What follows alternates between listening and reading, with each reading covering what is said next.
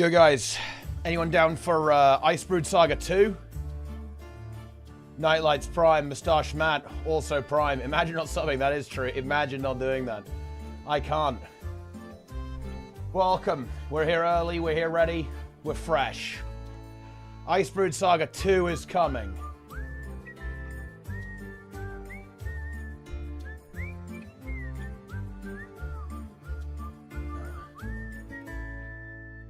Surely nobody here would actually do Icebrood Saga 2, right? Have any of you guys ever done Icebrood Saga 2?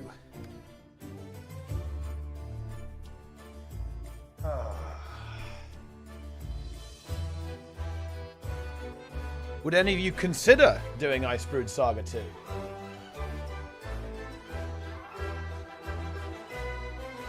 Any different with the staggering world versus world changes? Not really. It's, I mean, it is what it is. What can I say? Yeah.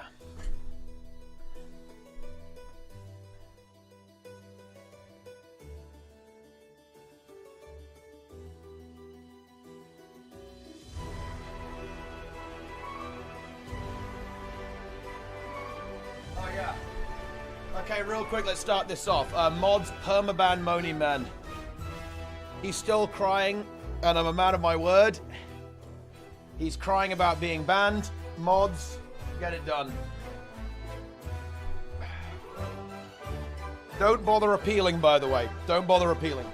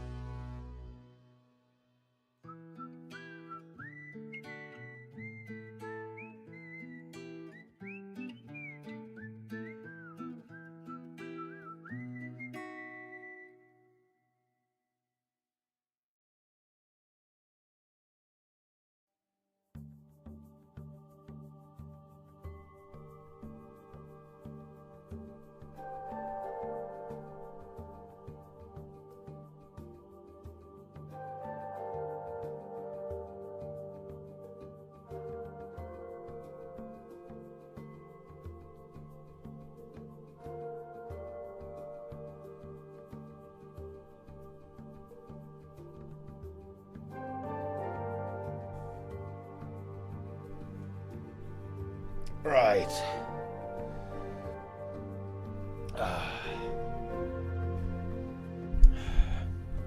The uncertain nerfs are terrible.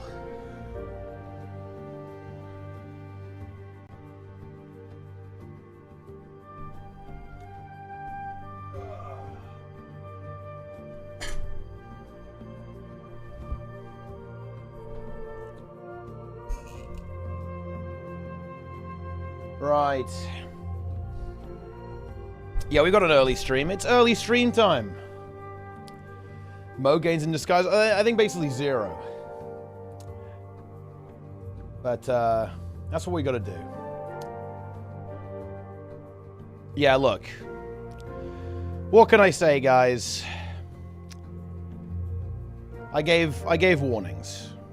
They were not heeded.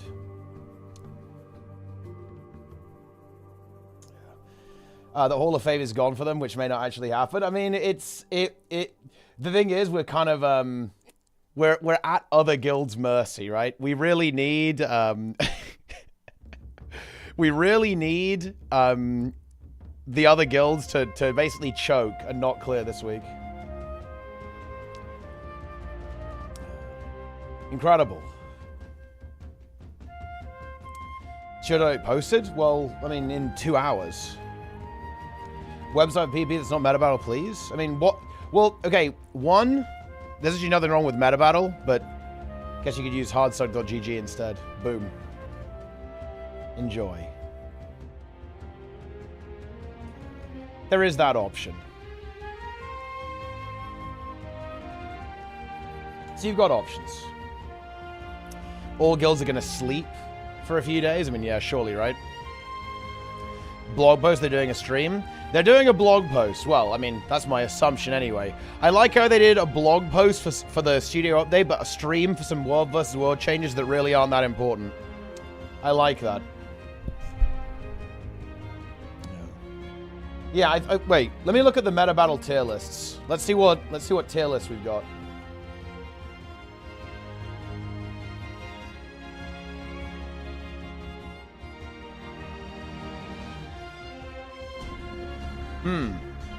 Yeah, not sure about that one.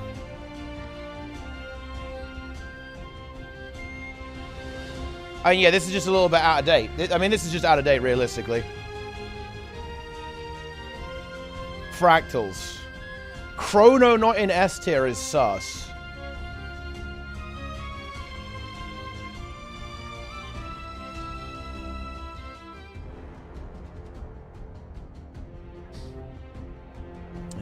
Nothing in S, yeah. Honestly, nothing being an S tier is a little, is a bit suspicious, I'd say. PvP Conquest. Wait, are they talking about, like, are they talking about ranked? I think this is about ranked. Yeah.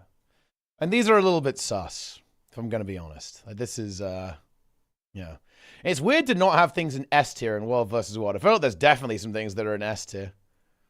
Although this is actually pretty accurate, right? Chrono, Firebrand, Scrapper, Scourge, Renegade, DH, Warrior, Hollow, and Berserker. Like, yeah, I mean, that is kind of what you want, right? That is the good stuff. I think this is pretty decent. World vs. World up to date, guys. Love to see it.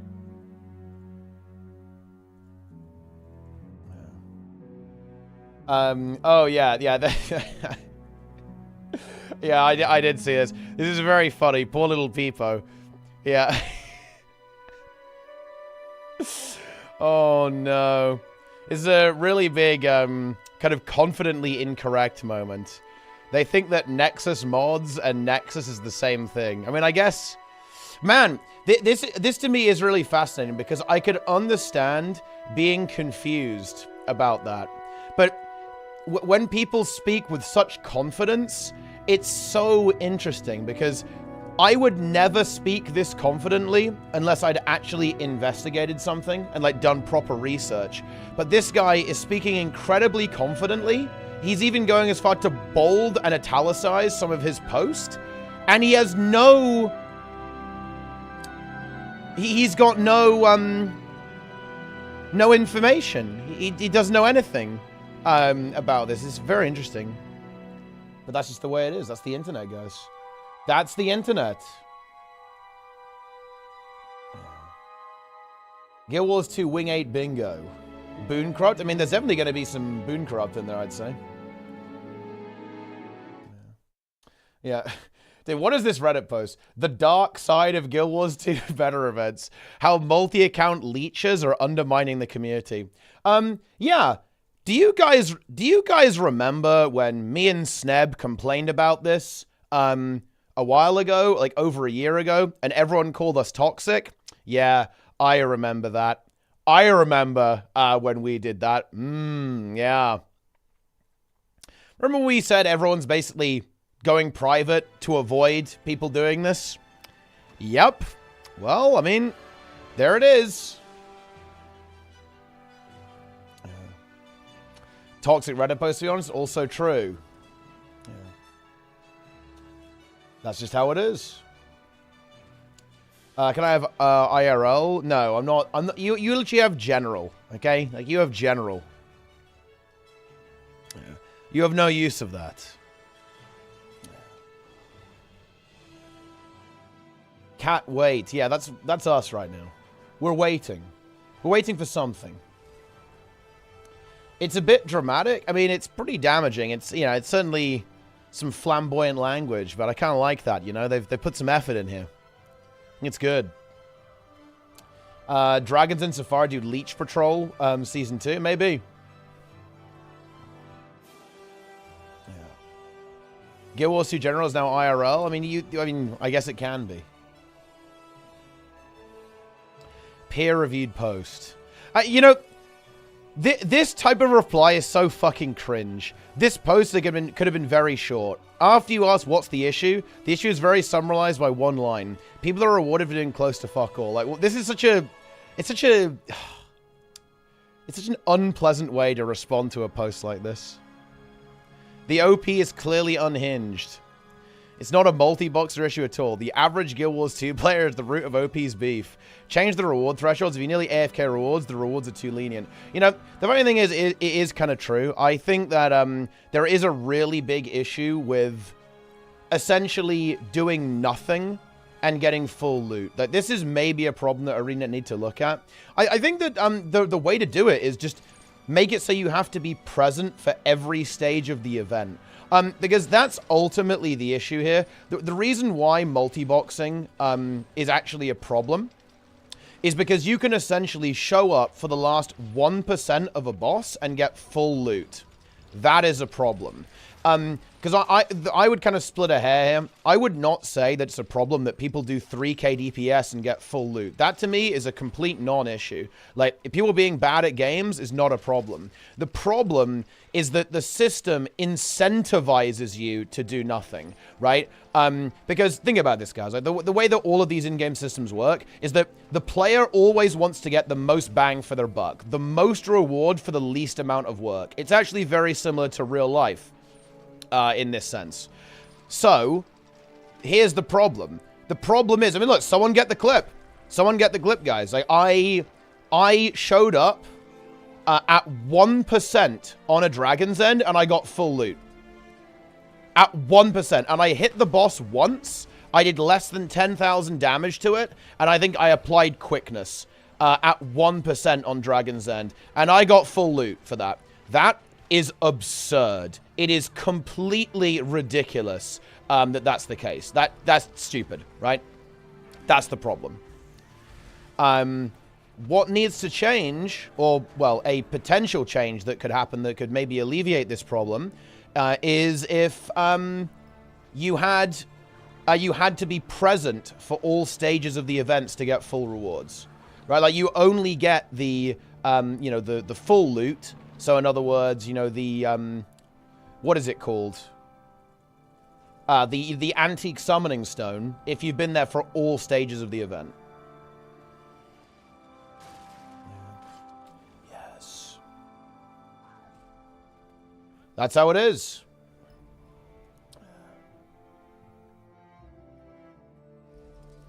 Don't even do damage, just get boons of max range for a quick leech. Yeah, I mean, I'm sure it's something like that has happened. I don't doubt it. People punish for missing one pre-event for a meta chain. Well, you still get like 80% of the loot. I'm just saying that you don't get full loot. I'm not saying it's all or nothing. I'm just saying you're not going to get all of it. And yeah, and look, I'll actually kind of bite the bullet on this. Yeah, like if you show up, yeah, you should be quote-unquote punished. If you show up late, you should be quote-unquote punished to an extent. I wouldn't phrase it. I wouldn't really phrase it that way. I'd phrase it the inverse. So you get rewarded for doing all of it. Right? And you, for each stage you complete, you get rewarded, rather than you get punished for not showing up. But yeah, sure, I'm actually fine with both terminologies. Yeah, like, if you don't contribute to half the event, then why should you get rewards for all of the event? You obviously shouldn't. It's something that's very toxic about Guild Wars 2's design. Like, you know, there are things about Guild Wars 2 that, like, promote good behavior. Like, for example, you know, you get XP for rezzing people, and, you know, you get shared loot on all the mobs. But this is an example of something in Guild Wars 2's design that actually incentivizes bad behavior.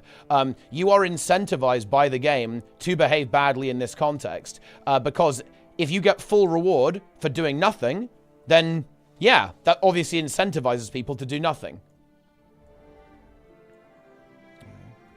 AFK thief builds. If I look at pro, it's leeching instance content, I'd say them in my squads. In general, I'm actually not the biggest fan of builds like that, because they are very seldom used in the way that they are intended. So, okay, so let's talk about this. When we're talking about, like, AFK Guardian and AFK Thief, those builds are intended for people who aren't feeling confident, right? And, like, need a little bit of help kind of stepping into the game. It is almost never used by people who fall into that category. It is almost exclusively used by people who don't want to put effort in. right? Like, this is the problem with stuff like this. It's actually the same thing as the whole LI thing. Like, LI builds are not used as intended. They're essentially used as a way to avoid putting in effort most of the time.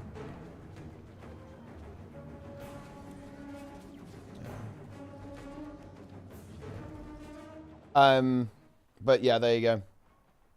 Missing the meta chest or maybe something like vertebrate position chest is increase a whole meta. But yeah, very similar to the HOT system, for sure. But I think there is actually a really big problem with... I would make it more granular. Let's say that an event is 5 events, right? Like a meta event is 5 events, right? And the event gives 10 gold. If you do 4 out of the 5 events, I think you should get 8 gold, approximately. Probably weight it a little bit more towards the end, so there's like still an incentive to hop on even if you are a little bit late. But yeah, it should be like that. The fact that participation isn't very rewarding in Guild Wars 2 is actually a design issue within the game.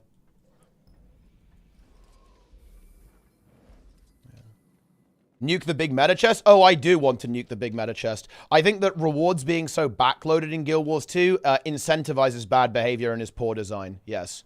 I think having rewards a little bit more structured, like Tequatl, for example, so you have to get through each of the intermission phases to get all of the basically the special chest for doing that is good design. I think the fact that you get all of the loot in the meta chest at the end is bad design. Or that meta chest should scale with how much you've participated. Yeah. Yeah. I don't see what's wrong with people not wanting to put in effort. Well, okay, whoa. There's nothing wrong with not wanting to put in effort, but it's a bit weird to then play content that requires effort. Like, if you don't want to put in effort, then don't play content that inherently requires it.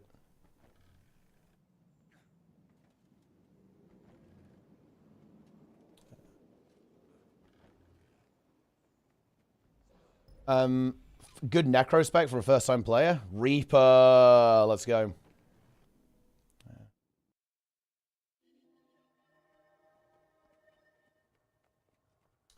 Yeah. Nuke the AFK leeches. Because, thing is, if you don't want to put in, I want to play raids or whatever, I like the effort in content, not the class. Yeah, but that means you do want to put in effort. Like, what unfortunately happens is that players don't want to do either, right? Like, a lot of these builds end up getting a worse rep than they actually should, because they're played by players who just want the reward and don't really care about the content or care about progression.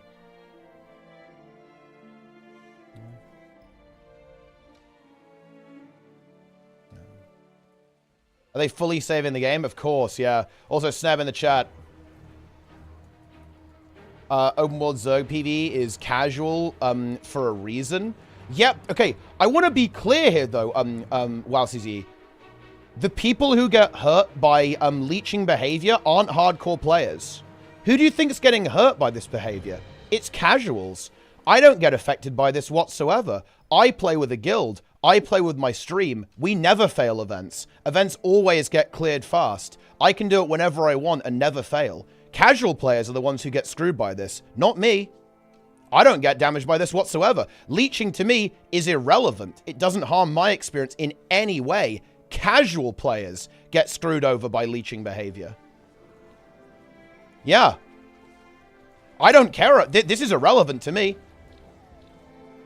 I can easily carry a map that's got 10 AFK people on it. Because, like, yeah, we're a bunch of nerds in this channel. Doesn't matter to me. Yeah. Yeah.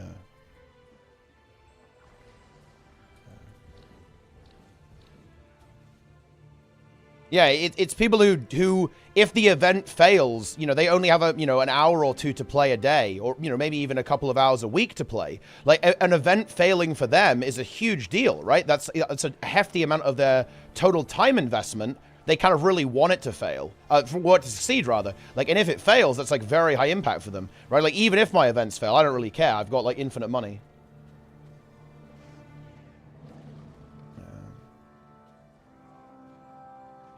Yeah. Would you nerf the one-button builds, or what's the goal? No, I wouldn't. I would... I mean, builds like that are probably a little bit toxic to the game in the same way that Mechanist was. Like old Mechanist, so probably yes. Like, stuff like that is generally not good. But I don't really... I think it's more of a cultural thing. But yeah, and now you agree with me. And now you agree, right? Like, now you agree with everything I'm saying. Okay, good, good. Now we're on the same page. Yeah. Because now you're realizing that, holy shit, he's right. Yes. Yeah.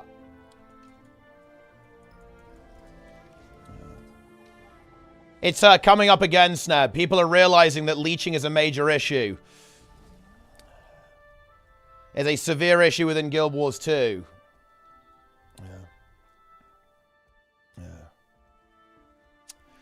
Yeah. Yeah, convergences, public convergences do have leeches. That is for sure. Fresh leech. But anyway, there you go. So I think the thing about, like, the build thing, I don't know why this has happened in Guild Wars 2, because it's not actually present in WoW. But, like, in WoW, people go... The way people engage with builds isn't like... oh, this build is far too hard for me to play. People will typically say, yeah, I can't really play this build at full rotational speed, so I'll just do it slower, right? Like, in WoW, there's no such thing as, like, an LI build. It's just, you just press the buttons a bit slower, right? Like, that's how people kind of interact with it. Like, in Guild Wars 2, people have this kind of weird all-or-nothing mentality. They're like, well, if I can't play this build at full speed... then there's no point in playing it at all. Like, this build is totally inaccessible to me. It's, like, way too difficult, and I can't do it. Like, I don't really get it, to be honest. I don't understand, but that's how it feels to me, anyway. Yeah. Build crafting in WoW is entirely different. Not really from the perspective of a player trying to learn raids. Like, you look at the build website, you get the build. It's the same. The systems are obviously different, but, you know, you just get the build, and you put it in the game, and then you press your buttons. Builds of WoW are intuitive, you said this before. And they are. I would say that class design is typically a little bit better in WoW, compared to Guild Wars 2. Like that, but yeah, that's not build craft, by the way. That's like builds in general. That's not the same thing. Yeah, builds are more intuitive in that game, which definitely helps it in this regard, but like, I don't know. I really don't think things are that complex in Guild Wars 2. Like, if you just basically slam your buttons, you will do okay. This is like an insight that people in WoW have, but people in Guild Wars 2 don't have. Game design definitely doesn't help Guild Wars here. It certainly helps WoW in this regard, but it's just if you slam buttons, you'll be all right. Oh, thanks for the raid, Rex. It's very kind of you. How's it going? It's going good.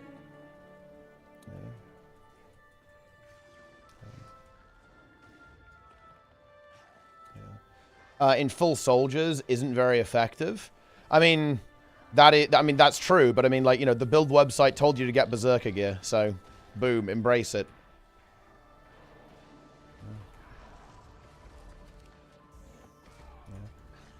Is everything you need to do? Pretty much, yeah. Like, if you just send your buttons at a reasonable pace, and, you know, you will do okay. That'll do it. The line is there. Bonk. We have no damage.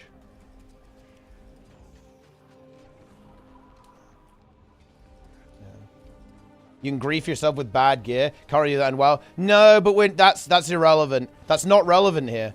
Because I'm not gonna lie, I think you can grief yourself insanely hard in WoW. That's only semi-true. Like okay, here's an equivalent, guys. World of Warcraft would let you play Scourge without shade skills, right? Like, there's stuff like that in the game.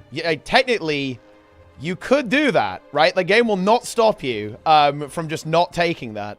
But obviously, people don't do that very frequently because, you know, that wouldn't really make a lot of sense. But, like, it will let you do it.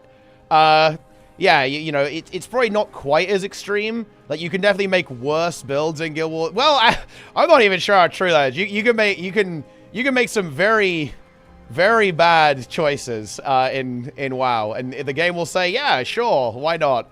Yeah. Yeah.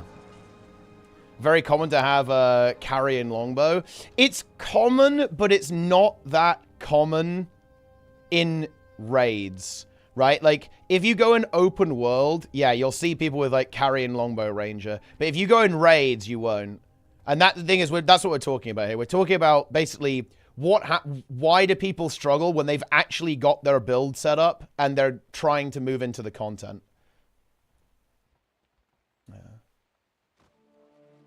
You get from playing and what Buildcraft presents. Normally see the Snowcrow's bench rotation and peace out. I think some of it is like information presentation. Like, it's very hard to... I think it is difficult to communicate like what's going on in some of these rotations, but like, I'm not gonna lie, like most of them boil down to basically just like send your good spells on CD, and that's pretty much what's going on most of the time anyway.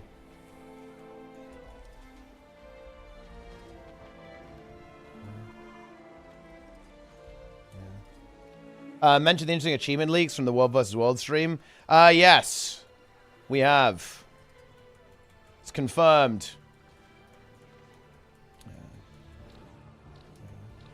Open mode on the player base in general, raids versus selection bias. No, because we're talking about LI builds, and those specifically exist within the context of raids. We were talking specifically about people who have acquired a build successfully.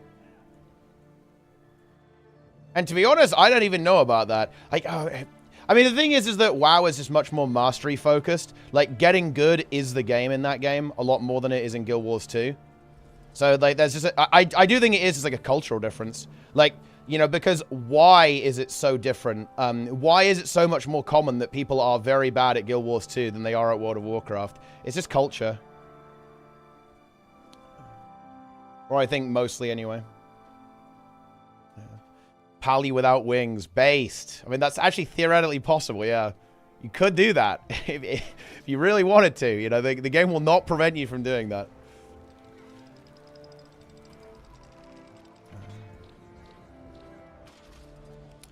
What, with the one button builds? So, I was, okay, I was more, where that came from was, it's weird to me that people feel like they need it in Guild Wars 2 when people don't feel like they need it in WoW, which is a game that has much harder content. That's why I think this is like it's very weird in my opinion with like the one button thing. Like my concern with one button builds, I actually, look, so let me put it like this. I don't really care if people play a one button build, but it makes me a little bit sad that people think they need one. Because let's actually unpack what's going on there. Like, if a player thinks that, like, I'm just not capable of playing this build, that to me is very distressing in a sense, because I think that's not true. I think that they would absolutely be able to play basically any build they wanted to, like, if they set their mind to it. Like, what bothers me is that it seems like a lot of people just feel like they aren't good enough. Another 8 hours of prog time with realistic potential for another 3. I like that. 11 hours. Okay, so how many total hours? We've got 11 hours plus our regular 24 hours. We have 35 hours to kill Ansarek. Wait, let's see. Where are we confirmed, Angels? They're playing their one-button build optimally. I think it's a big factor. Well, not necessarily, actually. Okay, this is, oh, nice, it's confirmed. Let me scroll in. Okay, what do we got?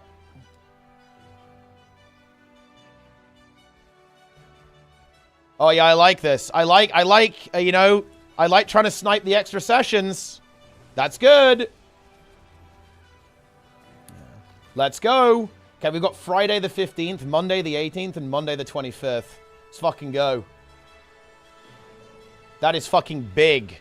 Honestly, we've got a shot. Let's fucking go, Angels. It's time. Hall of Fame is coming. It is time.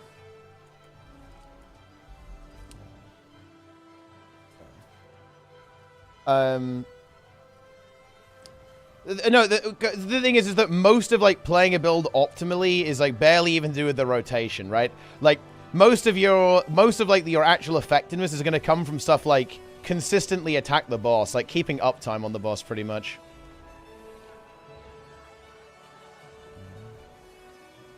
Yes. Famed Slayer of Embassy, correct.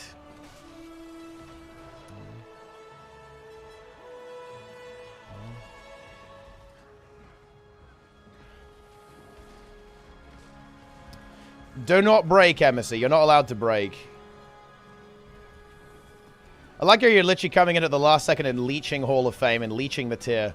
That's wild. That's actually wild. Blog post in 4 or 5 hours. Should be in an hour and a half.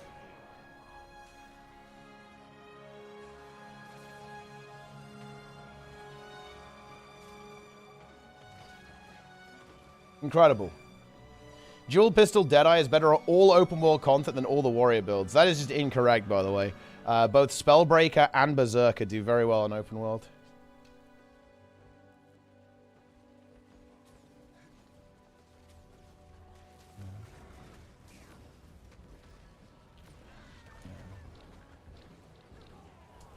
Yeah.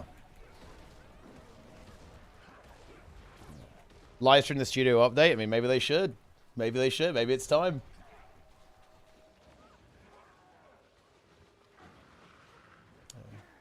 Mechanical Genius Mac. Yeah, I'm not really a big fan of Mechanical Genius. Mechanical Genius Mac. Whoa. Yeah, I'm not... Whoa. Heard myself. Guild Wars tier will be announced. Yes. Yeah, they streamed the Siege update, but not the studio update. It's crazy. Yeah.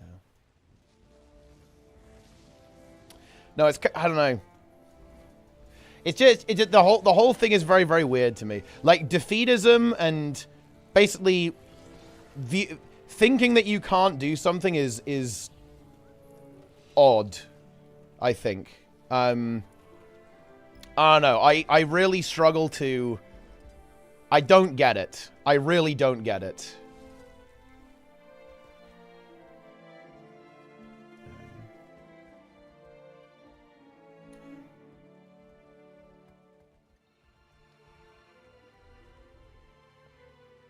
Mm. And you know, the funny thing is, the Arcane Mage thing was propaganda, okay? Dude, that entire... I wonder if there is, like, an element of propaganda going on, because you're right. Ooh, that is a really interesting case to examine. Oh, wow. That really is an interesting case to consider. Because there was actually a time where people were like, oh yeah, Arcane Mage is impossible to play for all but the most hardcore players. But it was very dishonestly portrayed. Basically, there was this video of the the fully optimal Arcane Mage opener being put out there, and this was being like kind of blown out of proportion by a variety of content creators. Like, it was like the most insane, impossible rotation ever, and people kind of bought that, right? People kind of bought it, even though it was not really very true.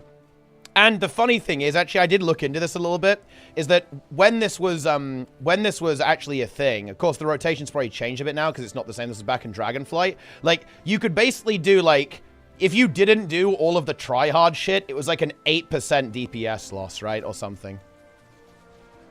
So it was very dishonestly portrayed.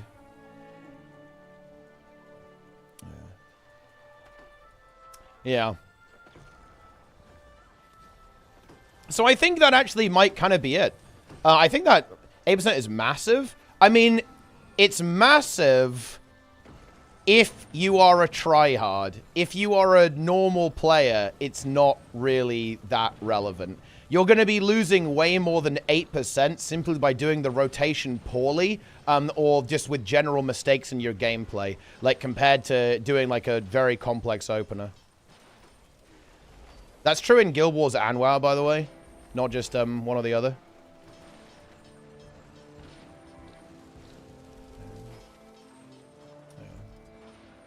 But I think that is really what it comes down to. I think that the Guild Wars 2 community has gaslit itself into thinking that the game is much harder than it actually is. And whenever people talk about this stuff, people are like, oh yeah, you gotta... Look, do you know what the best example of this? The best example of this is actually the Elementalist piano rhetoric, right? This is hilarious, considering like how the class has actually been historically. Like, I gotta say, guys, like, Weaver's not that bad, right? Like, it's really not. Once you get the hang of it, right? Once you, like, get a feel for how the class mechanic works. Like, and all these, like, crazy piano builds, dude. I played, like, a whole bunch of Weaver variants back in Path of Fire, bro, okay? Like, it's fucking piss. You know, like, old Tempest wasn't hard. Weaver wasn't hard. Like, come on, man. Like, it's really not that bad. I mean, Tempest is actually incredibly base. Like, the new Tempest build is easy to play, and it's based at the same time. So, that's a win-win in my mind. We're fighting back against the LE propaganda.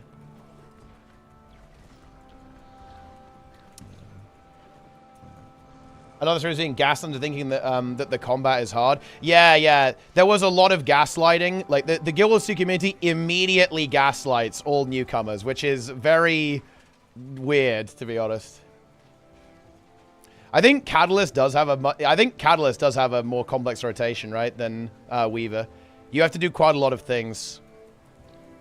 And you have to use all the achievements. And you've got an F5, which is impossible to use.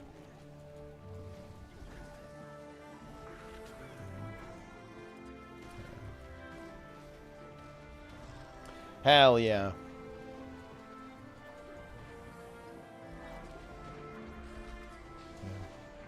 Doesn't work most of the time because of Volcano. Unlucky. I mean, yeah, look, that's a skill issue, okay? Just make Volcano work. And I don't really like Catalyst in general. It's not an elite spec that I enjoy.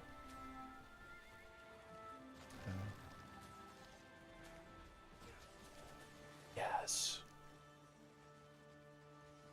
Yes, YouTube. There is a studio update coming. You must have Throne Liberty? No, I don't play Throne Liberty. I'm playing New World, though. Let's go.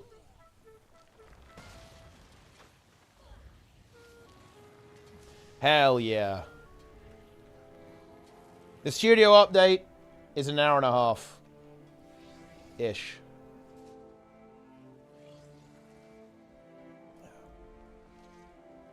I wasted 70 hours in Throne Liberty. It's dog shit pay to win. You know, I heard they made the pay to win not as bad, though. That's actually kind of cool. I respect it. But yeah, it's definitely not a game I'm interested because of the business model. Like, I don't really want to be, like, I don't want to play an MMO that I'm not going to play long term. Maybe I'd change my mind on that at some point in the future. I could see myself change my mind on that, but I'm not really interested in playing games that I know are just going to annoy me after a certain period of time.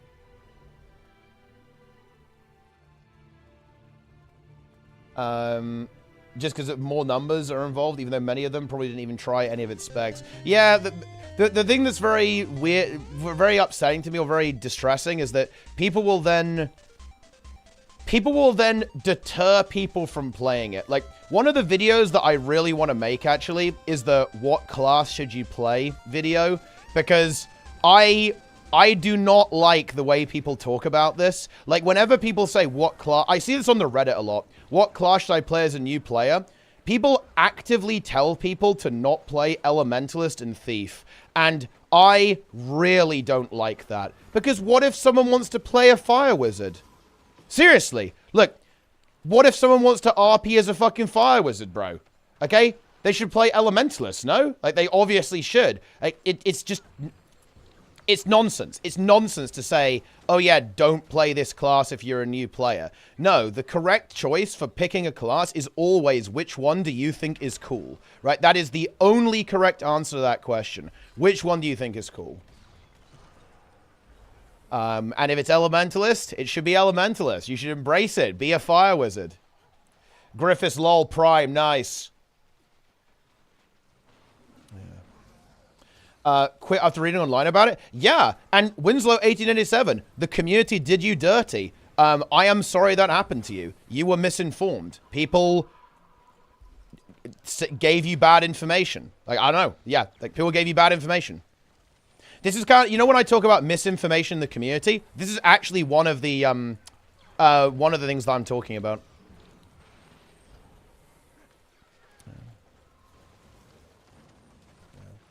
They're asking which class they should play. Yeah, but that's what they're asking. They're asking like which one should I play? And I would say like look at the ones you like. Like you look around, like see what the specs are, right, and see what the builds are. See if anything like sticks out to you as interesting, right?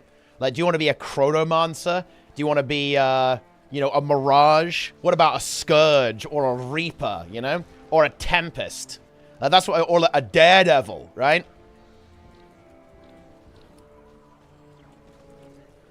If they're strictly asking me which is the most overpowered class, then that's like a very different question. Like, I can answer that as well, but yeah. Or a Dragon Hunter. Yeah, I mean, look, a lot of people are going to play Dragon Hunter, guys. A lot of people like that stuff. A lot of people like DH. Let's go.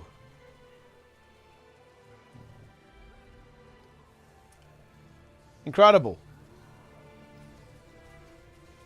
How the question is framed. I mean, of course it does, yeah. Like that, it completely changes the question if it's asked in a different way. PV is filled with DHs. I mean, yeah, because Guardian is... I think Guardian is like one of the most popular classes. Guardian is pretty high tier. Guardian is pretty cool, so I can understand that.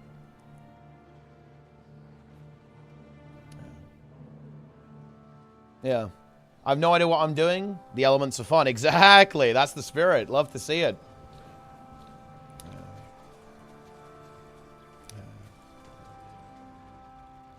Rifle mech. I mean, if you play like power or lack mech, that's not even a bad build. This is bad. I'm fucked. It's over. It is completely over, guys. Actually, is it over? It's actually not over. We need a cleanse.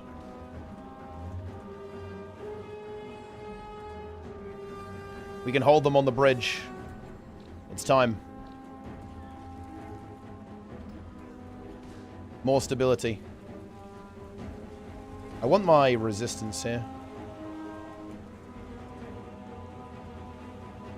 It's over.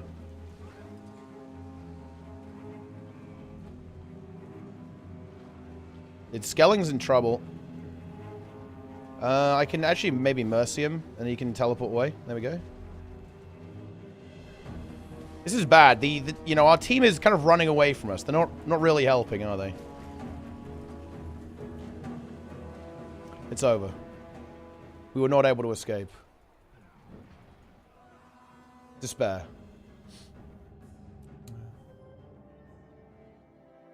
I chalk it up to me being a noob. I mean, yeah, that's just more like... nothing is, like, inherently squishy or tanky. You just have to change your gear, Get some celestial gear and you'll be fine. Diviner's rev size over there. I mean, yeah, well... Yeah, I mean, you don't even really need Diviner gear anymore. But yeah, back when you needed Diviner, for sure. Yeah, guys, wait. Oh, dude. I actually blows my mind. Like... Okay, I am going to make a statement that is horrifying to me. There are probably more people in this chat that know that the Warcraft Direct is tomorrow than the studio update is today. This is... Oh my god. No, Zen, calm.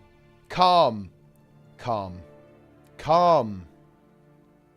I'm not bothered by ArenaNet's poor community management, guys. I'm past it, right? Like, it can't hurt me. It can't hurt me that their own players don't know when major updates to the game are coming. It can't hurt me that players don't know if there's a raid releasing, okay, at this point, right? I'm fine, right? Like, it's all good. It's fine. It's not a problem. What brings you here? Yeah.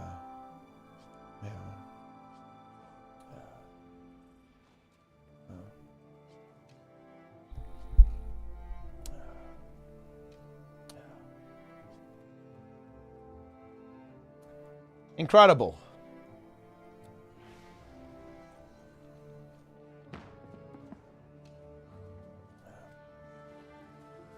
Raid's coming out today? Yes, yes. Some people have been asking me, is the update today?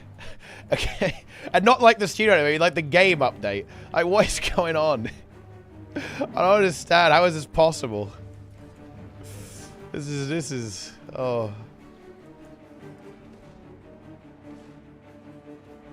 World versus world teams. You should be able to see like when the relink is like in the game. You can see in the UI.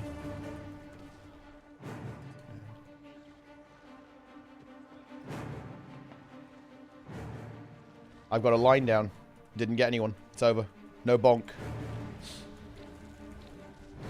No bonk.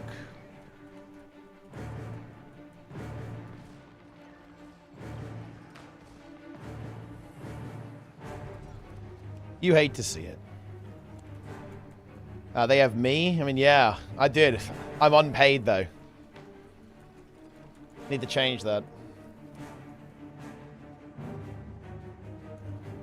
They should release an X-Pack and say nothing. That would be based. I would actually approve of that. That'd be fucking... Imagine they just drop an X-Pack out of nowhere. Like, oh yeah, boom, here it is. Enjoy it. It'd be pretty funny, but maybe not the best marketing, perhaps.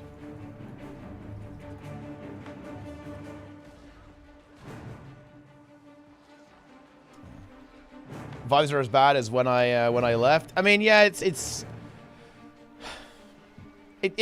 not the best.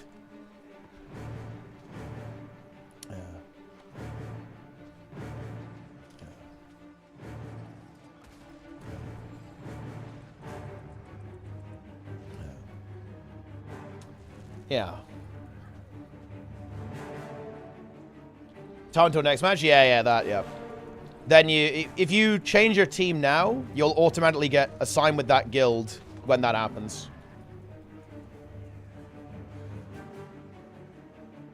I'm world versus worlding. Guys, I'm world versus worlding! Ah!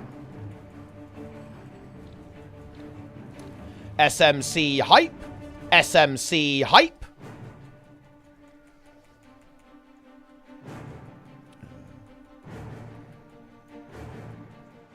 HC hype.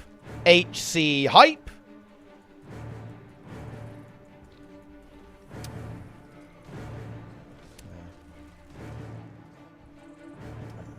Yeah, I was looking at like all the promotion and marketing Blizzard are doing for their Warcraft Direct, and I was thinking, wow, this is awesome and makes the game look really exciting.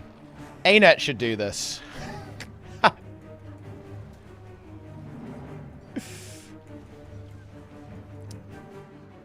Hype.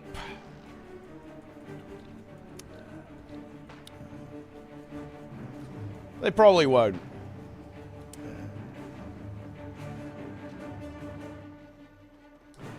Bring up the "We are so back" chart.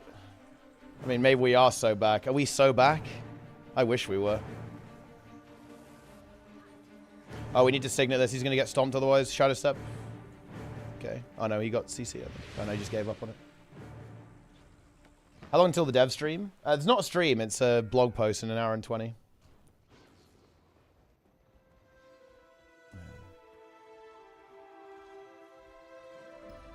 I have to wait. How do people not know when studio updates drop, by the way? I don't understand how this is possible.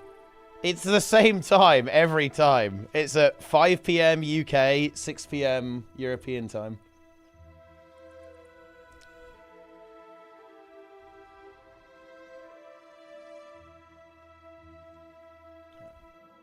It's my sub thing is not working. Unlucky. Yeah. Supposed to be quarterly, but clearly they aren't. Well, I mean, they're kind of vaguely quarterly. I think calling them quarterly is fair.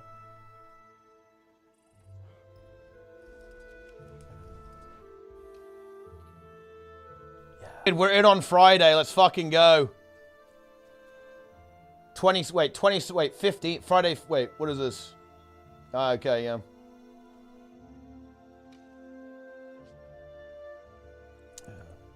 EBG is the most boring, overrated map. I think it's not my favorite map, actually. It is very active, but yeah, it's actually not my favorite. Because what I don't like about it is that the keeps are very close to the spawns. And SMC is usually a bit of a deadlock a lot of the time. So it's not my favorite map.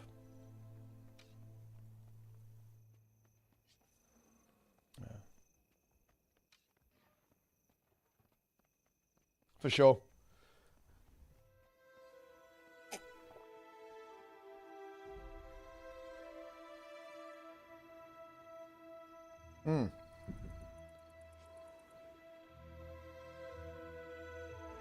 Red borderland? I actually don't hate desert that much anymore. I think desert borderland is fine. Yeah, I said it. I went there. It definitely had a lot of issues on release, but I think most of those have actually been ironed out. It's maybe a little on the large side as well. It's maybe a bit too big, but I think desert borderland actually generates some pretty cool fights most of the time anyway. When people actually play there. It's just that it's very often quieter than the other borderlands because people don't like it. People feel very stung by it, understandably so, and I think that's kind of still a thing even now, right? Garrison is a joke. Yeah, I think... Wait, what didn't you like about Garrison, actually? I think the Garrison Lord can be very disruptive. Maybe a little bit too disruptive.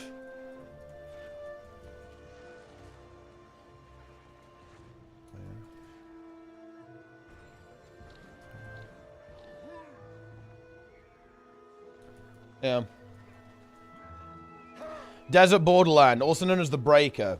The goal removes stupid and easy for attackers to take advantage of. Well, yeah, I guess I'm not the biggest fan of that Lord. Its mechanics are quite oppressive. I will definitely admit that. The verticality makes Garrison way superior. Yeah, I do. I mean, my favorite Borderland for World vs. World is definitely Alpine, like for sure. Yeah, I do like Alpine Borderland the most. That's where I think you get the best content. I do think that Alpine Borderland, though, has been very severely compromised by gliding. I view that as very... I don't like how quickly you can get back to Garrison now to defend it with gliding. And I think gliding is so overpowered from the defender perspective. I strongly dislike it. And I think that has affected Alpine Borderland. Well, it's affected every Borderland, to be fair, but I think Alpine in particular has punished it. Yeah, the Warclaw too. The Warclaw and gliding are very bad on Alpine Borderlands, in my opinion. I do not like them at all. Because it's just so easy to reinforce your defensive objectives with those two things added to the game. Yeah.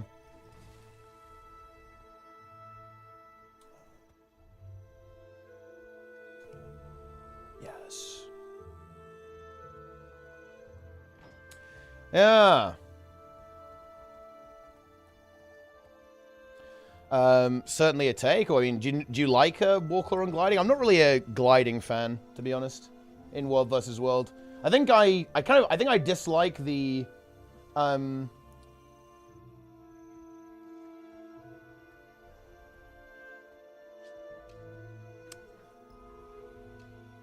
I dislike gliding more than the Warclaw even, I think.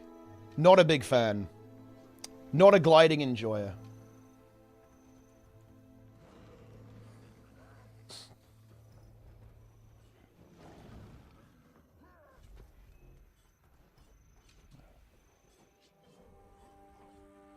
Haystacks of a weaklings take the falling damage. That's actually funny.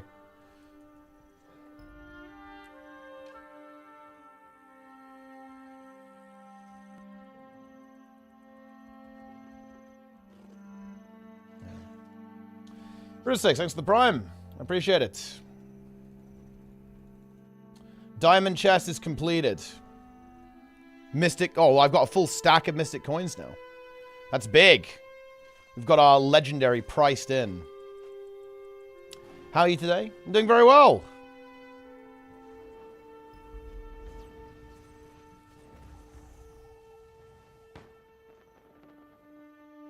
Good afternoon. Yeah, here we are. Bright and early. Ready to go. Ready to enjoy what lies in wait for us. What lies in store with the studio update. So, I mean... the thing is, I already know what's happening, so... I guess I'm not that excited, because... I'm not really expecting any surprises. We kind of know what... we know what's going on. Get the team markers. It's a simple World vs. World nameplates.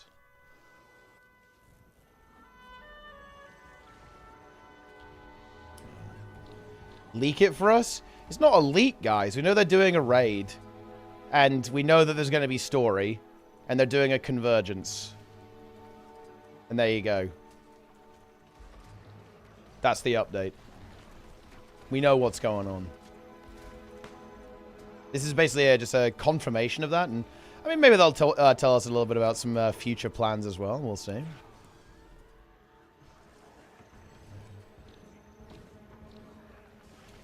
Solo guides can affect the large scale fights a lot more if they play well. I think you can in Guild Wars 2, though, to be honest. I think it's just that people don't really try. Oh, we can press F on scaling here.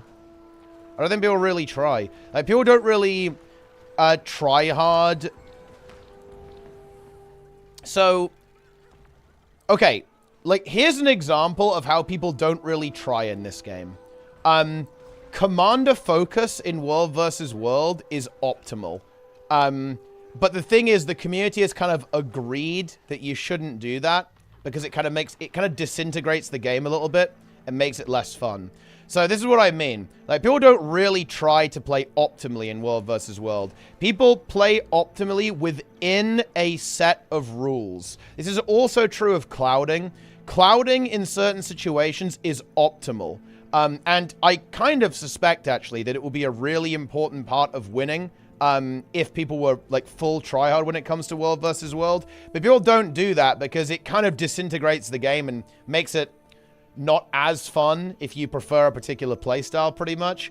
So people don't do it, right? People avoid engaging with certain strategies because it's kind of against the social rules. So I think you can actually affect these fights. It's just people don't do it because it's against the social rules within the game.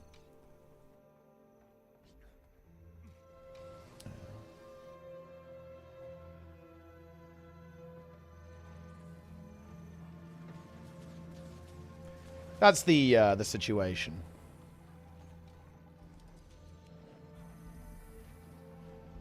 Any news on Guild Wars 3? No, there won't be for a long time. I mean, of course, that's like if the project continues to progress, of course. It's very early days. It was accidentally leaked by NC, so there's no guarantees. Voice chat? I mean, voice chat in game, I do find that stuff kind of funny, but it's really hard to implement because it's just so hard to moderate. That's the problem with voice chat. Like, basically nobody uses the voice chat in New World, or at least I haven't encountered people who use the voice chat in New World, because, well, yeah, like, you know, a lot of the times it's going to go exactly as you might expect. So even though it is really cool, it's a really fun feature, it typically is something that doesn't really ever see the light of day for obvious reasons. It's like very hard to make people use it in a good way.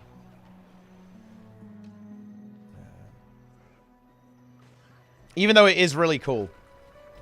It happened a lot more in early versions of the game, in my experience, but I've done a bunch of dungeons, like expeditions in that game, and I haven't heard anyone use it yet. And I've like encountered people in the open world, and people have always like messaged me, right? They've sent like a whisper, right? Or we'll use like the say chat to communicate.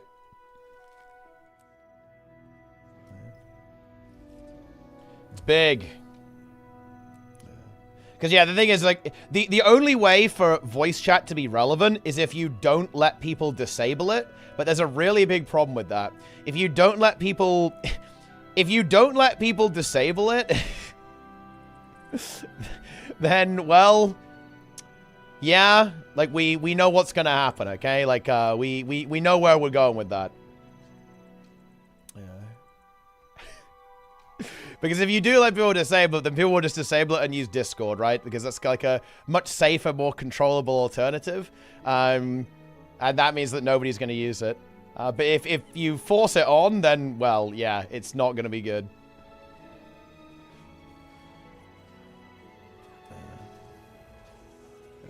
Yeah, exactly. Yeah, you're like trying to craft and someone's like, you know, just like playing gachi through their through their mic.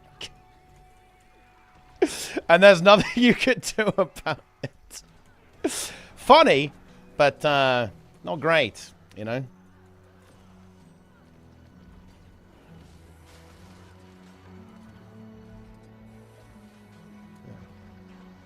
He was arguing with his GF wife for like 30 minutes straight. Everyone's just chilling, listening. I mean, that's an experience, right? Like, that is...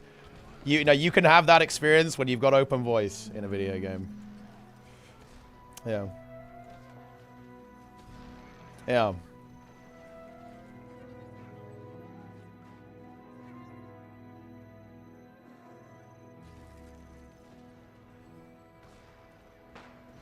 Nice. I'd be blasting this 24/7 if it was possible. Jesus. You really like this one in particular. You like the big audio, yeah. Yeah.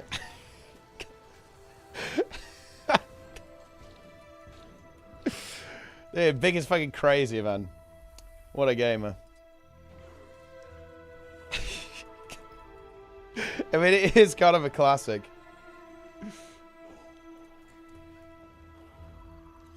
Voice chat for groups and squads only. And you could do that, but I feel like it would still be insanely putrid. Like, it would be so toxic. You know, and not everyone wants that environment, you know. It's not everyone finds that funny.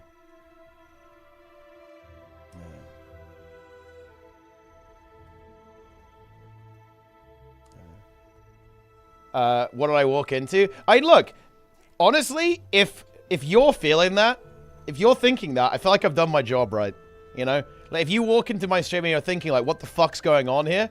I consider that a win. Like, that's my goal. I want that to happen. I want you to think that. That's good. We get some engagement going on. Like, what's going on? Is Sneb slugging? I think realistically the Sneb slug stream is going to be delayed. I think because he's had an injury to his foot, he broke his foot. I think it'll be very dangerous for him to actually engage in any like Vaseline-related activities for the immediate future. He needs to be fully healed from that before he attempts any kind of slugging. And I believe that, well, I believe last week he had 6 weeks of no usage whatsoever, like no weight on it in any way. So that means he only basically has, he's only got access to 1 foot currently, so he can't really slug now.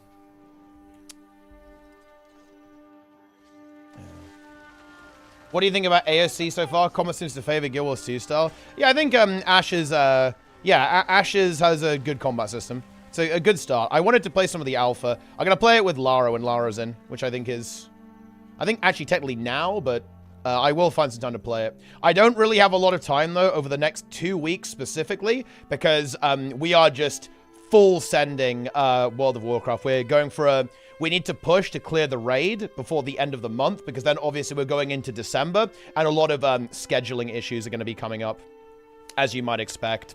And there's actually a Final Fantasy Ultimate that Nico, one of our healers, is going to progress and actually play competitively. So yeah, we're going like mega degen. We're going like mega degen over the next couple of weeks on WoW. So I'm not gonna have a lot of time outside of to play other games really. I actually really like the caravan idea, Lorcanu. Yeah, this is like a big highlight for me. I definitely want to play the game. Like, I'm almost a little bit tempted to wait until some of the later alphas, though, because, like, the current version of the game is pretty unrefined. There's not really a lot going on in the game. It's like, you just grind bears, basically, to get XP, but I definitely want to get in there and see what it feels like, right?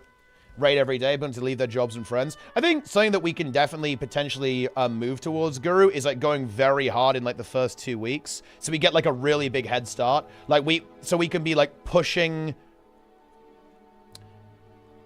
We can be, like, pushing really hard to basically clear Overnax and Kaiveza earlier than we did, right? And that will, I think, really help with the kind of the speed of that. But yeah, like, AOC is, like, very, very bare bones right now. But it's an alpha, right? Like, that's not a criticism, that's just a description. Update done or upcoming? Upcoming. Will you finish Guild Wars 2 raid at first try? I hope so. And let me contextualize that. It would be a massive mistake if the normal mode of the raid is not very easy. Like, we're doing raids. We're doing 10-player squad content. This needs to be playable for the average Guild Wars 2 player. If it isn't, in my opinion, that would be a major mistake. A very big mistake. This needs to be clearable in a couple of tries for basically everyone in the game. Or at least, like, most people who would even consider trying this content. Like, it needs to be accessible, fun, not too stressful, cool stuff, big attacks, right? Fat loot, love it. Something that can be farmed by basically, you know, a large portion of the community. A little bit of fun with the crew, love it. That's what needs to be. That's what needs to happen. Making the norm mode hard. This is a very major mistake. Yeah, I don't know. It's easy, no content. Only stupid people would say that because they're adding legendary mode in 3 months. Harder than Ice Brood Construct. I mean, look, this is the reality here, Jocko. You need to understand this is going to be well, it should be too easy for you. Like if you find this raid challenging, something has gone very fucking badly wrong at ArenaNet. There's no other way of putting it. Like that would be catastrophically bad. Like this is not really aimed at you or I hope it isn't. This should be aimed at casual players. I think it should be, like, I would be aiming the difficulty at, like, Ice Brood Saga. I think Ice Brood Saga, strike missions is, like, a solid difficulty level. Or maybe something like EOD difficulty level, but with less HP.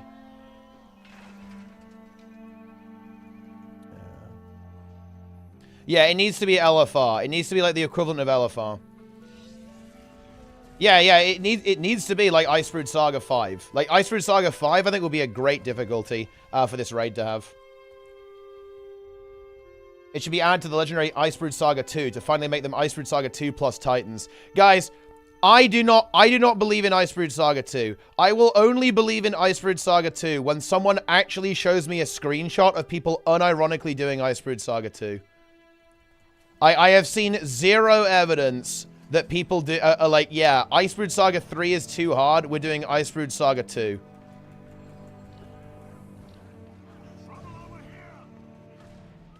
You have to actually record yourself joining an Ice Brood Saga 2 group, not making one. That's illegal. You have to join a legit Ice Brood Saga 2 group. Plenix did say that he saw it, and that is compelling evidence. Plenix is I do trust Plenix. But it could have been a one-off, right? I don't believe that people consistently do Ice Brood Saga 2.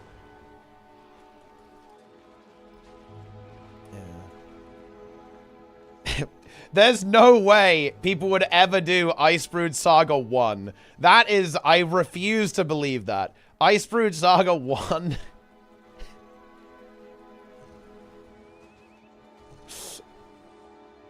There's no way. Yo, Alcar, what's going on? Shiver Peaks for weekly. Wait, Ice Brood Saga 1 is extremely common? Wait, what? Wait, what do you mean? How do people do Ice Brood Saga 1? What does that even look like? Oh, the weekly... Oh, for weekly strike with... Well, I guess that makes sense, actually. No, that makes sense to me. Ice Brood Saga 1.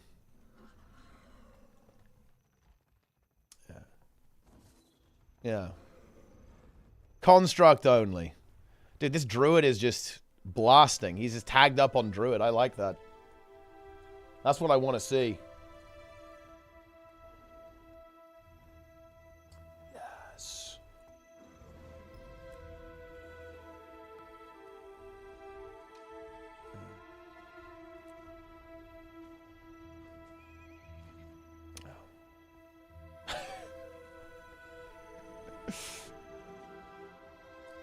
Very good.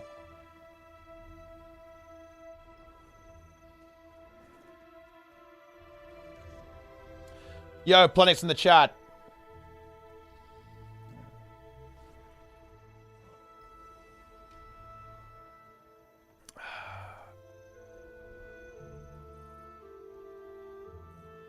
Hardstuck Guild hard to get into? No. Plenix, my king.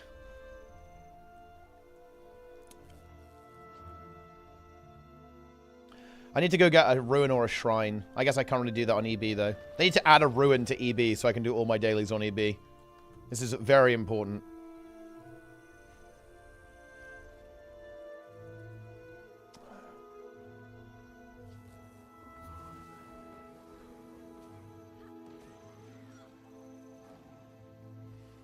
Ah, yes.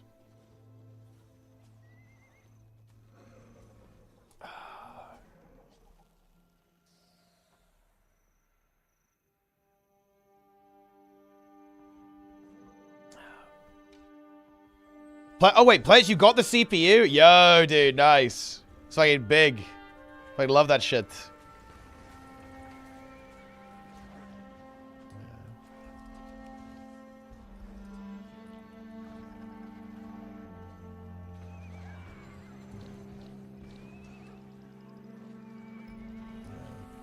No, ArenaNet 3D is better than Guild Wars 2. I mean, dude, like, we love that stuff, right?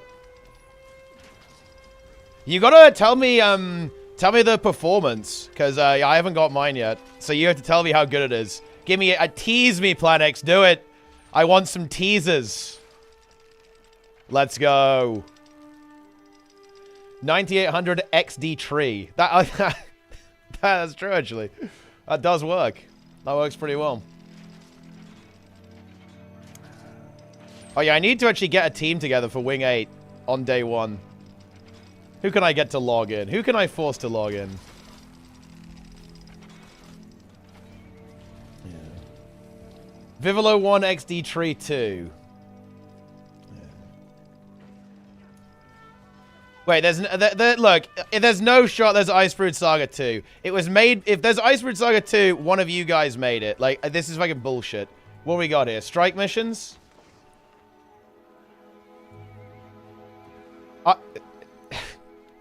Which one of you is this? Okay, who did this?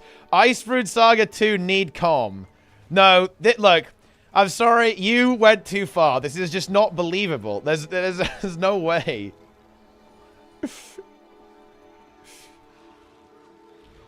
Yeah. Okay, I'm merging the groups. It's actually Guru. He fucking logged into the game just to do this, okay? He's caught. He's completely fucking caught. There it is. Okay, I'm leaving. Yeah. Actually, guys, I'm now going to demonstrate how bad the LFG is. I'm going to join. I'm taking over the squad. And now I'm editing it to Icebrood Saga 5. Okay, there we go. Icebrood Saga 5. There it is. Okay. Oh, fuck! Icebrood Saga 5. 10,000 LI. Okay? And then I just leave the squad, okay? I just leave the squad. I don't give a fuck. There you go. That is a demonstration of how bad this system really is. Yeah. I'm out. Oh, this is not good. This is this is not good. We're fucked. Yeah. It's over. Icebrood Saga 2. Yeah. Yoink, my group now. Yeah, that is not good. If you leave the squad, it disbands? No, it doesn't. It removes it from the LFG, though. I think.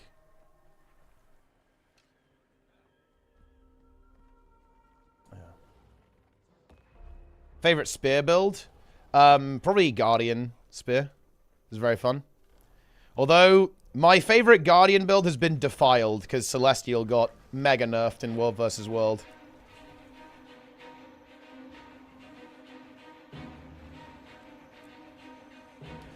Defile.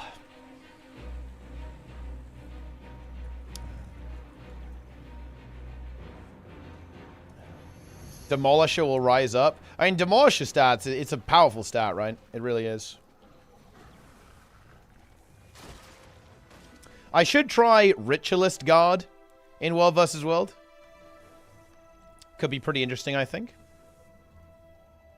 And then still play... basically get some boon duration runes on.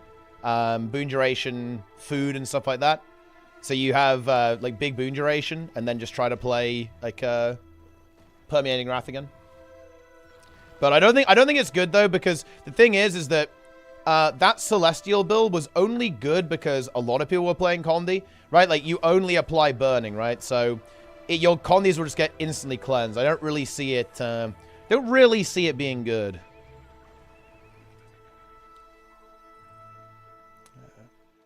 Because I think you just won't be able to make your Burning stick.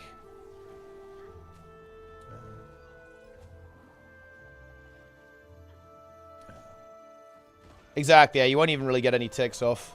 You need everyone to be running, like, a lot of Condi builds. You need, like, the Reapers, right? You need, like, the Reapers to spam a bunch of Condis. And then, you know, you kind of get the burning ticks, like, while they're trying to cleanse all the condies from the Reaper. I'm gonna go for a res. You be revived, friend. There we go. You lived! Incredible. Oh, shit. Dude, the organized blue team is rolling in. It's over. It's not looking good. 1 hour until the blog post? Yes. Well, 50 minutes at this point. Content is incoming, guys. Prepare yourself. Yeah, that's really not looking good, is it? Goodbye.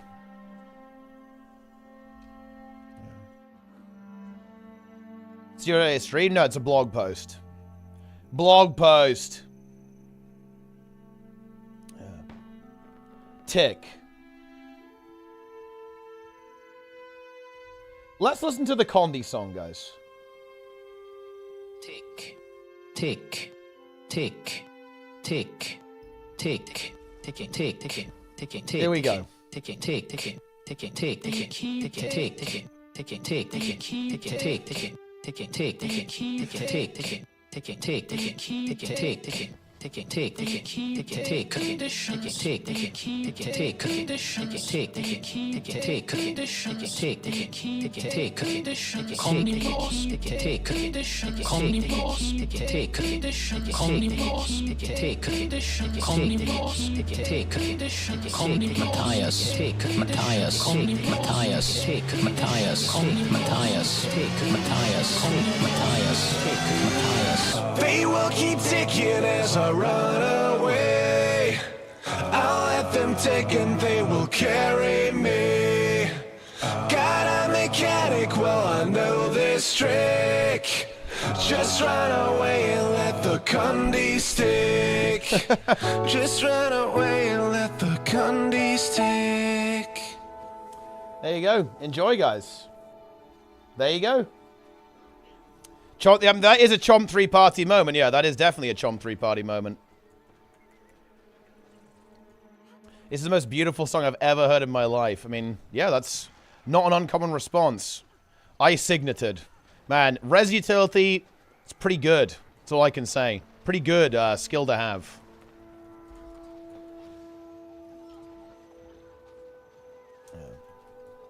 You want penis music? I mean, penis music is in the eye of the beholder. Is Gnomeregon theme penis music? Let's get it. Let's make it happen. Is this it?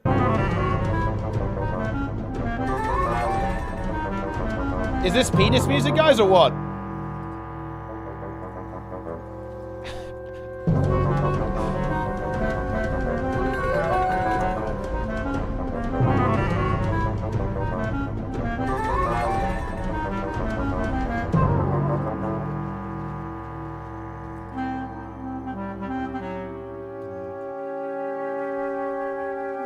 I don't understand what counts as penis music. I don't either. I do not understand.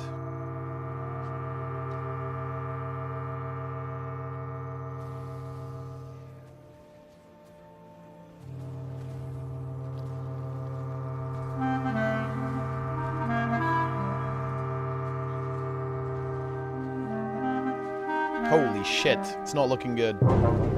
Get me out of here. Run! Kind of miss not having the spear, too, to run away.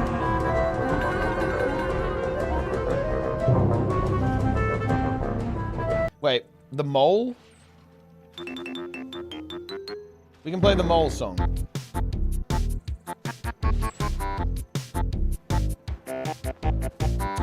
Here we go. Sokos is here. Sokos.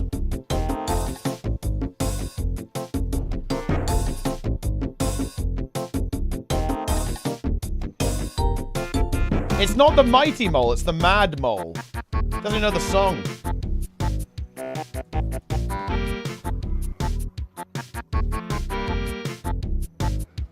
I mean, RuneScape music is good. It is good.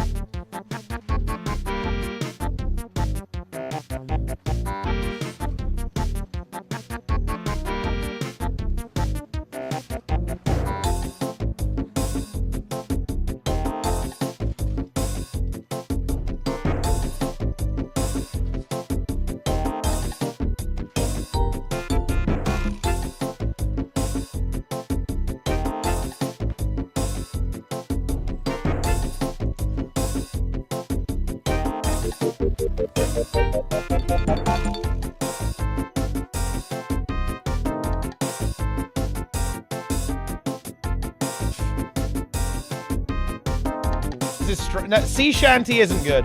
I'm sorry, guys. Sea shanty is actually one of the. It's dog shit.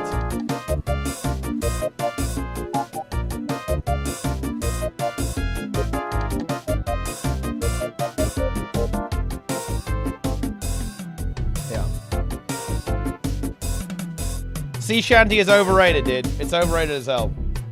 What type of chair do you prefer? I think I just have like a. I don't even know what this one is. I have an office chair. I'm not. I'm not totally sure. Not totally sure what it even is. Yeah. What's even going on here? Like, we can't fight blue. It's just like slowly, we have to rat them. It's actually rat time, guys. Rat gameplay. Follow the cult? But I wouldn't even say I'm not really married to that idea. I'm not really that choosy about what chair I have, if I'm being honest. It's not really like a strongly held belief I have. If you like a gaming chair, then I mean, you should get one. But I mean, I've just got a chair. It's kind of comfy, I guess. I got nothing. That's all I've got.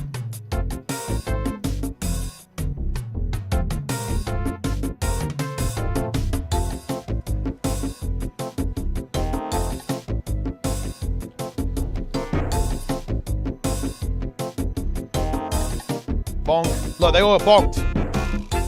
That's my contribution.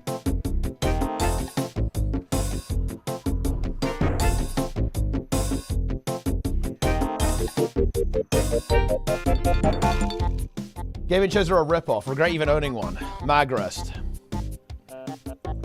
Cheapo office chairs from the Office Depot. I mean, yeah, maybe. Ah, Chom 3 Party. Excellent choice. Look at that emote. Look at it go.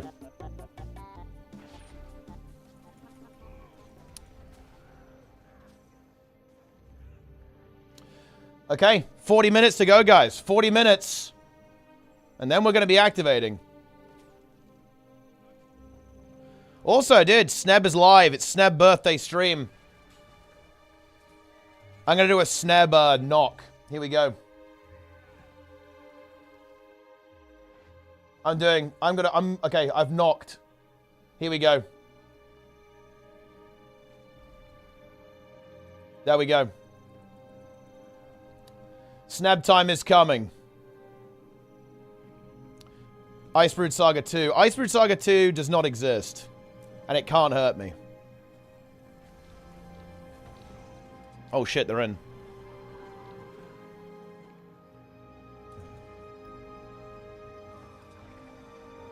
Sneb's ignoring me, it's over.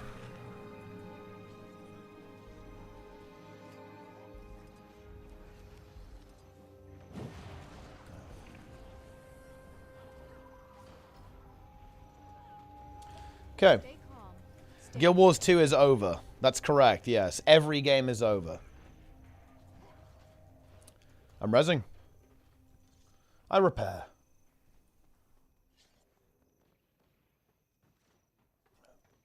Yeah, Snebber's dono walled me. I'm going to have to donate in order to have any hope. Oh, I can't even accept the weeklies. I guess I'll just take even more gold. Gold.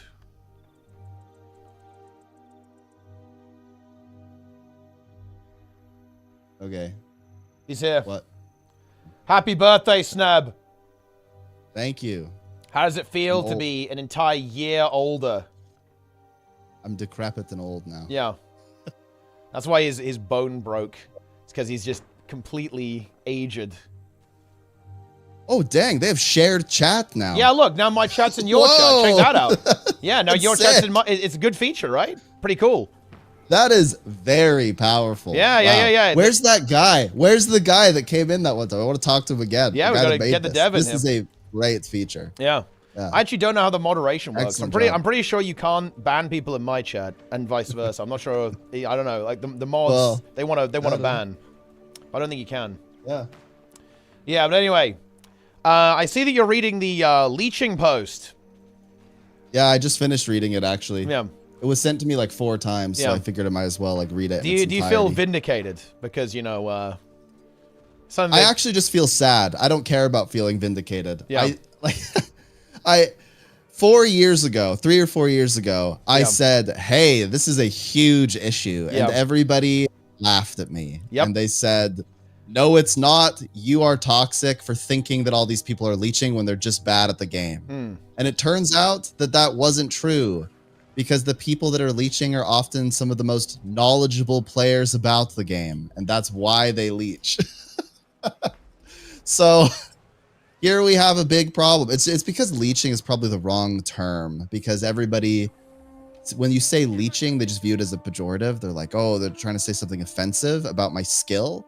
But that's not how I meant it. And I thought I was pretty clear about that. I probably could have used different words to describe this inactivity or lack of participation, but here you go, right?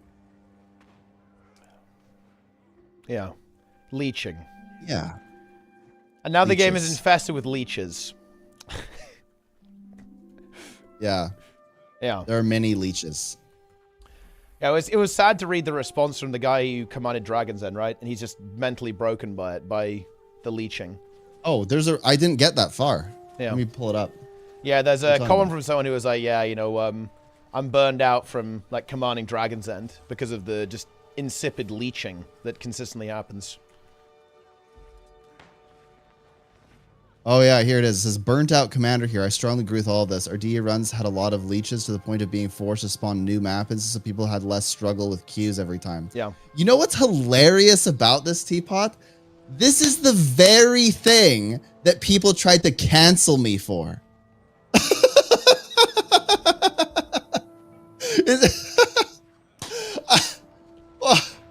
People are now doing the very thing that everyone was like so up in arms about. This is insanity. Yeah. I mean, a lot of comms do it, right? A lot of comms try to force new maps because they don't want, they only want to have people they vetted get into the map, essentially. Right? They don't want to allow people who are not part of the squad into the map. That's wild, because that is exactly what I did like 3 or 4 years ago. Yeah. And I wasn't, to be clear, everyone, Well, I wasn't fair, going around faking.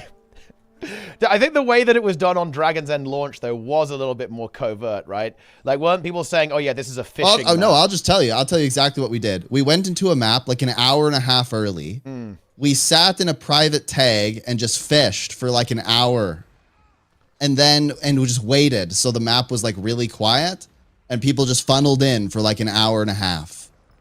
And then eventually, we went in with a full 50 squad, right? Like, that's what we did. That's because we didn't know about creating new maps. That wasn't a thing back then. So we never forced a new map. But I view it as pretty much exactly the same thing, except one requires far less effort. Yeah. But I wasn't going around and saying, oh yeah, Teapot's doing a giveaway. Yeah, that's Lions the Arch, issue, everybody. right? That's the problem. I think what you were doing was caught up with the other stuff that was going on at the same time, right? Which was basically baiting people to leave the map, right? At the same time, because that was also I was not going baiting on. people to there leave the map. There were two streamers If people who were doing in the that, map, right? I invited them to join. Yeah. I basically just sat like quiet for an hour, just chilled with the stream, and we just like organized the subgroup. And then 30 minutes in, I was like, if you are in the map, join this squad now, right? Or I would say, if you're not interested in doing the meta event, please kindly swap to a different map so we can get more people interested in doing it in. And that's fine. But yeah, And you kind of got I caught in the think that's crossfire fine. because there were two individuals who were actually baiting people off the map by claiming there was like a giveaway in Lion's Arch, right? Like to convince them to leave. Well, to be That was even more fucked up. fair, there were people that would join my groups and they would actively do that, and I would tell them not to. And then the reason I got really under fire is because it started to become almost comical, right? Because people would join and they would do like whatever it took to get people out of the map. And I would constantly have to beg people not to do that. Be like, nah, don't do that, guys. Like, that's not cool. Don't do that. And so one time I was like, oh yeah, everybody, right. And somebody clipped that out of context, like posted it everywhere. And so then people thought that I was actually encouraging that behavior. So it was a bit of a mess up there. But, you know. Yeah. Whatever. I mean, that's just the way it is. Dragon's End. Yeah. Do you think the Titan... You know, I haven't seen many people leeching the Titan event. Do you think there's a problem with leeching on that event too? It's a good question. I don't think so. Mostly because the event is not very rewarding. I think the rewarding metas are the ones that are most leeched, or the ones that give like Tequaddle, the ones that are easy to leech. Yeah. As well. So like Tequaddle's super easy to leech. You see like 15 accounts there sometimes, all like minion mancers and turret engineers. And they just get the raw 2 gold and whatever exotic or whatever, and then they leave. And then you see it a lot on Octavine as well. See like somebody like portaling. I don't think you see some of this stuff as often as you used to, but I used to see this one guy where he would portal his like 30 accounts right to the Octavine and have them all hit the thing one time. Nice. Yeah. I think that was a thing. I think it's going to be interesting if they design the convergence to be less friendly to leeching, right? Because I think that is the #1 piece of content that I think suffers from leeching the most, right? Like people leech public convergences hard, like they mega leech them. Oh yeah, they do. Yeah, yeah. Because they tried to stop it, but they cannot stop the leeches. Yeah, and they tried to prevent leeching in Dragonstorm, but it also didn't entirely work. I think, you know, with the public Dragonstorms, it's still very leechable. I think, in the current state of affairs. So I think people leech that pretty hard. So it'll be interesting to see if they've got any design that is kind of aimed at preventing leech behavior. Yeah. I don't know what to think, really. I mean, all I know is the most important thing about that post that I think a lot of people just are not thinking about is how it affects players who are engaged. I've beat this horse a million times, but I absolutely hate running meta events when I know that I'm being taken advantage of. It just feels weird. It's just awkward, okay? Like I'm playing to like meet friends and do things and like have a good time in my multiplayer game. But then I go in and some guy, you know, wipes the Cheeto dust off his fingers and presses one button on like 20 accounts to get 20 times the reward. Yeah. And, you know, I don't like that. I don't think that's very nice. I think it's unkind to do to the commanders. So where I'm going with this is I think that commanders burn out at a far higher rate because the thing that most this is just my opinion.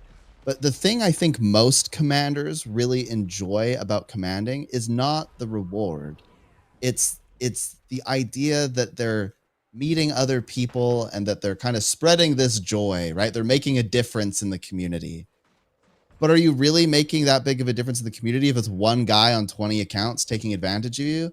I don't know. I think that just starts to bother you a little bit over time. And I think lots of people, like the person in that Reddit thread, do get burnt out because they're tired of fighting against it, and it just takes away some of their joy in the experience. Yeah.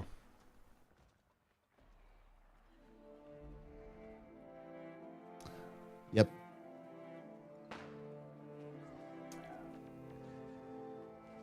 It's an experience. Yeah. Leeching. I don't know that they'll ever do anything about it, though. Well, and I really don't mean this to be insulting, by the way. What I'm about to say is going to sound insulting, but I do not mean it to be.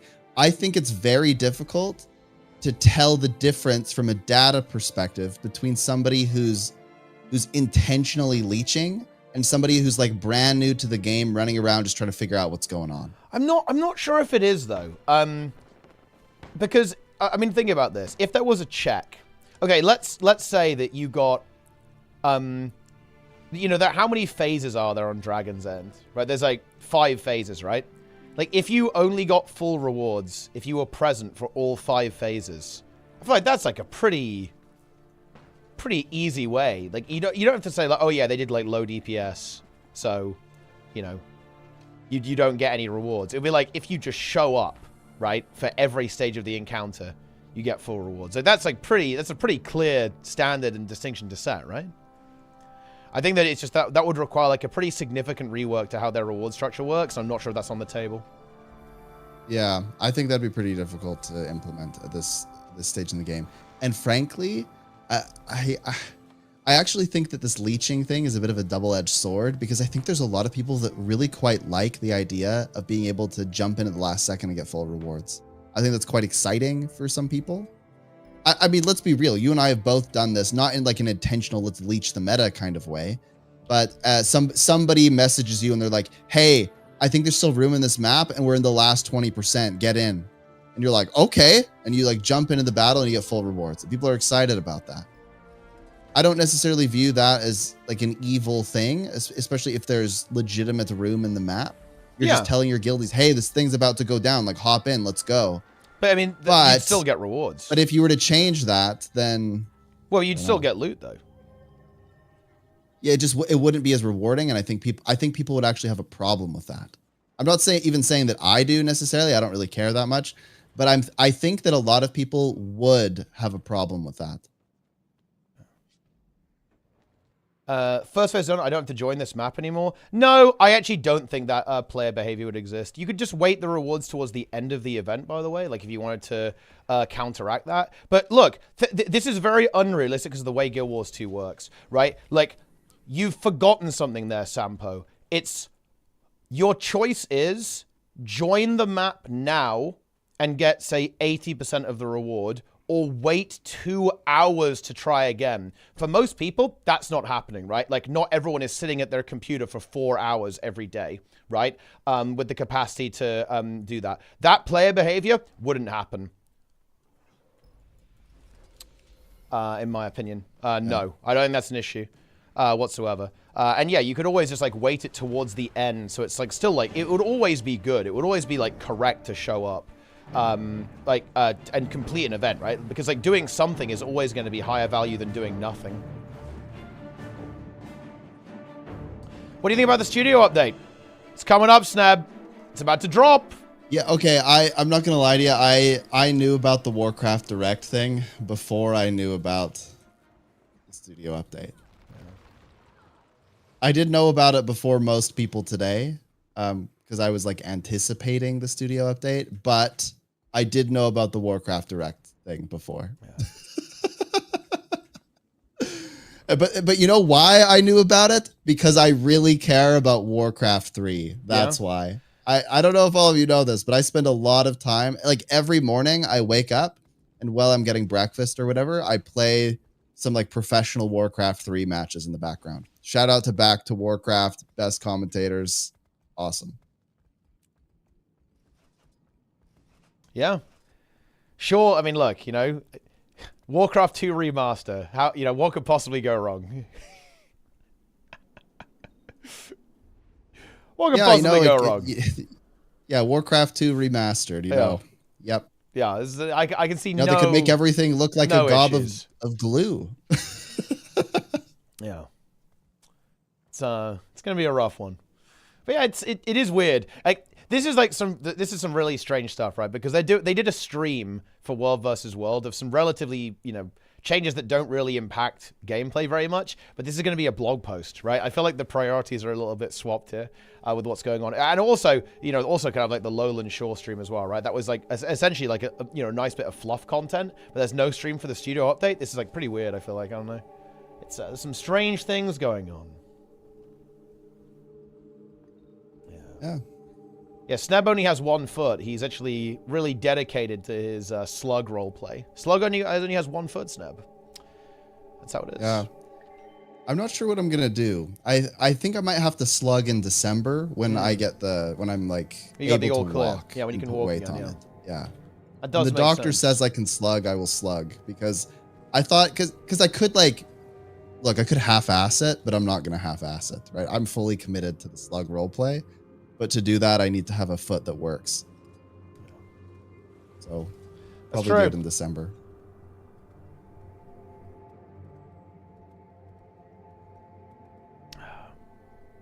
It's good. Have you ever heard of Charlie the Unicorn? Yes. Are you a fan of putting a banana in your ear? No.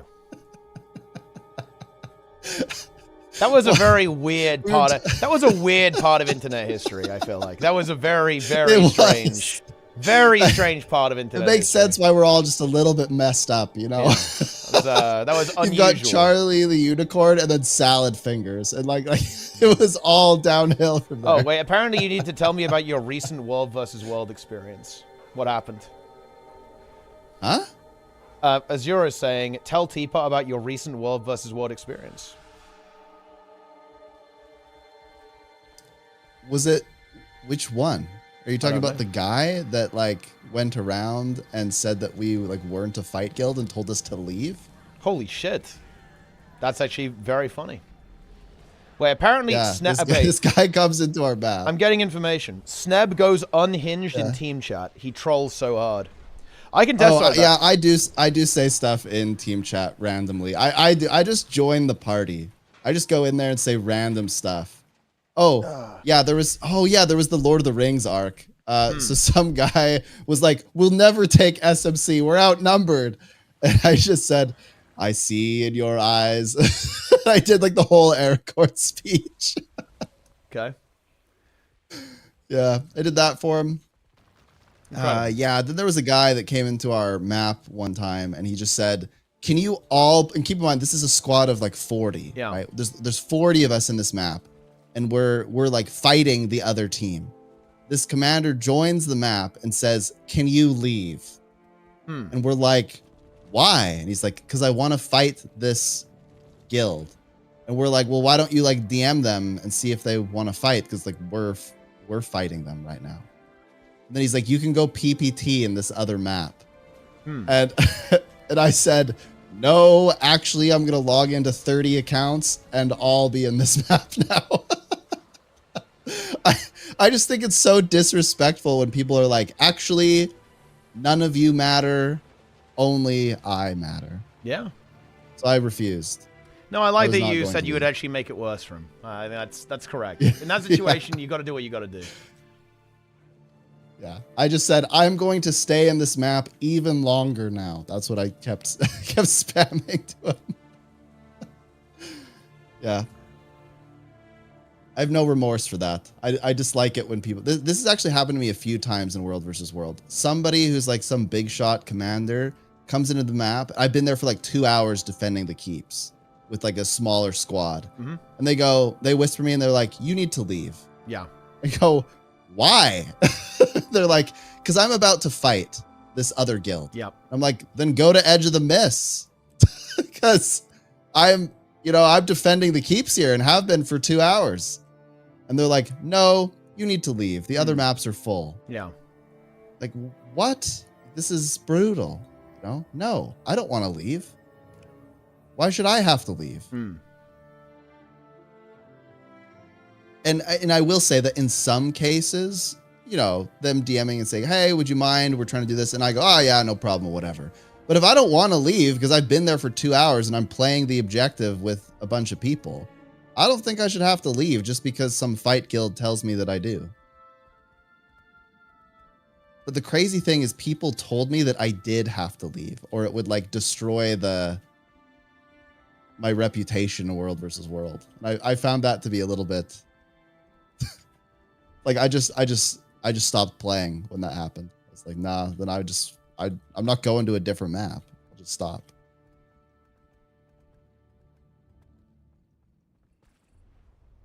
Actually, I'm going to address this. All the pugs could gather permanently and they finally don't want the KD to go to shit. Guess what? Your KD is totally irrelevant in every way. Wow. The game mode, like winning, doesn't appear to matter. So that's my take. I know there's some website where it like shows the KD and everything, but guess what? Turns out the game doesn't care. But it might someday. That's the bonus. And when it does, then yes, you should be concerned about people dying and feeding constantly.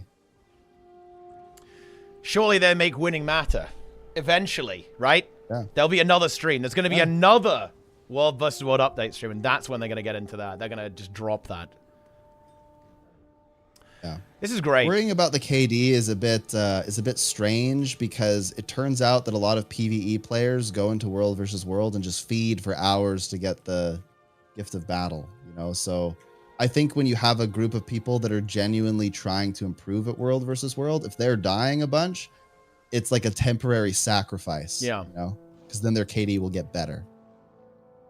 Yes. They will improve. Yeah. It's How have siege prices been affected? Have you looked at that? I actually haven't, no. I think they'll I think Siege is going to be very cheap after the changes though. Because there's no more guild siege and you can just get you're just going to be able to get guild siege for badges of honor basically, which is very easy to get. And the infinite ones are kind of nice as well. It's expensive right now. Yeah, I guess everyone's like mass buying them because they might be used for like the infinite versions. Yeah, it looks like Siege is pretty expensive. If I'm looking at the, yeah, well, wait, a basic catapult is 10 silver. Holy shit. Yeah, it's gone crazy. Basic cata is 10. What? Yeah. Holy crap. Yeah, 10 silver for a single basic catapult. It's wild stuff. Oh boy. I'm also watching like I'm watching two insanely cancerous World vs. World roaming builds 1v1, and it's like it will never end. So on the blue team here, guys, we have full cancer Trailblazer Herald. And on my team, we have full cancer, one of the least fun builds to play against in the game, SD Daredevil. They are peak unfun in World vs. World roaming, and they can't kill each other. It's over. Unlucky. My favorite build to play when I'm just kind of like soloing around is Mirage. Yeah, I love playing Mirage in World versus World. It's a classic. It actually mentally torments people. Yeah. Power block is it's just so rude. I love it. You play with sword shield. You just have like a million stuns and interrupts, and it means the other player basically can't play. It's like playing a blue deck in Magic, you know, just counter spell constantly. You don't get to play. Only I get to play. Yeah. Deny. 17 minutes till the studio update. What do you think they're going to say? Well, I mean, I hope they do actually give a little bit of some insight into the future, like especially regarding World versus World. That'd be really cool, I think. I'm not sure though. I'm not because we already know what's coming in the patch. I am really interested in how people respond to the patch because this is going to be one of the first ever Guild Wars 2 updates, right? That doesn't have more open world content. It's just going to be the raid, the convergence, and some story attached to that, right? Like with no new map immediately happening. So it is going to be a different experience. Do you think they add something to the map though? Surely they have to. I hope right? I hope they add something to Janthis Sintry, because Janthis Sintry is pretty empty. It must, right? Like the northwest part of the map, particularly. Yeah, exactly. Yeah, there's not really a lot going on there. So it'd be nice if they did actually add some additional stuff there to that area. Yeah. Is this the announcement? Yes, it's the announcement today. The update's coming next week. No new map? No, there's no new map. It's happening in the second and third updates. And there's also going to be the new fractal as well. Guys, this update is so important, by the way, because Soto, for those that don't remember, Soto actually started out with a pretty positive reception. It only went negative when the quarterly updates dropped, and they were apocalypse tier in terms of bad quality compared to what people were hoping for. So this update is very, very, very important, I think. And also... okay, look, I'm not going to go despair mode, but look, I'm going to say this, guys. If this raid isn't good, it's over forever, right? I don't want to be overly dramatic, but I can actually say that. I don't think it's dramatic at all. If this isn't good, it's over. Like, that will kill it stone dead forever. So they really need to hit with this. I feel the same way about the Fractal, by the way. Like, the Fractal community has basically been already annihilated by a series of very poor releases that really haven't gone down very well. Over the years, if they don't make a good Fractal in Janthir Wilds, it's despair. Like, it is fucking despair, bro. Holy shit. That's gonna be rough. Yeah. Way too Yeah. dramatic? It absolutely too- isn't. no, it's not. It's not. It's not. It's not If at you're all. saying that, you don't understand the context. And that's okay, but, you know, it is what it is. It's a super important update because it will either affirm a direction that people will all think this is just how it is, or it will be a response to how things were. And if it's a response and it's a positive response, then that will breed hope, right? People will be happy that there's that change.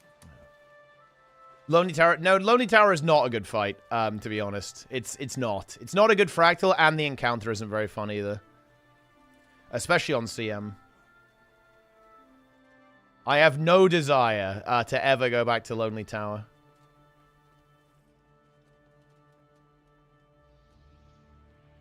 Yeah, it's funny. I keep thinking I want to do fractals, but then the idea of doing the 2 newest fractals prevents me from doing fractals. Yeah.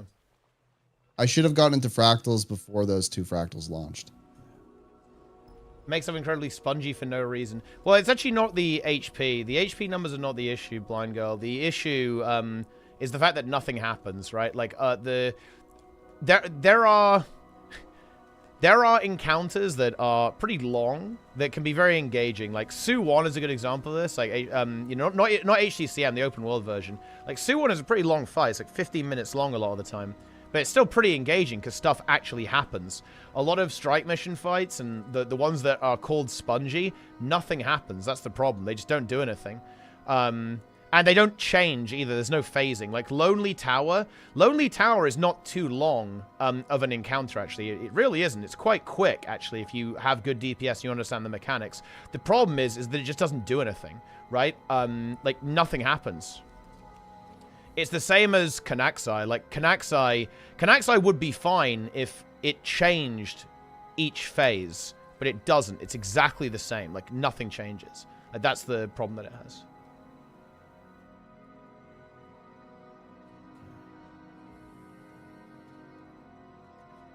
I'm going in. It's time. Dagda is the worst example of that. Yeah, I mean, the issue is that, I mean, ArenaNet have pretty limited resources on this, so typically the way they handle phasing is that each phase adds a new mechanic. But the thing is, that's actually kind of boring. Like, what needs to happen is that each phase is fundamentally different. Like, this is the type of design that you'll see in other raiding games like WoW and 14. Is that, you know, each phase is going to be very, very different. Like, it won't be the same. For example, the fight that we're about to do, Queen Ansarek, it's about 9 minutes long, and it has a total of 4 phases, right? Kind of, anyway. And each one it's very different, right? It's completely different from the other ones.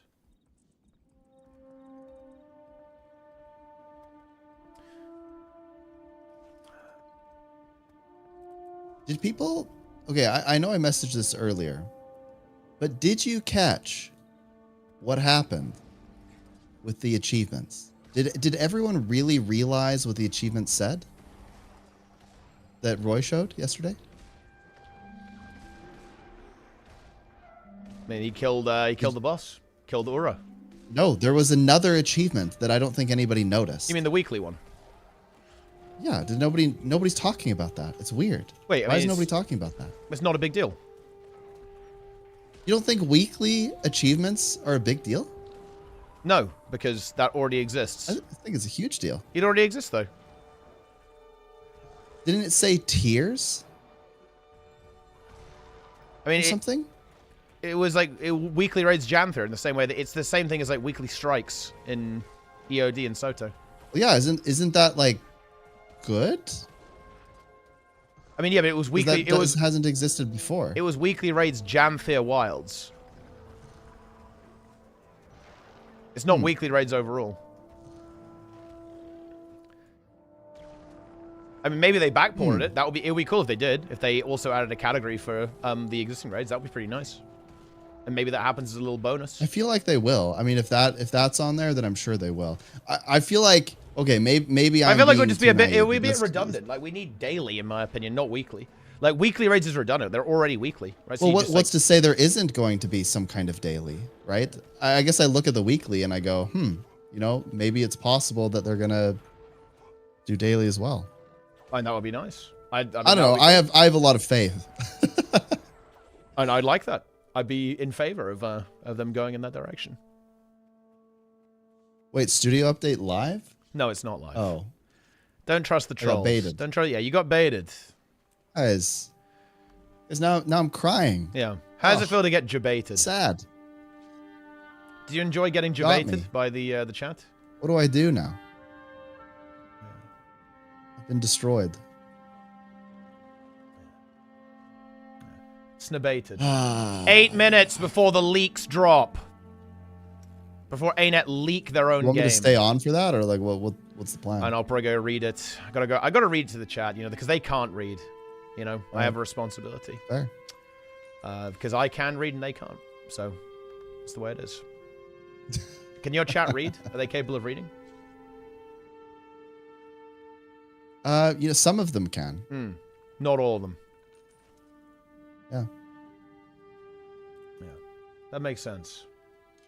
Does Sneb, though, the cost of a vat of Vaseline? He actually does, yeah. This was a concern I believe he had. It's like that, $500. exactly. Is if he wanted to fully immerse himself in Vaseline, this would be a pretty expensive endeavor, pretty much. Yeah. I probably won't do that. 'Cause that seems wasteful. Yeah, so you're not going to go for full coverage. No. You will go for some coverage. Yes. Yeah. What's your plan? Like, what's your operation there? What are you going to do? I'm probably gonna have a slug mask. Yep. I'm gonna just kind of like roll around on the ground. Yeah. I mean, is there going to be any Vaseline involved? Because you did say that you would cover yourself in Oh Vaseline. yeah, there will be some Vaseline. I'm just not sure how to do that yet. Then I think the most important part is there will be some role play, right? Yeah, that's the most important part. So, My wife volunteered to, for example, to pour salt on me as a slug. yeah. And, you know, I think I might have like vinegar and baking soda to create a reaction. Yes, you froth. I think that'd be funny. Yeah. Yeah. I think that'd be funny. So I think I'm going to do it. Okay. And that's going to be in December, like a Christmas present for us. What would my students think of this? Honestly, a lot of my students just think that it's cool.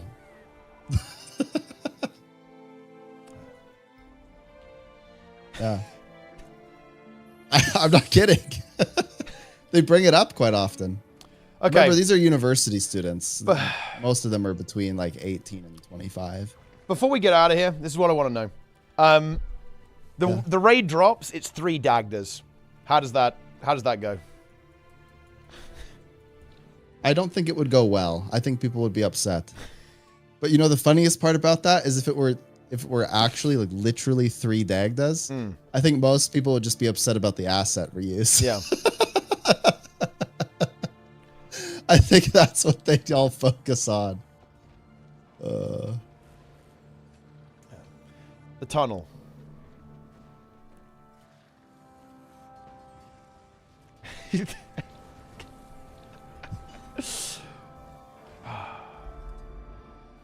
Thoughts on the tunnel, Snub? I did do the tunnel the other day to see what it was like. Believe it or not, it's gotten worse. Because I guess less people are doing it, right? Yeah. There was a guy, actually, I thought this was rather amusing. There's somebody that had like 43,000 achievement points, and they were begging. They were like, please help me do this achievement. Please. And the commander was like, you can just go do that. He's like, no, I need 3 more of these things. Please come help me break the bar. I'm begging you, please. And they're like, well, you can just like do it again sometime. Like, you don't have to do it here. And they're like, there's never anything in the LFG. I join it every time it's in the LFG. I just felt so bad for the person. I'm like, oh yeah, it turns out that this is Doesn't happen very often. Yeah, I guess people don't do Gala Delves that much. I think that's understandable. It's not the most fun map to play, is it? It's actually funny because the longer that people don't do them, the more rewarding they get. Because the mega drops they just go up in price, right? But it like, is look at harder the Battle to do for and Lion's slower Arch. to do as well. It ends up being kind of slow to clear it, Yeah. which isn't ideal.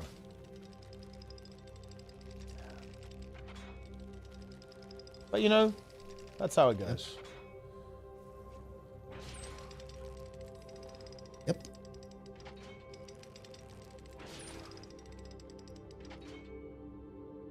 Have you... I like the ad on the Guild Wars 2 website. It says, Guild Wars 2, Janther Wilds. Roam the wilds. Now. Have you seen that ad? It's one of the carousel ads. Yeah. It just says now in big letters. Roam them now. People will hate Wing 8. To be honest, I would still stand by this. Because basically I say that it's quite likely to be 3 Stripe mission bosses. And yes, I think it's quite likely to be 3 Stripe mission bosses. And people don't like Stripe missions. And I think it's pretty... I hope they don't do this, but it's pretty likely that they do go the direction of having them like be relatively long encounters with high HP, and they take a while to clear. That is quite likely to me. I think that's one of the most likely outcomes that could happen. And yes, I think if they do that, people will not like it.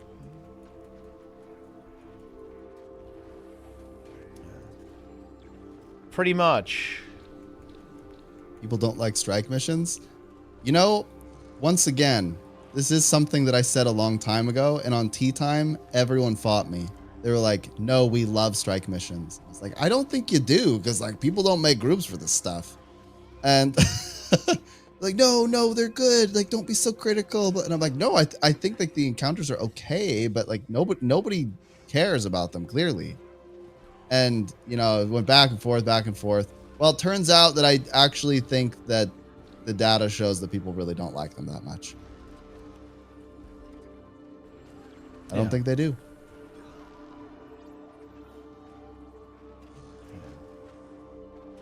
That's how it is. What should I get next in the DLC? You want to start making gold? I mean, get EOD. EOD is good. EOD is high tier.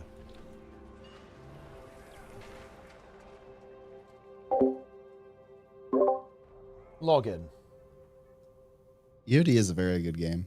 Yeah, EOD I is feel good. like, you know, one of the bad things about EOD though It's the is that it's whenever we think about EOD and how great it is, we think about all of those early moments of EOD. Think about right? launch EOD. Yeah. And so I think that EOD is still good, but there was something really truly special about launch with EOD. It was very special. I think EOD is still good though. The content's good. Oh yeah, it's absolutely still good, but launch was just totally different. Yeah. Yeah, I mean, it had Original Dragon's End, right? Original Dragon's End was one of the best things. I suppose you could say that for like literally every launch, though. Oh right? yeah, I mean that's like, probably true. Yeah, being there for launch is always better than playing it after the fact. Like that's just that obviously because there's so much energy, right? The energy is so different. When you're in that I think situation. it's there was I don't know. I think EOD almost suffers from this more than something like Path of Fire, because Path of Fire meta events are kind of like whatever, right? But End of Dragons, Dragon's End, and then like Setang, and like a few of them are actually like quite good and exciting. That open world content was truly something. It's dropped. It was. It actually has dropped. Are you debating? I'm checking. Oh no, it's dropped. It's dropped, but I think they posted a trailer or something, but it's private, so I guess they have to unprivate that. You gotta click the button. It actually has dropped. Janther Wild's Godspawn is here. Raids are back, guys. Let's go. Wow. Embark on the new convergence. Very exciting. Oh, okay, look. World versus World updates. Let's see, what do they say? Okay. Oh, okay. Look at this! Our team is focused on refining core systems while we continue to planning on some of our larger long-term goals. One major area of focus is incentivizing winning, or others creating shared goals. Why did they say it's yesterday? Oh my god. This is pain, bro. Yeah. Decided to win matchups. Well, yeah. I seriously, this company, bro. Like, ArenaNet is just such a meme company. Unbelievable. Yeah. Oh boy, the new hero jumpstart is active. Giga rewards for World versus World right now. Giga XP. Prepare for queues. Yeah, it's gonna happen. Prepare for queues. Yeah, it's happening. Yeah. Let's see what we've got here. Okay. Enhancing the guild panel with new UI element that displays which oh, that's big actually. Which members have selected their World versus World good. That's very big. That's very yes! Yeah, oh man, yeah, that's now so you good. now you can like flame people, or you can give people a reminder to actually select it, right? Is that live now? Well, it was live on patch, I think. Yeah. When? Oh. Yeah. Yes. Oh, yes. Oh. So there's nothing going on in so December, and then in January, return to Ice Brood Saga. That's big. PvP Rush, Skills and Balance Update, and Lunar New Year happening in January. There we go. Oh, that'll be fun. Yeah. Oh, yeah. Do they show the spear? Let's see if they show the spear. Where's the spear? Oh, is it? Maybe it's in the trailer. Ice Brood Saga 2. Yeah, that's a cool thumbnail there, actually. Look at that. Janthea Wilds, Godspawn. All right, I'm out of here. I'm watching this trailer. Let's take a look. Shh, quiet! Let me tell you a story. This is you guys. You're a cub. The ash makers will weave for centuries to come. Here we go.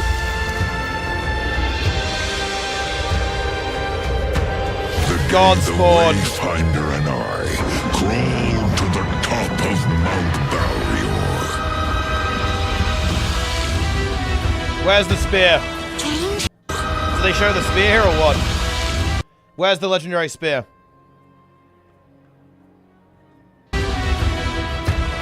Dangerous it is.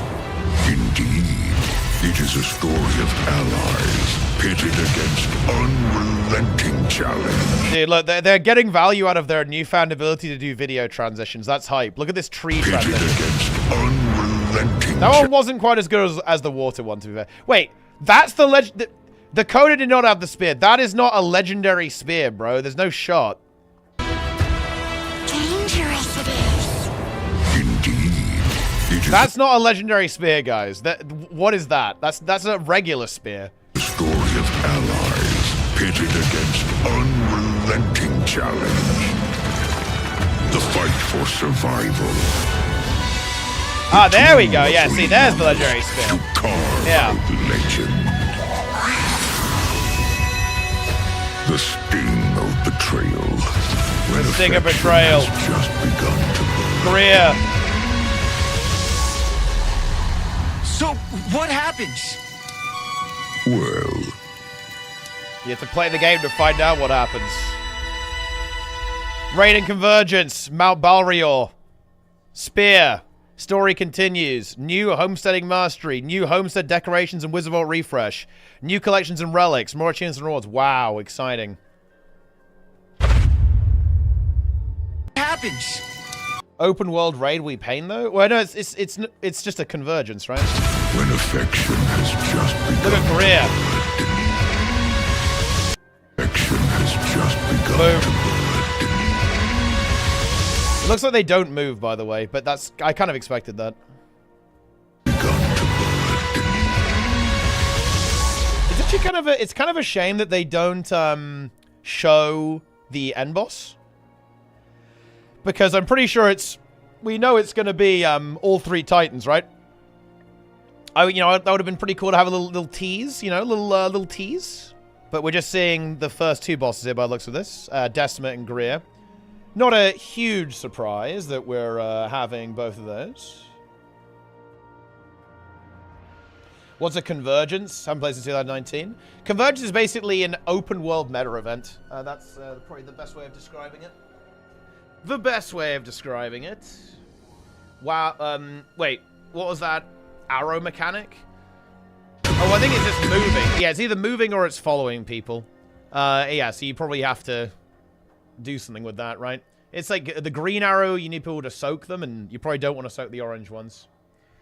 3 bosses. Yeah, there you go. See, 3 bosses. Several smaller varied encounters will test your coordination and ability. That's actually cool. I like that. Yeah, that's good. They're making it very much like the old raids then, which is good news if you ask me. Good news. Love to see that. Yeah. As the new spear. Yeah, it looks like the new spear is here somewhere. Yeah, it's here. Like here. The tools we used to carve out legend. There you go. The sting of betrayal, when affection has just begun to burn. Boom.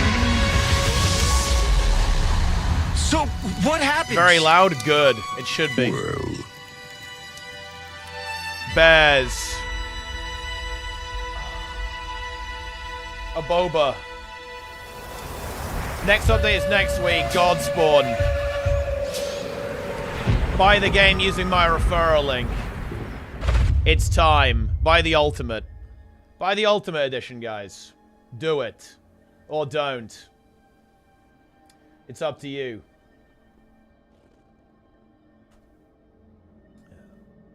Some puddles of corruption juice. I like the, I do like all the artwork around Greer. Look at that. It looks pretty cool, right? That's pretty based. Look at him just about to step on you. With his 4 legs, his spindly legs. Yeah, exactly. 4,000 gems, man. You gotta make that happen. Epic.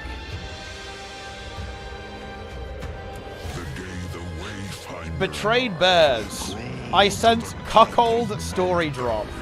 Pointy finger joystick warning. I sense disturbance in the force. Did we finally found another revelation?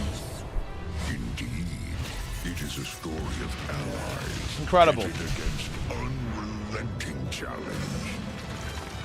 The fight for survival. Yeah, I think, yeah, Greer does look bigger in the concept art. We used to carve out legend. Revelation 2, the sequel.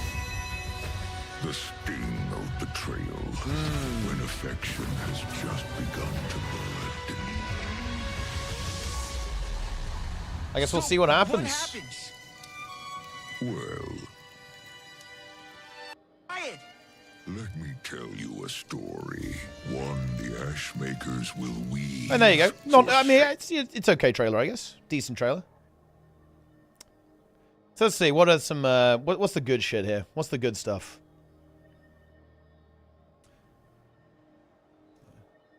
Wait. Whoever designed Francis of this, I hope you see this. Fuck you for creating the most garbage design. Wait, what is he complaining about? Complete waste of time. Please perma ban me so I don't have to ever return. Oh, that's funny. Stay tuned for previews of the new rewards and Wizards Vault refresh in our launch day blog. Wow. That's big. Raids are back. In the next week's update, we'll be introducing our 10-person raid, which takes you to Mount Balrior. It features 3 bosses and several smaller, varied encounters that will test your coordination and adaptability. At the heart of Mount Balrior's narrative are Greer, the Blightbringer, and Decima, the Stormsinger, the 2 titans you battled in Janthir's Century. After their defeat, they retreat to Mount Balrior to recover and regroup. This time they won't be alone. Their raid versions bring back the chaotic, relentless attacks of Greer and the structured, strategic mechanics of Decima, but cranked up to new levels of intensity. Expect familiar moves executed in ways that will keep your group on their toes, along with a few completely new surprises that Greer and Decima have in store. For a different flavor of group content, we're also launching a new Convergence in the Godspawn update.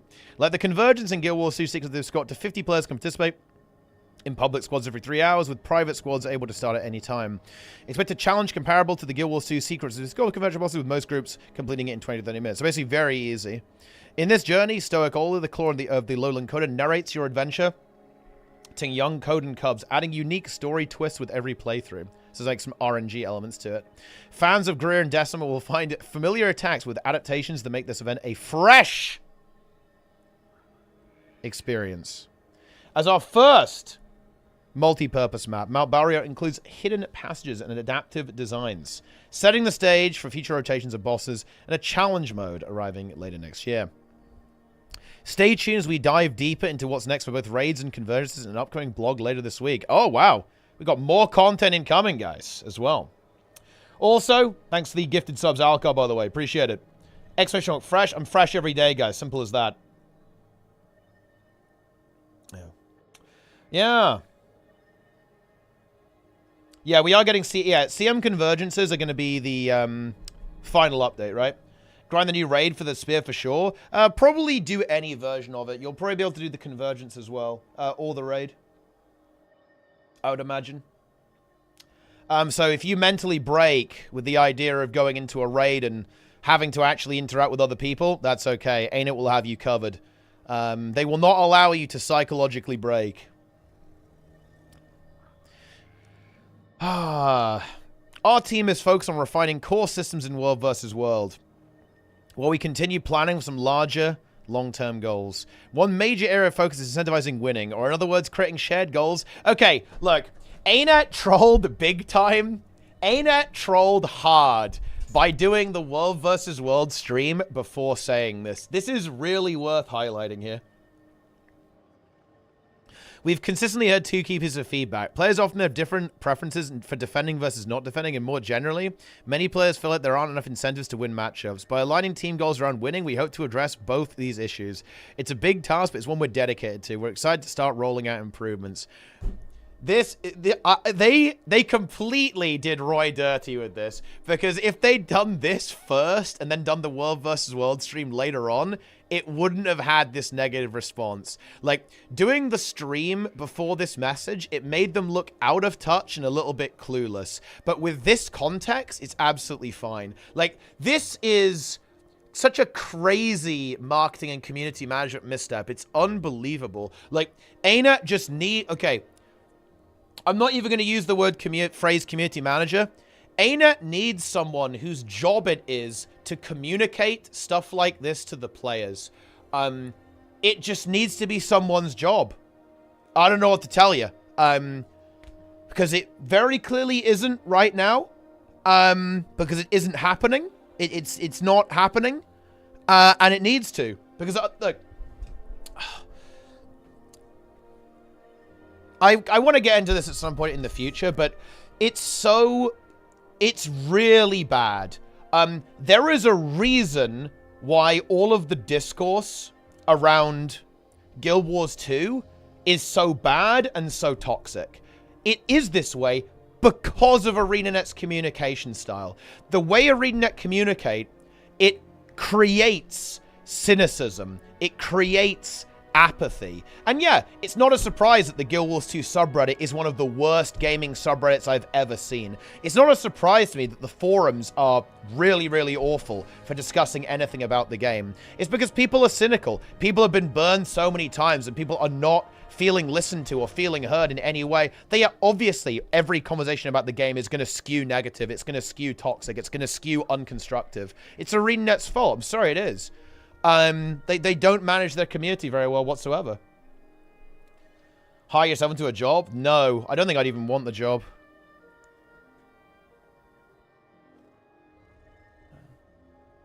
But, yeah! Cursed!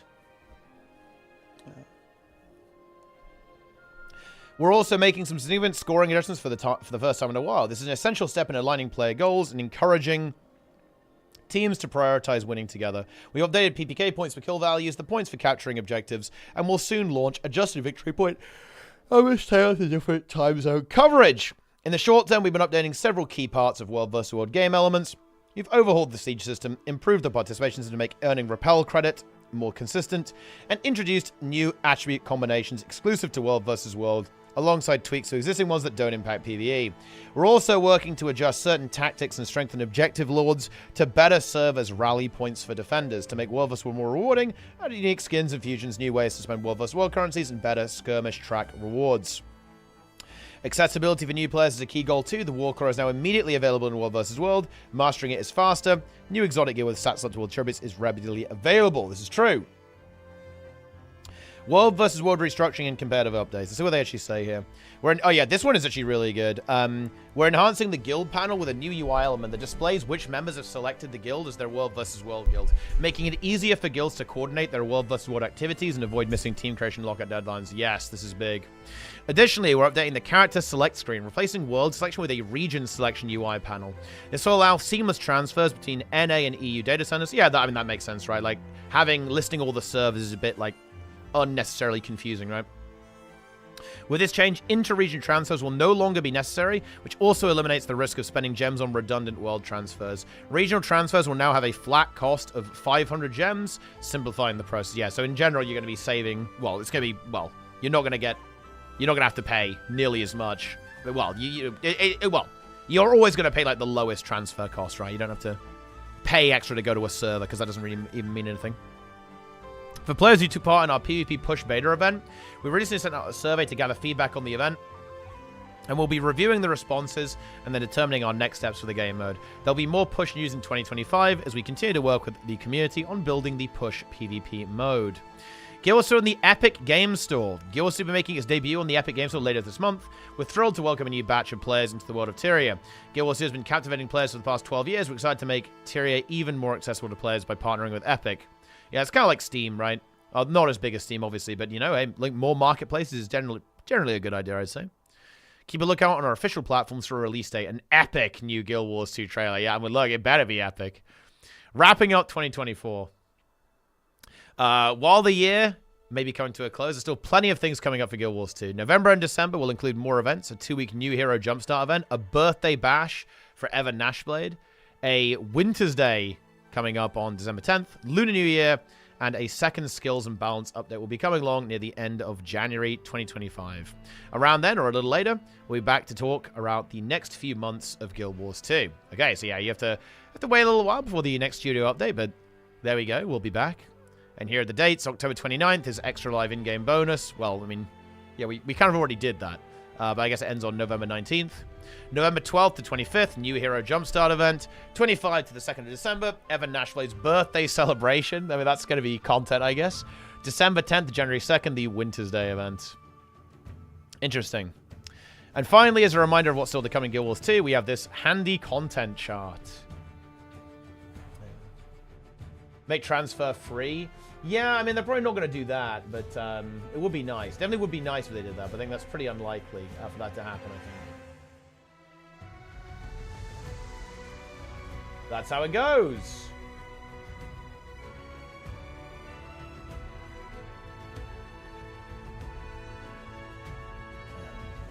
Merge NA and EU. No, we're not doing that. Guild Wars is the greatest game amongst all the MMOs because of World vs. World. I mean, World vs. World is very good, yeah. It is pretty good. I'm a World vs. World fan. Here's the content chart, guys. Update 2, more story. Map 3, moving in. Got the LCMs. New homes and decorations. More relics, more mastery updates. Wow, very exciting. I think the new map's going to be very interesting. If they decide to do a meta event or not, we'll have to see how that one's going to go. That's how it is. Best glyph to have in my tools? I mean, the volatile one's good. Gives you like a lot of high value, in my opinion. Very high value. Epic Game Store. Well, I mean, if it adds a non-zero amount of players, it's going to be a benefit for ArenaNet, right? There's like no reason not to. You know, it's kind of weird, right, for a game to not be hosted on these stores. You can get away with it if you're an absolutely massive studio. I mean, Blizzard basically do their own thing with BattleNet. And I'm sure there are a couple of other games that do the same as well, but it's like pretty common to have, you know, to have this type of kind of platform usage for these games. Yeah. Where's the legendary spear? Show me where's the information about the legendary spear? It just says, it doesn't really say anything about it.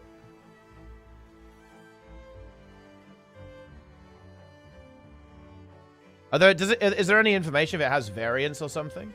Oh, there's an MMORPG.com article. Ooh, gimme, gimme, gimme. It's time. I'm logging into MMORPG.com. That's quite cool, though.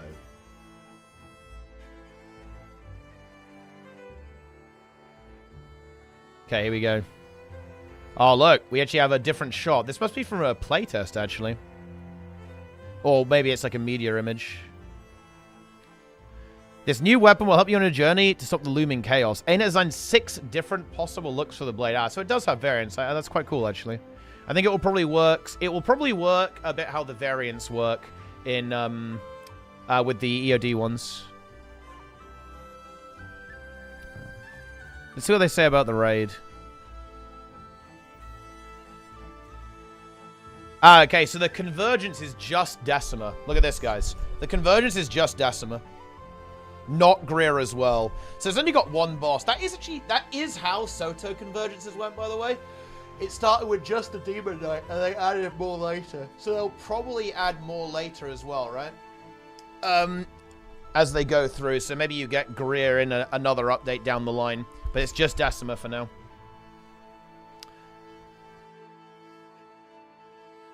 Do they say anything else about the raid?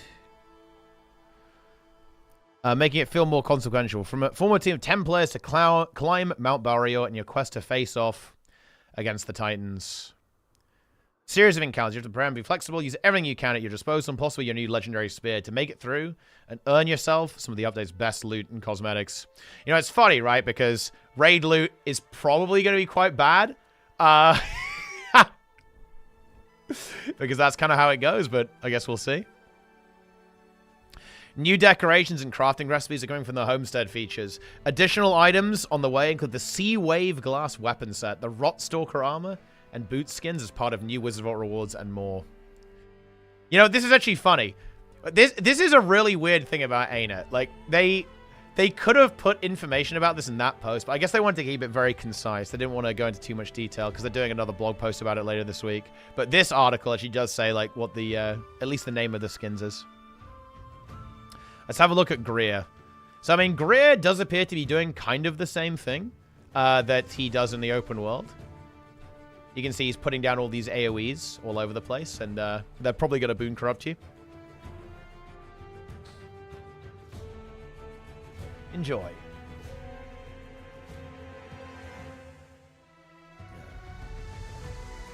I'm not convinced in the sense it's just Decima.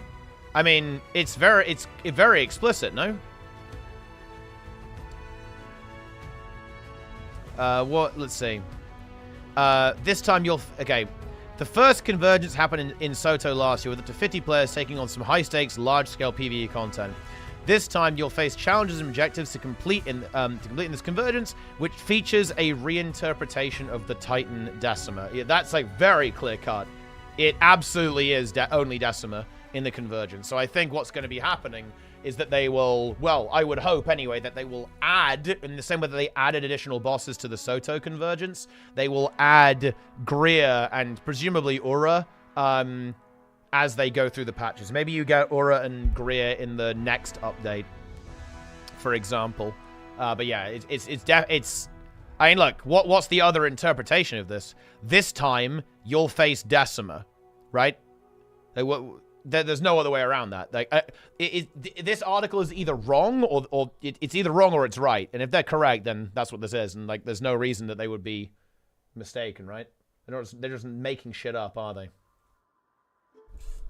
The bosses aren't going to move. I mean, I don't know. We'll see. Like, they could like climb up the mountain. I think there's some potential for that, right? They might like between phases they back off and move, and then go back to being stationary. But I think it's fairly unlikely they actually move in the encounter. Yeah.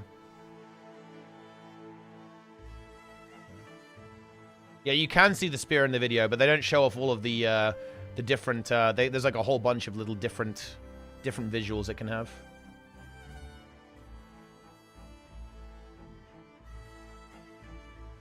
That's how it is.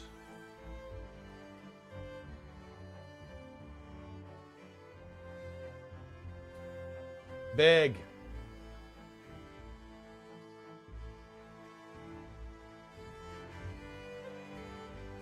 How big is the hype meter for the raid? I mean, I think people are cautious. Yeah, I don't think there's going to be a crazy amount of hype because, look, this is just true. People have been burned so many times. I don't think people are going to get their hopes up, you know? Purely because of that. People have been burned so hard and so frequently that people will be cautiously optimistic.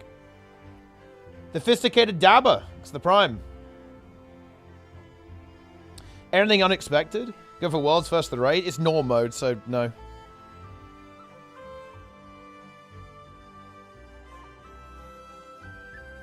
But I mean, I'll play it on day one. It's probably the first thing we'll do, but no, it's yeah.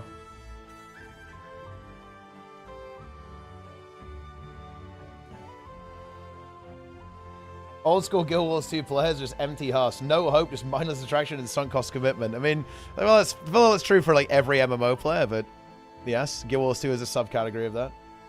Yeah, the Legendary Sphere looks pretty cool, actually. Look at that thing. Boom. Can prod people with that, that's for sure.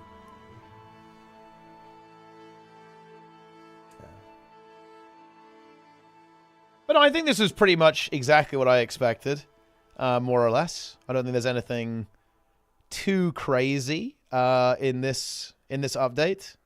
Like reading this is so annoying for me. I don't know.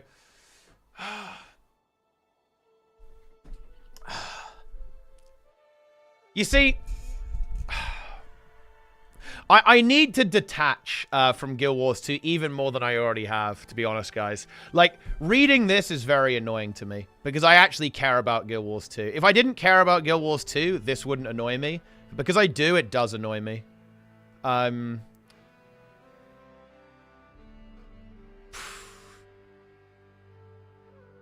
need to stop caring, guys.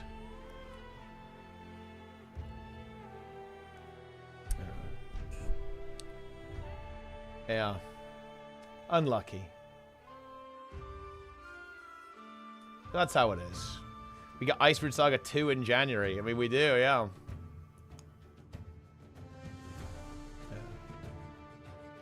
I'm motivated to fight to get something. I think winning is I mean, winning is definitely a pretty big incentive. Or at least it used to be. Like, you know, before World vs. What even had, like, good rewards, people were very incentivized to win. Well, because they wanted to win. They wanted to be the best. Poor internal communication. I mean, pretty much, yeah. I just don't understand how something like this could happen. Like, I don't understand why they didn't say this on the stream, or they didn't have, like, the green light to express this idea on the stream. I don't understand why they didn't clearly communicate what the World vs. World stream was going to be. Like, none of it makes any sense. It's insane.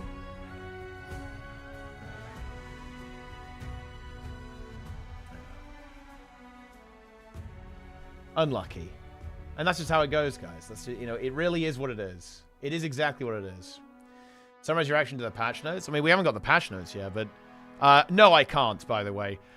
You should watch the YouTube video. Well, or watch me when I talk about it. I'm not giving you the TLDR, okay? You think you're that special? I'm gonna stop my stream and give you, specifically you, a full breakdown of my thoughts on this? No, we're not doing that. Okay, watch the stream or wait for the YouTube video. Yeah, we went there.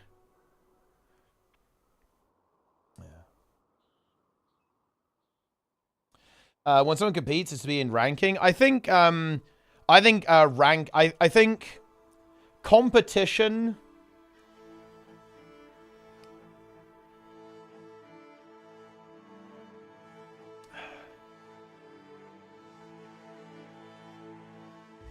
True. I will say this is my opinion. True competition doesn't care about reward. True competition only cares about winning. That's my take on that. If you're competing to get a shiny cookie, then you're not really competing. You're only really competing if you are your goal, your objective is to win. And to be the best. Or to compete even. Like, you know, you can compete without necessarily wanting to win.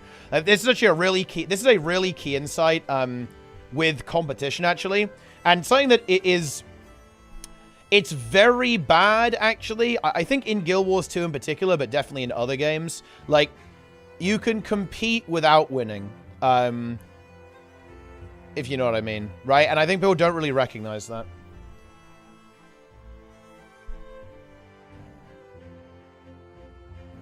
There's no sense of competition? Yeah, because the game alienates competitive players.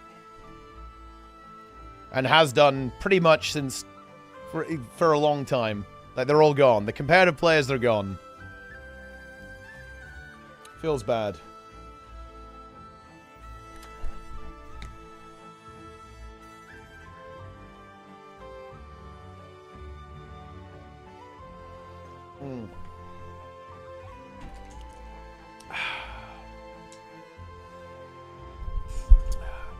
Need that extra order? Oh, man.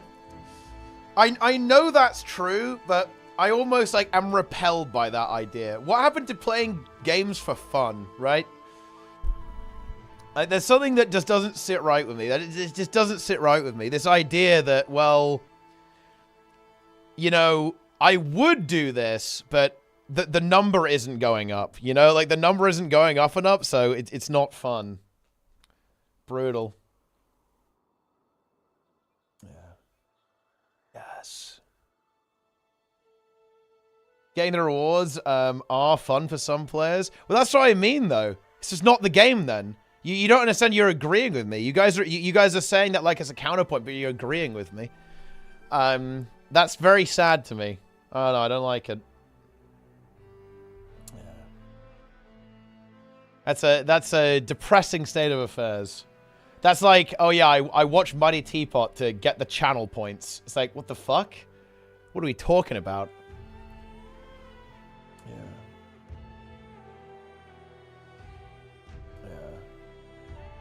Yeah. Competitive and fun cannot exist in one game. Of course it can. Yeah, that's literally me. I'm bad at PvP. To go out and lose constantly isn't fun. I can take the little wins if there's something larger I can work towards. I mean, well, you could get better as well. That's also an option.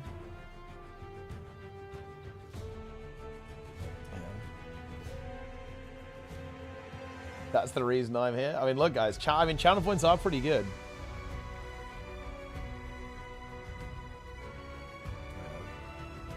Incredible.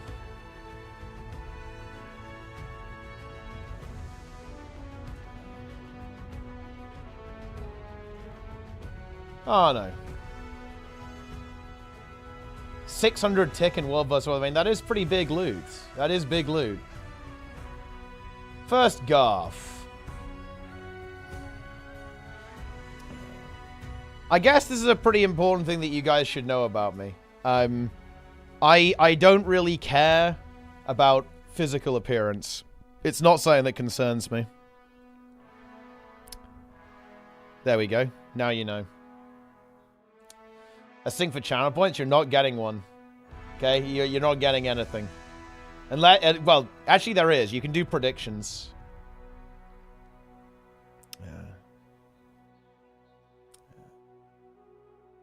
Yeah. Well, look, just gamble. Just gamble in your predictions. Or deliberately lose them. Deliberately lose predictions so you lose your channel points. Easy. Yeah. Modify a single emote. Oh, there's a prediction, guys. Enjoy. You can be drained. You can be drained of your channel points. Enjoy it.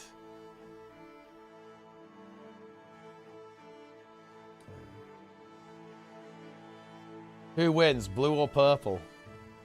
Well, there you have it. I did predict, then it got refunded. Oh, wait, I must have forgotten to close one then. Bardo EU with the Prime, nice. I cannot bet for more than 0 points in my country. Ah, that's unfortunate, yeah. You do it more than 150 times. Please give me a sync. No, I will deny you. You are denied, my friend. Request Tool? No, we're never playing Tool on this stream. Because Tool, I don't like Tool. Therefore, it will not be played here. It will not exist! How many dressing gowns do you own? I think 3. Convergent CM bet from a few weeks ago. Oh, I guess I must have just forgotten about that one then, huh? Interesting. Exclamation mode gw2. Yes, buy the game using my referral link, guys. Buy 15 copies using my referral link. Is it time to say hi to YouTube and do the news, guys, or what? What do you guys think? Is it time? Are we going to say hi to YouTube, guys? What are we doing? Shout out to YouTube. It's time. I think it might be time. Okay, I'll do the prediction first. Yeah. Incredible.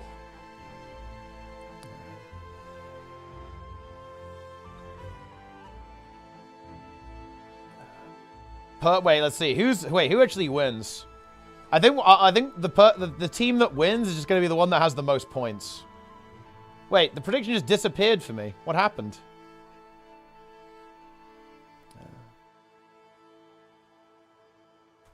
Okay. I'm choosing an outcome. 54%. Wait, hang on. This is actually an interesting dilemma. 35 people bet on blue and only 19 on purple, but 19 put way more. They put way more in, right? They put more channel points in. So who deserves to win here? That's actually a very interesting question.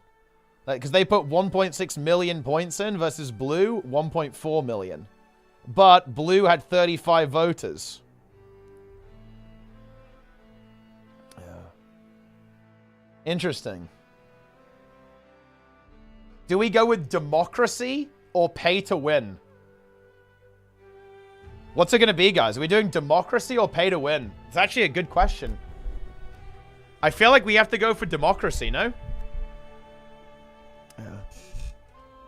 Drain the big... Actually, yeah. If we go purple, we drain... we drain the people who invested a lot.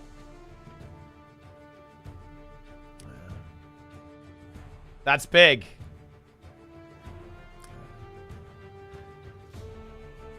Okay, I'm flipping a coin. Okay, here we go. Alright, guys. I've got the coin. Okay. Heads, blue wins. And tails, purple wins. Here we go. It's time. It's tails. Purple wins. Democracy loses. Enjoy.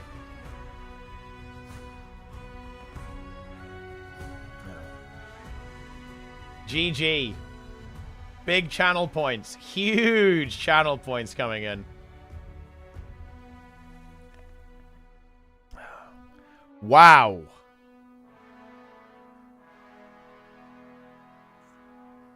Pay to win. The rich keep winning. They can't keep getting away. I mean, they did get away with it. Yeah. I have even more points. I can't get rid of them. Yeah, there's nothing you can do. You just have to like spam like chat highlight or something, or like unlock random sub emotes, I suppose, or modify an emote, or send a highlighted, send like a I don't know, send something. Send a message in sub only mode, but we never have sub only mode, so that's kind of irrelevant. Yeah. A boba. Chat. It's time. Infest the entire chat with XDD Tree and a boba. Because we're doing the news. Here we go. YouTube, prepare yourselves. Shout out to YouTube.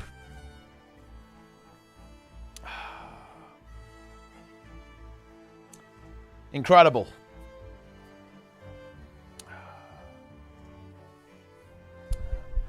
You call yourself a Teapot fan? I'm loaded on channel points. I highlight every message because I'm just that jacked. Try talking in chat again when you're a true fan. True. Very true. Alright then. Let's get started. It's time.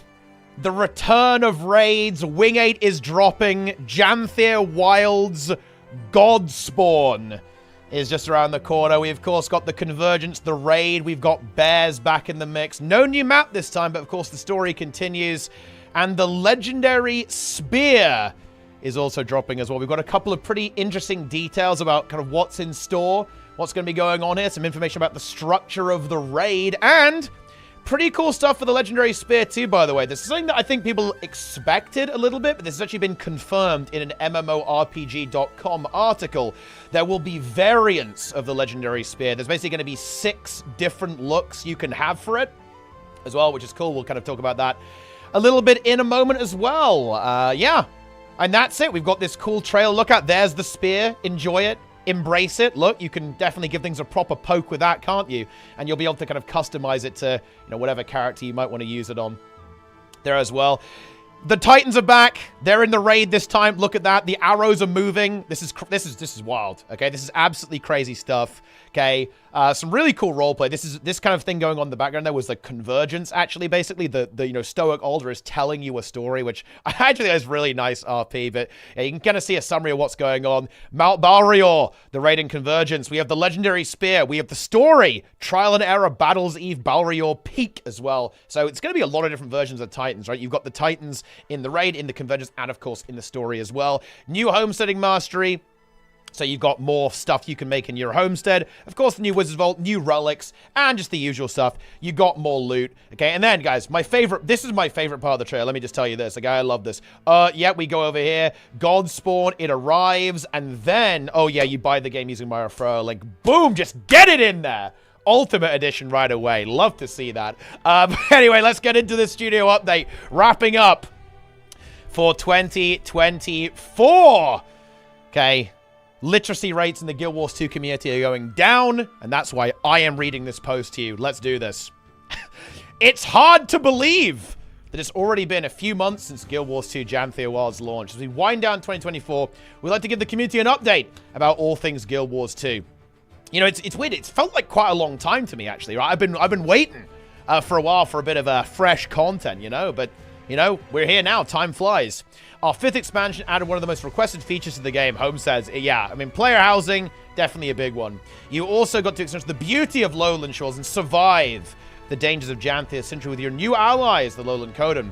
With the Coden's help, you were taught to wield spears and ride the Warclaw like you've never done before. But Janthea Wilds has just begun, and in 1 week, you're about to join forces, tackle our first raid in 5 years, craft a new legendary spear, and continue your story with the Lowland Coden. Wow, new raid. It's on a mountain. Very exciting. Look at that. Guild Wars 2, Janthea Wilds, God Spawn. Of course, it's the first quarterly update.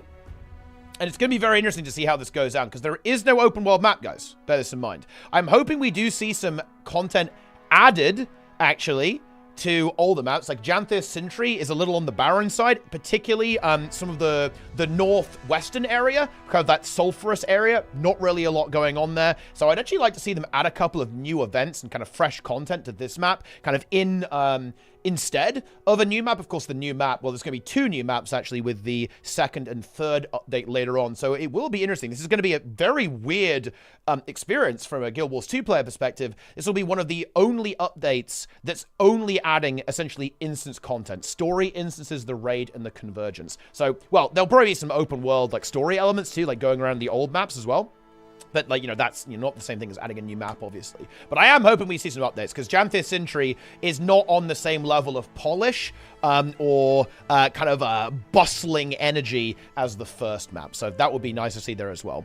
In addition to new story chapters, there will also be a new raid and convergence, the new Legendary Spear, along with a new Wizard's Vault season, relics, weapon, and armor rewards. A mastery update, and new homestead decorations. Stay tuned for previews of the new rewards and Wizard Vault refresh on our launch day blogs. There's going to be some more details about this kind of stuff dropping there as well. Raids are back. We are so back. In next week's update, we'll be introducing our new 10-person raid, which will take you to Mount Balrior. It features 3 bosses and several smaller varied encounters that will test your coordination and adaptability. So this is actually a really key thing, in my opinion. So this is really important. There was definitely a lot of worry that it was basically going to be 3 strike mission bosses in a row with nothing in between them. I actually really like that they've gone to the effort of adding some kind of intermission events between the encounters. That actually sounds really cool to me. That's kind of, it really leans into the raid experience of like the raids that already exist in the game. And a really important part of it, definitely from my perspective, because I like speedrunning and stuff, and having these extra encounters that you can kind of optimize and break up the action and kind of increase immersion, I think is really important there. So big fan of this. Hopefully we're not in for another spirit run. That maybe not that is what we're looking for there, but this is actually a good sign in my opinion. Definitely interesting to see what they've cooked up. I'm definitely expecting it to include the Warclaw actually. In some way, right? There's maybe like a Warclaw little race event or something like that. You'll have to do a little course to get to the next boss. I could certainly see something like that. Maybe you've got to chase down the bosses with your Warclaw and like pull them over and then fight them as a raid boss. Could be pretty cool. At the heart of Mount Balrior's narrative are Greer, the Blightbringer, and Decima, the Stormsinger, the two titans you battled in Janthir Sintry. After their defeat, they've retreated to Mount Balrior to recover and regroup. This time, they won't be alone. Their raid versions bring back the chaotic, relentless attacks of Greer and the structured strategic mechanics of Decima, but cranked up to new levels of intensity. Expect familiar moves executed in ways that will keep your group on their toes, along with a few completely new surprises that Greer and Decima have in store. So it's going to be using similar attack patterns to the open world version then basically in the raid, but with a couple of extra kind of more raid dedicated mechanics as well. One thing here is a thing. Notice this. They mentioned 2 bosses, and initially you might be going, ooh, alarm bells ringing. It's going to be 2 bosses and an encounter like Bandit Trio or, you know, I don't know, you know, the road event in Wing 5. We actually happen to know that isn't the case. Roy, you know, ArenaNet Roy, World versus World leader, accidentally, well, he showed his achievement panel in a World versus World stream just the other day. That actually confirmed that there is another encounter. It's going to be Ura, the kind of 3rd Titan that we haven't encountered yet. We've already seen that achievement exists in the game, as it was shown on a Guild Wars 2 live stream accidentally, so nobody panic. It is going to be a 3-boss raid with Greer, Decima, and Ura. Again, Ura presumably going to be the final encounter, with Greer and Decima being earlier on in the fight. So yeah, there you go. That's the information there, but they're, you know, I guess they're keeping it a little bit close to the chest on this one, which is fair enough, I suppose. With that one, they want to keep the story element, like who is this mysterious character under lock and key. I get it. You know, I get that. But we'll see how that turns out. And there you go. You can kind of see Decima kind of in on the action here as well. Ready to pump there. And, you know, again, kind of similar attack moves there. We'll kind of have a look at the trailer as well. You can kind of see in the trailer, if we go up here to where they're showing off some of the Decima fight. Where is it? It's here. So you can kind of see we have similar attacks here. We've got loads of AoEs going out, of course. Looks like we've got like lines happening, like loads of AoEs dropping. And of course, these arrows are even moving and potentially following players there. So the green ones you have to stand in. Probably don't want to stand in the orange ones. So we'll see what they've actually cooked up and how it's going to work. This time, though, you can kind of see there's like some more attacks that Decima has, so you're going to have to quickly move to the other side of the encounter to not get one shot, and then like dodge away very quickly, right? So you can see that they are mixing things up. It's not just going to be a carbon copy of the open world. That would be a little bit on the disappointing side, I think. Let's be honest here. For a different flavor of group content, we're also launching a new Convergence in the Godspawn update. Like the Convergence in Guild Wars 2, Secrets of the Obscure, up to 50 players can participate in public squads every 3 hours, with private squads able to start anytime. Expect a challenge comparable to Guild Wars 2 Soto Convergence bosses, with most groups completing it in 20-30 minutes. Basically, very easy, but we're adding a CM later, right? So, fair enough. In this journey, Stoic Older, the Claw of the Lowland Coden, narrates your adventure to young Coden cubs, adding a unique story twist with every playthrough. That's kind of cool, actually. I really like the premise of this Convergence, like the role play that you're being told the story and you're kind of experiencing it, you know, from the perspective of someone listening to this, you know, this claw. Very cool. And of course, that you know, it makes sense, right? You're going to have these little embellishments of the story, right? And the framing in the trailer is that it's the command, it's the story of how the Wayfinder and Stoic Older defeated the Titans, right, and climbed the mountain, right? So you have these embellishments. I like that a lot from an immersion and roleplay perspective. So I like touches like that. I do. Fans of Greer and Decima will find familiar attacks, but with adaptations that make this event a fresh experience. As our first multi-purpose map, Mount Balrior includes hidden passages and adapted designs, setting the stage for future rotations of bosses and a challenge mode arriving later on. Yeah, pretty cool, right? I think the challenge mode is particularly interesting to me, because I really like stuff like Dragon's End and Triple Trouble, like challenging open world content, but there is an issue where they've had to brutally nerf stuff like Dragon's End to the point where it's not very interesting to me anymore because it's too easy, because it's in the open world and there's some friction there. But in the challenge, you know, if you've got a challenge mode instance that you opt into, nobody can complain about that, right? Nobody can say you have to nerf this is too difficult. It's a challenge mode. It's supposed to be hard. So I'm actually really interested to see what they actually cook up with this. But that is the last update, so we've got a bit of time to wait for that. It's going to be the third quarterly update for those convergent CMs. But I just think really cool, really exciting potential that they could make some legitimately challenging high player count content, that really like big, mega raid experience, having 50 people defeating a boss that could actually have some decent challenge to it, as opposed to, you know, what we're used to in Guild Wars 2 Open World, which is essentially trivial content. You don't really have that guild group coordination element and like, you know, requiring decent performance, like, you know, good DPS, good healing output, good movement, right? Like, you know, doing the mechanics correctly. So this is very interesting to me, very exciting. So I'm looking forward to the convergent CMs quite a bit, actually. And yeah, we're going to have some more information about convergences, and I'm going to make a bit of a prediction here because we do have a little bit of extra insight in this from a great article on MMORPG.com here, as you can see. So, well, one, Legendary Spear, 6 different possible looks for the blade. Really cool. I was definitely hoping it was going to go that direction. I imagine this is going to be similar to EOD. You'll probably craft, like, the base version, right? And then you'll be able to, like, upgrade it and unlock different skins similar to the variants. So that's really cool.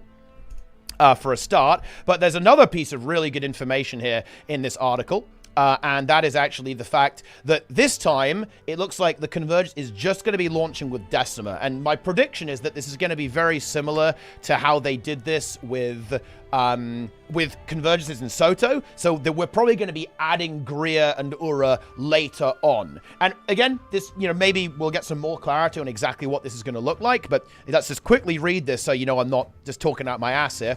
This time, you'll face challenges and objectives to complete in the Convergence, which features a reinterpretation of the Titan Decima. So it looks like it's Decima, and they're going to add more later. Presumably, right? Because it will be kind of weird to have all 3 of them in the raid, but not all 3 of them within the Convergence. That would be, I think, a little unfair to players who maybe don't want to raid, but only want to have that kind of open world meta event experience in the Convergence. So there you go. And, you know, kind of speaking of the Legendary Spear, right? The other thing about the Legendary Spear is that it's very likely to require either engaging in the raid or the Convergence. I don't think the raid will be mandatory, by the way. I think that's fairly unlikely. But I think you'll probably have to do the Convergence, which is essentially the same as doing an open world meta event, which I think is completely fair, of course. But yeah, here's Legendary Spear. It looks pretty cool.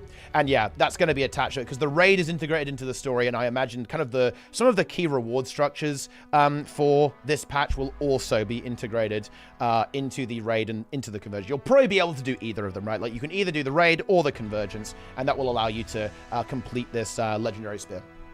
Is probably how it's going to go down there as well. Okay, so we've got all that out of the way, raids and Convergences, and okay, now it's time for a complaining session. So many of you may be aware that there was a World versus World stream just the other day, and people were really excited for it. Like, you know, whoa, it's a stream. This is a big deal. This is big news. Can't wait to hear Roy and Cecil just obliterate, just go crazy, and announce epic things for World versus World. Players have long been awaiting an update to what's going on with World restructuring, what's going on with making winning matter, right? Which is, you know, a goal for the company, right, when it comes to World versus World. This is something that people are really passionate about and want to see information on. Now, I'll summarize what actually happened in the World versus World stream in another video, I think, but here's the very, very fast cliff notes on this. They didn't talk about winning mattering. They didn't talk about many of the issues that players are actually concerned about in the game. They instead talked about reworking Siege and implementing victory points into the game and a couple of other kind of minor gameplay tweaks. As you can imagine, players were not expecting that because, you know, I think the last time we saw a World versus World stream was it actually when Grouch and Ray were on Tea Time talking about, like, actually implementing alliances into the game? It honestly might have been. I can't remember exactly, but that sounds like it could be the case. So people perceive this to be a big deal, and ArenaNet completely failed to meet expectations. Now, that would be bad enough, right? But then this update drops, and guess what happens? Okay? They say, oh yeah, We're refining core systems while we continue planning for some of our larger long-term goals. One major area of focus is incentivizing winning, or in other words, creating shared goals that encourage teamwork. We've consistently heard two key pieces of feedback. Players often have different preferences for defending versus not defending, and more generally, many players feel there aren't enough incentives to win matchups. By aligning team goals around winning, we hope to address both of these issues. It's a big task, but it's one we're dedicated to, and one we're excited to start rolling out improvements on. Why is this annoying to me? Or frustrating, rather? This is frustrating to me because there is a huge amount of negativity around the world versus world stream, and it was pointless and completely unnecessary. Like, if a statement like this had been made on the stream, or if this post had come out before this, and then they'd said, yeah, we're going to be talking about reworking Siege, and a couple of other improvements to the game mode and some long-term goals. Because, by the way, the actual stuff they're adding to World vs. World is actually pretty good. The only thing that's questionable is they're buffing Lord HP. Not sure about that one. We'll see how it goes. But they're adding, like, mega long-term goals with infinite siege that you can get. If you're, like, a mega, like, grinder player, you're going to be able to simplify siege now because there's only one thing. There's not normal, superior, and guild. They're just, like, streamlining that all down. They're adding Demolisher gear to PvE in World vs. World, which is actually really cool. That opens up some pretty decent build options, in my opinion, in both of those game modes. Like, all the changes are good, but the way they communicated it was catastrophic, right? I really have to point this out. The fact that they did it in this order, while saying nothing about their long-term goals in the World vs. World stream, while not saying anything about what to expect in the World vs. World stream, to be frank, it is mind-blowing. Like, that is insane.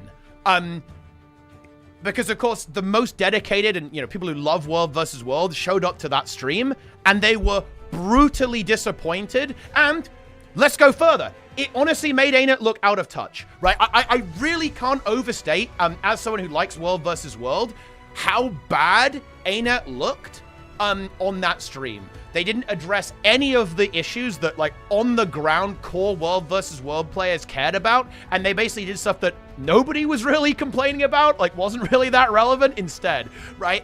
Oh, it was brutal. It's brutal. And this makes it worse, by the way, because it wasn't necessary, right? Because they're doing it. They're actually doing what people want.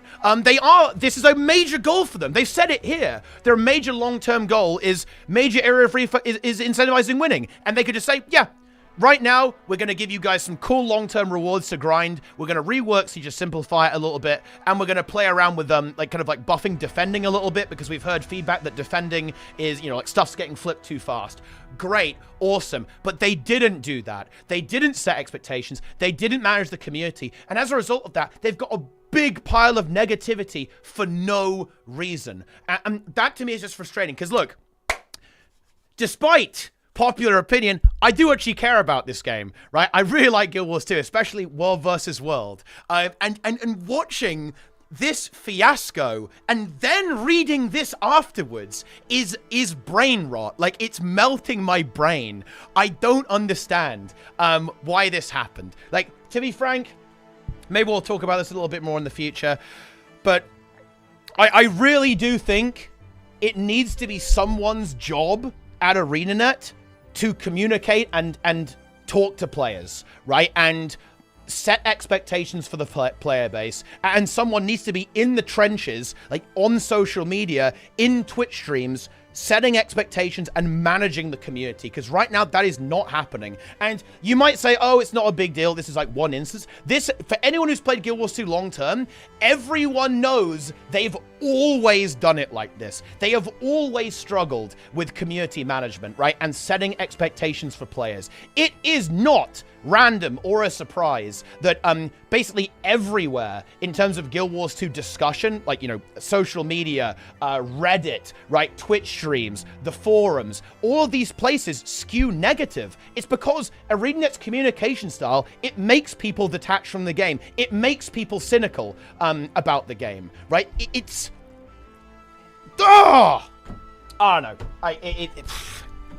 It's very frustrating, right? It's very frustrating when this negativity was completely unnecessary, because this was dropping the next day, right? They knew they were doing this. And of course, this means that, bear in mind, you know, this just wasn't communicated on the live stream. They could have done that as well. This was just, yeah, this was very bad community management by ArenaNet here. And I think that really has to be criticized because it is a driving factor in negativity, cynicism, and detachment and apathy in the Guild Wars 2 community, right? Like, is a failure to set expectations and manage the community. And, by the way, it does impact the player experience. It is not fun to play a video game when people are always cynical, when people are always doom, or when people just don't care, right? When people have just been burned and they're just not interested anymore. Like, that does not create a fun gaming environment. This is important. It's important to do this, right? Like, when the community is low on morale, it's not fun. And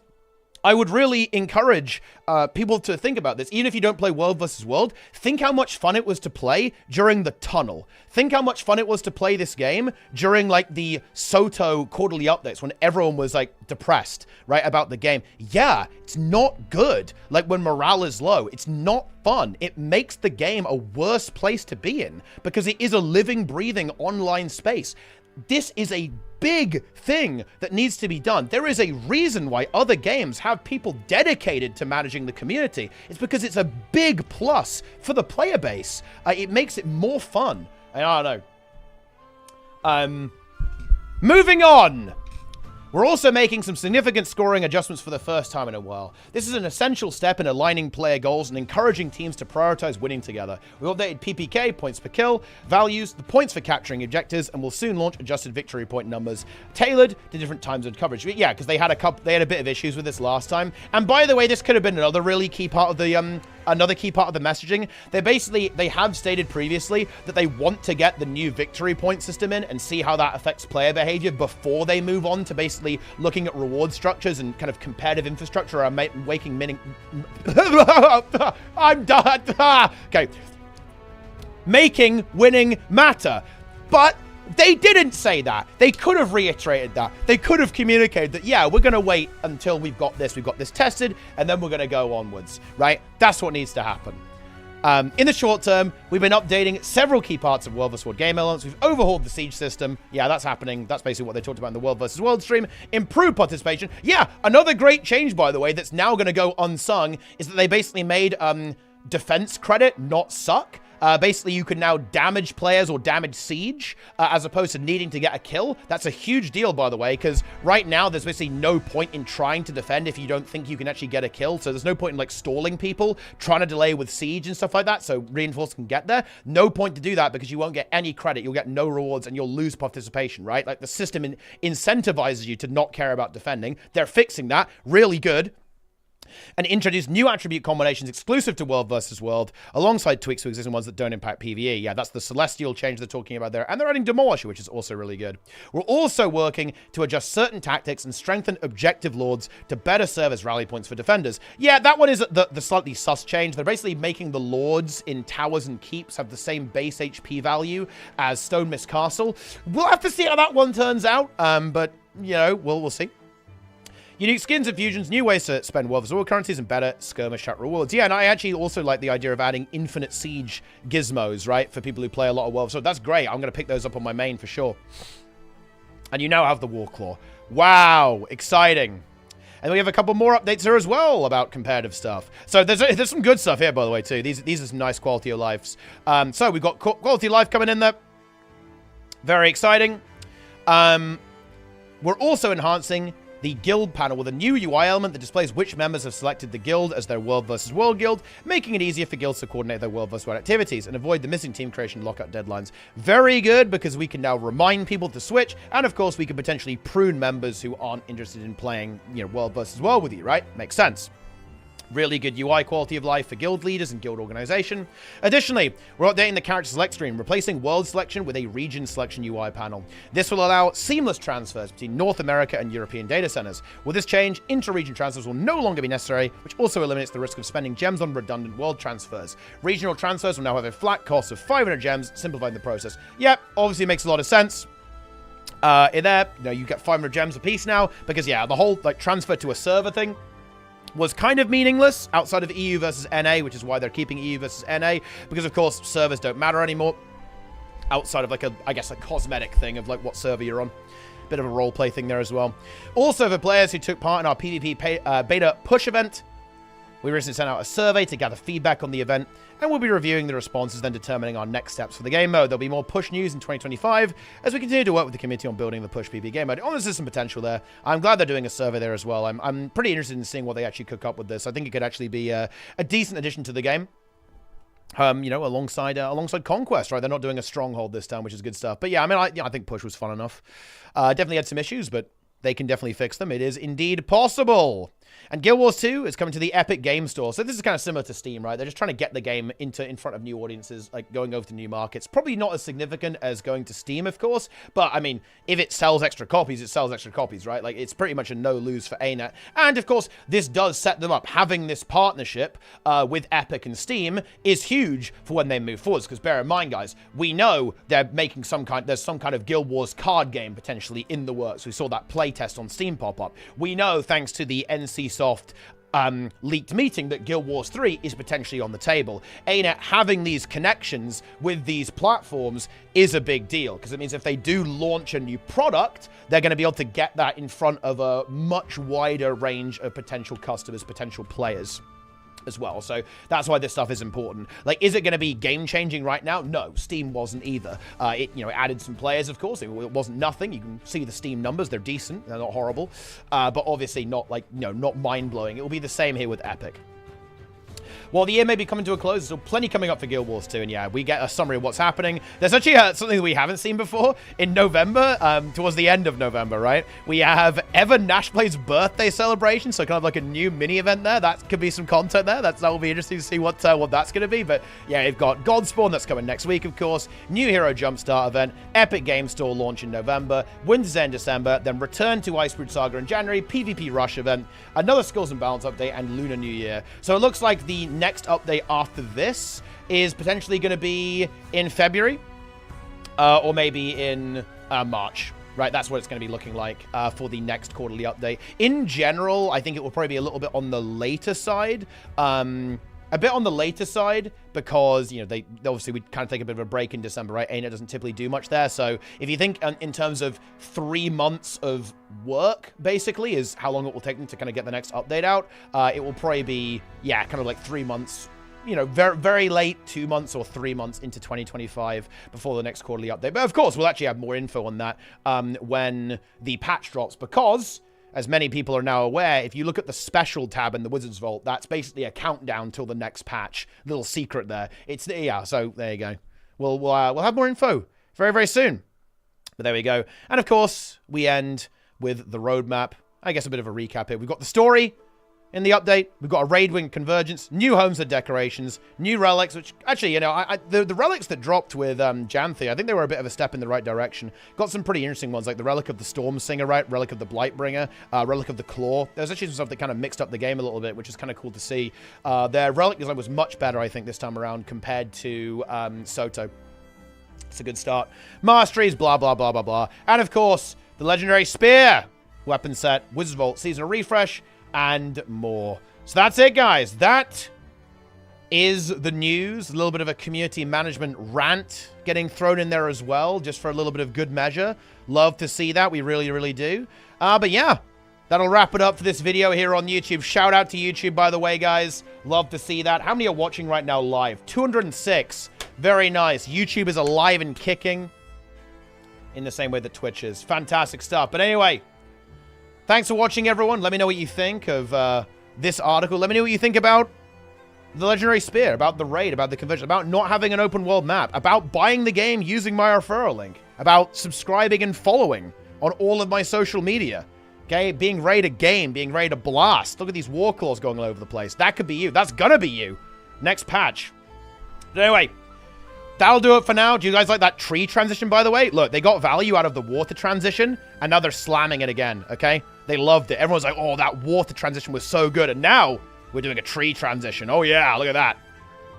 Kind of a little bit of a hint, I think, of some of the convergence activities, by the way, in between the bosses, in both the convergence and the raid. But anyway, that'll do it. Enough rambling. Leave your comments down below. Subscribe. Like the video. Watch every other video. Watch the stream as well live. More content to come. And I'll see you next time. GG gamers. I'm out of here. Boom. We're done.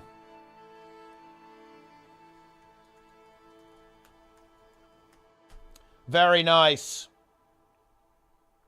Yeah, buy 100 Ultimate Editions. That's what we've got to do.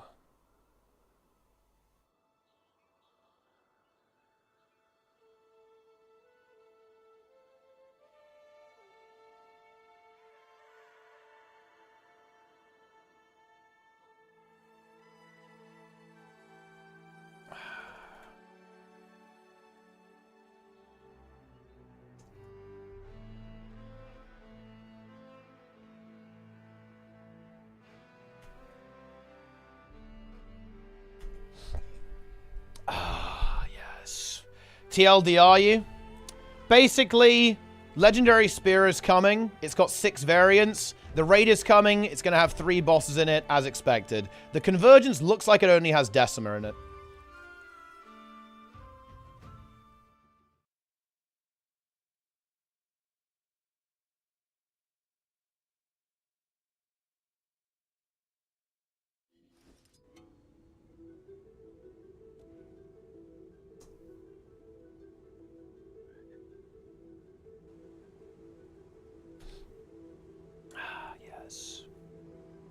Incredible. I've got the mail. Dude, look at that. 30% world versus world reward track. And also another 30% there. Oh, wait, we're juiced.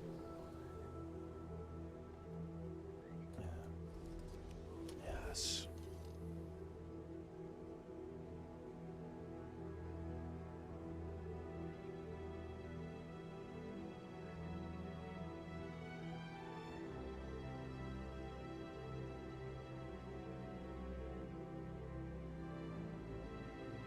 Wait, Plutix wants to collaborate. I accept. Wait, it didn't work, though.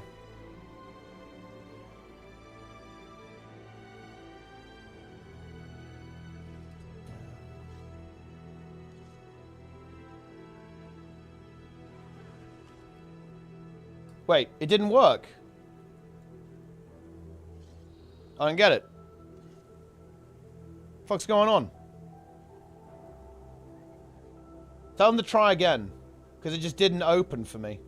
Like, I clicked accept and then nothing happened. So it's deplete.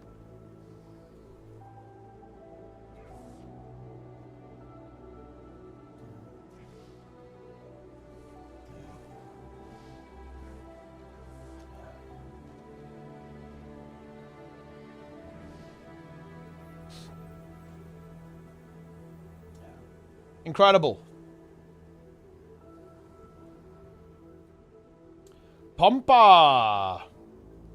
Don't have bosses per hour day. Yeah, I think they probably will. Yeah, I'd expect that. I'd expect them to do that, at least. We need to go. I need to go do the Titan event. It's Titan event time, guys. I'm logged in.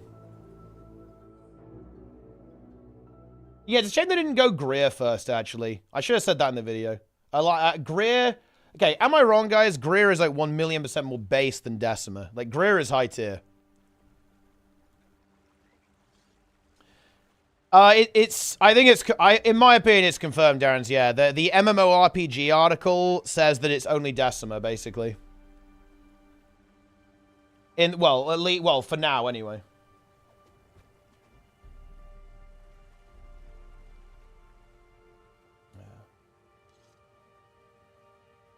Wait, let me try and collaborate with Plenix. I'm gonna try to.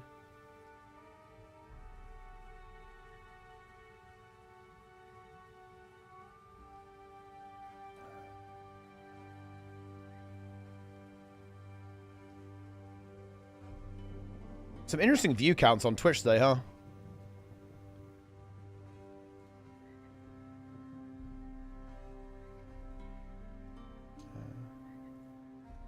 I'm trying again.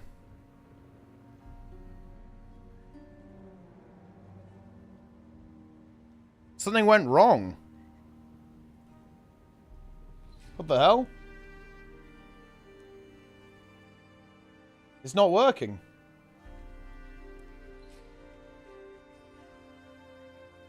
The hell is this?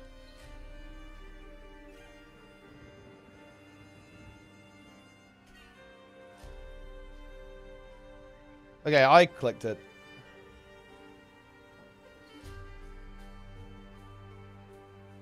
Wait, join. Oh, I think we made it work. There we go. Hello. You're muted. What the hell is going on?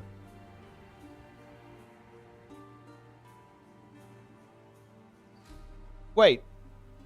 Now it just ended. I got into the call, but then it just ended.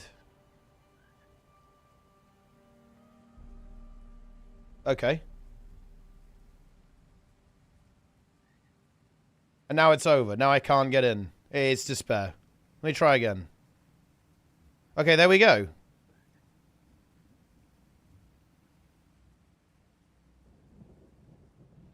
I pressed it.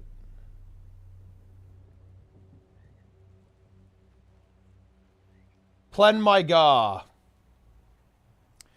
Players are doing Icebrood Saga 2. I mean, this is clearly not Icebrood Saga 2. Oh, hang on. Is blue tank for incoming meta on this map? If you plan to help, please join the squad. Okay, you know what? Let's do it. I joined. Ex-Yugoslavia. I don't think he can join, guys. I think it's fucked for some reason. I mean, I sent him another request, but it's just, it's not working.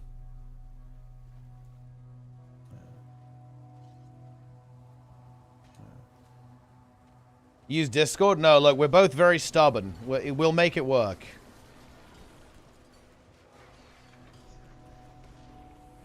Cool, wait, how is he broken? Wait, he's mentally broken? Is he running the 9800X 3D?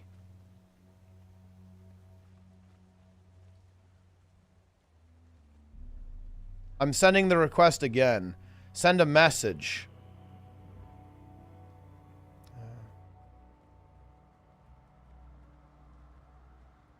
Surely, okay, wait, he's in.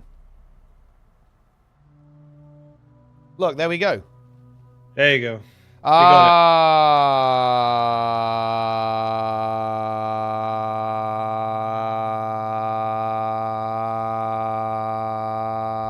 Let's go.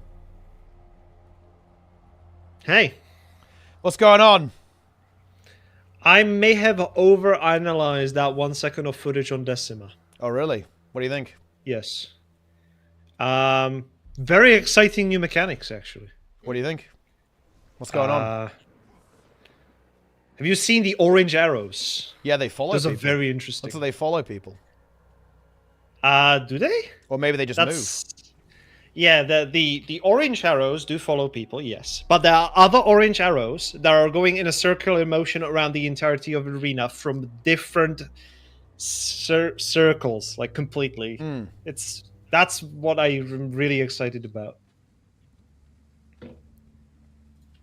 Hold on, let me try to find it. Yikes! I closed the video. Lazy Pug, tier 1. Very nice. Let them cook. Yeah, I mean, I think they better have some good stuff in there. Well, there are many interesting facts about the thing, but yeah. Where's the video? I only got 1 second of the fight, so it's not ideal, but I really overanalyzed everything. It's insane. I'm going mad. I'm way too excited. You don't sound excited, Teapot. What's wrong? Well, I mean, yeah, it should be pretty good, I think. Be hyped! Come on, man! New not, patch coming next week. I'm not getting. I'm not getting hyped. Okay, why would I get? Okay, because if you get hyped, the punish is so bad. If you get hyped, what if it's Dagda? Oh, I mean, if it's Dagda, what if it's Lonely Tower? I think the Lonely Tower was interesting once we got the gist of it. No. Was it? Yeah, I would say so. I'm just gonna wait and see. I'm gonna wait and see. That's my plan. Wow. Yeah. Wait, why is your chat telling me that I'm full copium? Because you're coping. No, I'm not coping. You're hoping I- actually. You're hopium right now. Yeah, I'm hoping. Yeah, that's a different version of coping. Okay, I believe, but it's all theoretical. Yeah. Have you seen the gw2 Hearthstone cards? These are leaked from the new TCG. Oh, I did not see that. No. Yeah, it's I've leaked. tried to avoid Reddit at all costs. Yeah, and I'll read the. Okay, I'll read. So there's actually Dagda as a card, and it's turn all other minions into Kumas wherever they are. I believe the Bog Queen one actually fuels that card as well. I believe it turns all of your other cards into Kumas. So if you kind of have, and then you kind of combine these two together, it's pretty powerful. Oh no, you do. Yeah, this turns all of your minions into Kumas, and then the Bog Queen does 1 damage for every Kuma that you have in your deck, I think. For a second, I ironically thought that you would.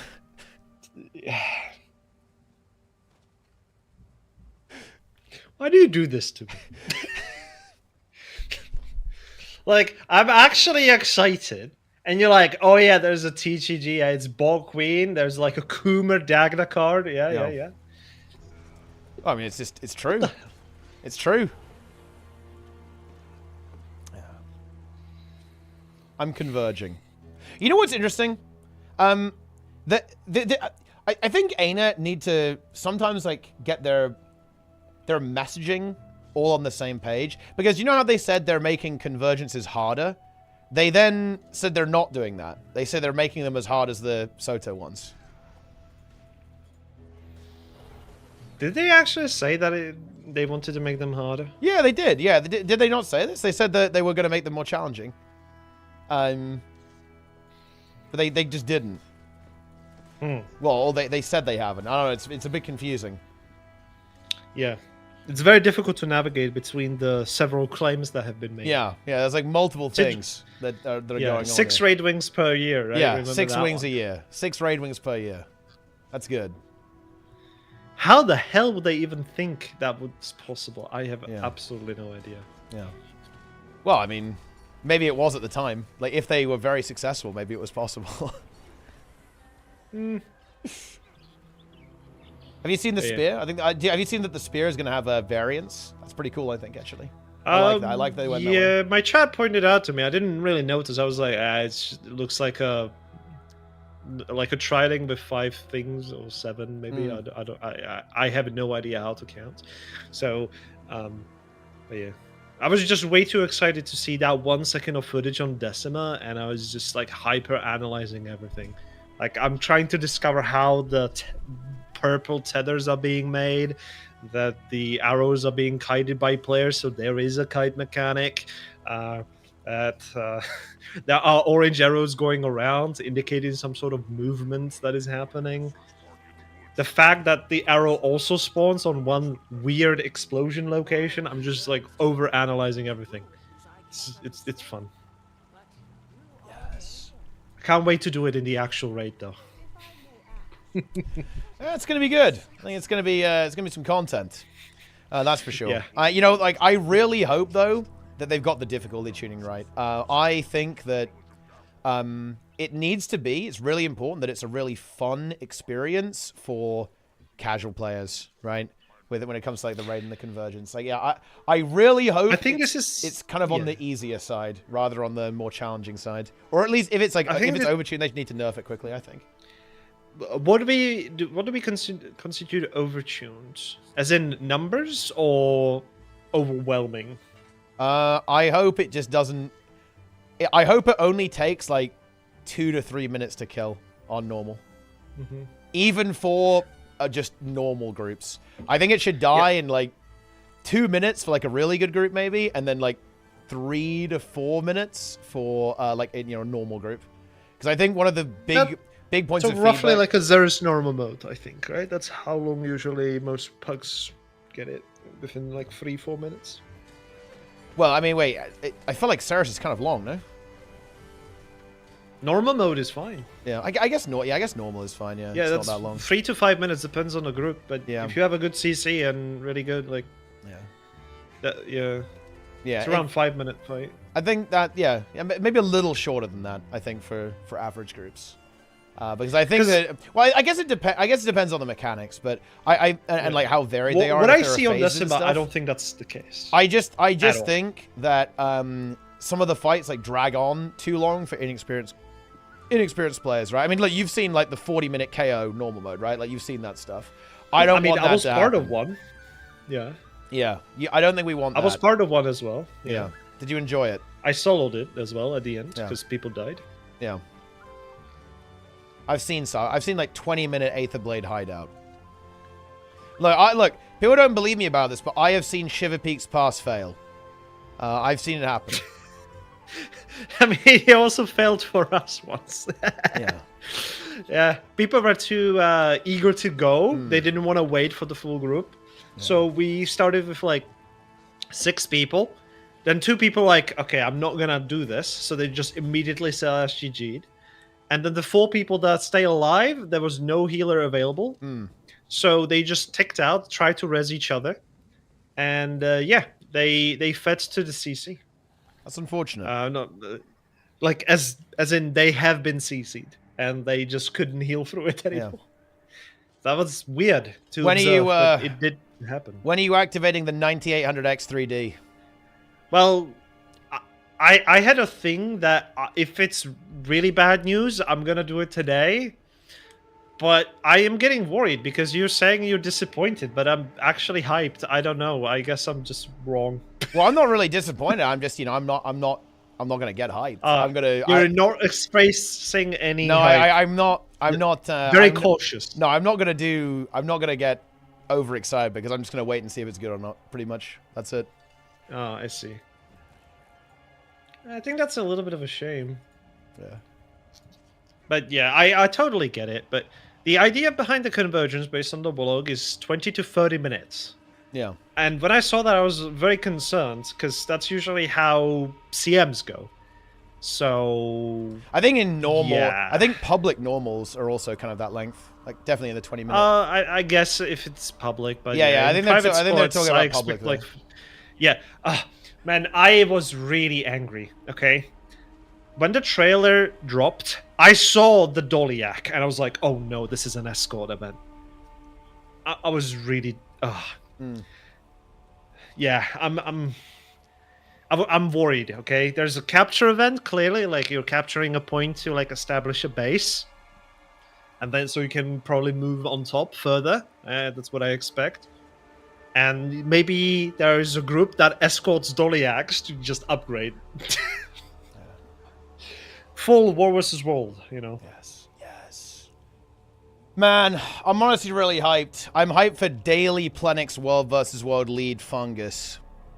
Wait, what do you mean daily? I've never said anything like that. Daily World versus World lead in Fungus. 5-hour raids every day. And you've been pumping. No, like you've been actually pumping Fungus. Have I been though? I feel like you've been pumping. Wait, you saying you haven't been pumping? Well, I had 1 session a week, and after each session, I feel like I've just let the team down. Wait, I how don't know. so? Haven't you been farming? I think you've been feasting, no? Well, depends on the day. Like, usually we have like a very good midday. Sorry, not midday, but like a mid-session stuff. But the start is usually rough, and the ending is very rough because most people also leave. Well, I mean, I guess it's because like at the start, you're the comp shit, right? You haven't comped out yet. You got to wait a little bit. Yeah. Well, I'm counting after that. Like, it takes a little bit while for people to wake up, and then some people just decide to leave. Like within the next 20 minutes, and yeah. And are you going to be there for the everything's- next inspection? Because there is a fungus inspection coming up. Well, when is it though? Because you said like it might be on Saturday, but I Ooh. never really specified which Saturday. That's one thing. Probably before the lockout, I would presume, but I'm still asking. And yeah, secondly, you never mentioned any time. Yeah, it's actually a little bit tricky because so this is we're going you wanna psycho push mode. WoW? Well, the thing Yeah, is, we are yeah. raiding. So next Risa, right? So starting from Wednesday, we might be raiding 6 days a week. So that might be a little bit Every tricky. single day. But What's the day I can do it skipping? early. Is it- I can do it early on the Saturday, I think. So I might just do it early, like 4 p.m. maybe my time on Saturday, and that should be good, or maybe even a little bit earlier than that. But yeah, I will announce it. I'll confirm it, and fungus inspection will be coming. We need people to be assigned to mold rank. Also, you are allowed to assign people to mold rank at will, by the way. Like, you can just, if someone feeds, because you know how you were like flaming people for being far behind, you can just demote them to mold rank. Like, they have to be on the punishment, right? Usually bringing up the guild panel just lags the game, and then I have to find them, then I have to give them the rank. It's just too much work. Mold. Yeah, it's just too much work. So what do you think is God comp in PvE right now? What's like the God squad? What's the best? PvE? Yeah, what's God comp? What are we running in day my one? opinion- Day one in the raid, what are we running? I think we're running double heal Chronos and 8 Scourges. Huge. And 2 of those are DPS elect. That's what I think we're running. Because if there is any weirdness with movement, I think Scourge portals can be really useful. Based on what I saw in the tease of the trailers, I would expect Greer is going to be heavy denial fight. So positioning is going to matter quite a lot. And Scourge can just do damage from almost any distance every time. And you're also immune to and- condies, right? If you do that, because if you get Yeah. corrupted, the Scourges will instantly convert it back into boons, which is pretty big. Yeah, exactly. Just spamming F2 and it's like instantaneous. So that's why I really think. And there's going to be probably going to be ads, right? At least on Greer, because Greer has Greer ads. is confirmed ads for Yeah, sure. yeah. I am unsure because there is an ad visible in the footage of Greer already. But I think Decima might have it as well, but it's very difficult to see from the footage. But it is a little bit awkward because the conduits that they have like 3 states, like uncharged, charged, and then like very deadly when it's like pulsing with a red circle. I think the next state after that is it explodes, because then the orange circles spawn and start circling around, and I have absolutely no idea what the orange circle is going to be and what it's going to do, because it's not really visible in the footage. But yeah, it's... Man, I'm over analyzing that 1 second way too much. I keep going back and just trying to find something new in the low pixel. Yeah. Yeah, I mean, it's going to be interesting to see what has been cooked up. But yeah, I definitely agree with that. Like, Chrono, I mean, Mesmer is almost certainly going to be mandatory because of Portal. I do have a bit of a feeling, though. I have a feeling they might try and design fights where Portal isn't necessary. Right? I kind of suspect they'll go that way. Because... I mean, you can just disable them it's as well. such a big complaint that people have had about Ceres, right? And I think, fair enough. Virtuoso obviously very dominant in some of the harder content in the game. And just like Mesmer in general with like the portal and so on. I kind of feel like they'll try and make at least one of the encounters like not really have any kind of portal style mechanics, just to kind of address that concern within the player base. But yeah, Heal Crows is insane, right? It's like insanely good. Obviously Heal and Heal Scourge too, right? Heal Scourge is good. Wait, do you think you'd play you go Heal Chrono then Alack Scourge, right? That's what you think? Yes. Yeah. I would go with just 8 Scourges, so you have that constant F2 press as a part of the rotation. So it's going to be great for Greer, and you can also just mass barrier everyone, if everyone's spamming F3 anyway. Yeah. I do think... So it's less chance for I some to do go think that downstage. Heal Scourge is actually still good, by the way. Even after the transfusion changes... I would agree. I think Heal Scourge is like... Especially if you have 2 of them. Because if you have 2 of them, think about this. You have like transfusion up the entire time, right? That's 4% res pulsing permanently, right? Like the entire time if you have 2 of them running. It's actually kind of interesting. I understand it, but I am constantly playing feedback res because I just like that trade way more than anything else. And there have been situations where I have saved an entire wipe from wiping because I dropped 2 feedbacks down and just resed everyone. Yeah. It has happened literally yesterday. Yeah, res is very fast. Yeah, it's still very fast. Yeah. I think I'd be very interested in. I do still really like Druid heal Scourge as a healer comp, because I think that Druid is like, I feel like Druid's the, I feel like raw Druid healing, yes. Well, I just feel like Druid is the only, Druid and Scourge can heal at range, right? Whereas I think a lot of other healers can't do it as much. Like Rifle kind of can on Chrono a little bit, right? But it's not the same as Druid. Druid is like God at healing at range. Well, you can heal at range. You just have to be able to summon the phantasms, so you can trigger the traits and stuff. Yeah. No, what I mean is like you can heal someone who's far away from you. Oh, that. Yeah, so like, you know, because I think some of the key design elements that they should go for, right, is they should try to disrupt people as much as possible, right? And like make people not able to stack. Like you have to go out and do things individually. So that's where like Druid is insane in that type of situation. And same with Scourge, really. Like, Scourge is very good. You can just like put a shade on someone and give them barrier. Yeah. Is this game an MMO? Why would you guys say no? Stop spreading misinformation. Yes, Guild Wars 2 is an MMO. Is it though? Yes. How would it? I mean, I'm playing this game very cooperatively. So it's a co-op for me. With open world. Yeah.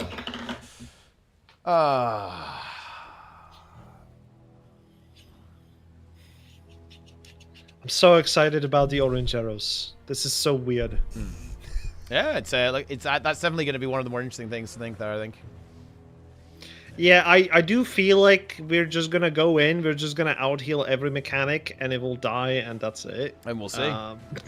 That's the one thing that I'm a little bit feared of. Like, oh, Greer's now placing this AoE on top of you, which boon corrupts. I'm like, yeah, but we are literally pressing F2 to conde cleanse everything, and it's done, right? It's over. Yes. It doesn't matter. Yeah. And we'll see. I'm still kind of if I'm thinking, I'm still coping on. I might still be coped out on Herald, to be honest. I feel like Conde Herald is insane. Conde Herald. Yeah, I would agree. Conde Herald. Get the Druid in there. Get the Scourge in there. It's based. Or maybe play the only reason I want to take Chrono is essentially that I think there could be a use for a portal if there is a portal situation. But I would also like them to just fully disable it outright.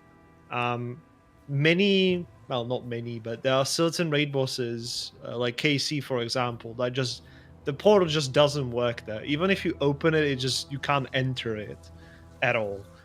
So they can do something similar, just like, hey, you know, no portals. But yeah, yes. Then it would value like personal blinks over that, so everyone will be playing Virtuoso still. No, I don't think it would change much. Yes. Fluently gifting subs, very nice. I like that. Getting in there, having the chat trolling you, and still staying. I like that. I respect it. What do you mean trolling you? Well, you know, the chat spread misinformation that it wasn't an MMO. Instantly trolled. Ah, I see. Wait, Guild Wars 2 is already on the Epic Game Store? Oh, that's kind of interesting. Yeah, look, it's here. Yeah, you can probably access it, but you can't install it through it. Oh, I see. So it's like the page is up, but you can't do anything with it. I think that's what they did with Steam as well, no? Yeah. Like it was just on Steam before you could actually access it much. Oh, wait. So hang on a minute. Oh, look, here's the trailer. They said they're doing a new Epic trailer, and here it is. Oh, no. Did they do... Oh. Some call me the hero of Shaymore. Okay, I'm gonna go watch myself. I'm watching the trailer. Slayer of Isormir. Valiant of the Wild Hunt. Warband Legionnaire. Snaf Savant.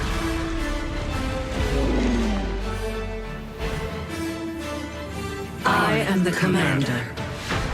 My calling takes me far from home, where shared struggles form fast bonds.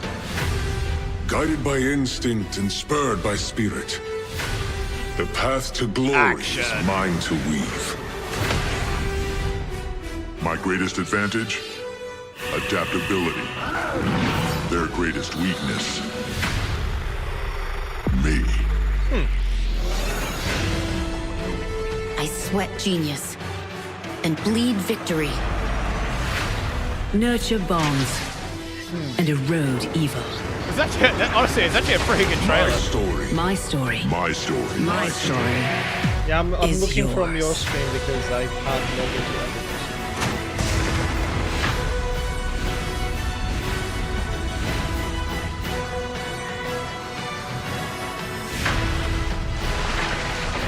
I was kind of chuckling on the challenging encounters, not really showing much. Pretty base. Yeah, well, the thing is, they can't really. Oh, dude, I'm trolling. I'm AFK in the Titan event. Not gonna lie, that trailer's actually good. That's actually high tier. It's funny because they can't really show any raids because they're advertising the core game there, right? So everything they're showing there is from the core game. So they can't really show some of the challenging content they've got because it would almost be like weird to do that in a trailer. That's They kind of could show advertising the core game. OLC, no? Like that. That is still technically core. Yeah, that is true actually. Yeah, maybe they should have done that. OLC is pretty good. Yeah, actually, like that was a good trailer. To be fair, it was an epic trailer, you could say. Wow. Good Now, one. I am actually in a full Safari Titan event here, and there are no subgroups. So basically, this could be deplete. Oh, that's very often. Wait, is this is normal then? You're saying this is like normal to have this? Yeah. Like some groups, they're doing very bare minimum. They usually spread people in like just 2 big subgroups. Yeah, that's they what. just say, hey, sub 1 is Decima, sub 2 is Greer, or something like that. That's what I'm in right now. I'm in Safari mode. That's honestly fine. You might be surprised, but that might be actually completely fine. And the DPS is it's fetid. But maybe it's enough Yeah, to win. usually people also say like, hey, at the next CC, you like 5 people go X, right, or go to the other one. At least that like it actually works. But still, to this day, some people do not know that green means stand here, and that is inferior. I have seen it. Yeah, people run away with it, don't they? They get the green and they run away. Yeah. Yeah, and then they summon the circle because they don't have 3 people in it. Yeah. So that only proves their point that they were right. And Yeah, because they think that it would have run away. spawned on the group if they hadn't moved out. Yeah, that's a good point actually. That's kind of a troll mechanic, isn't it?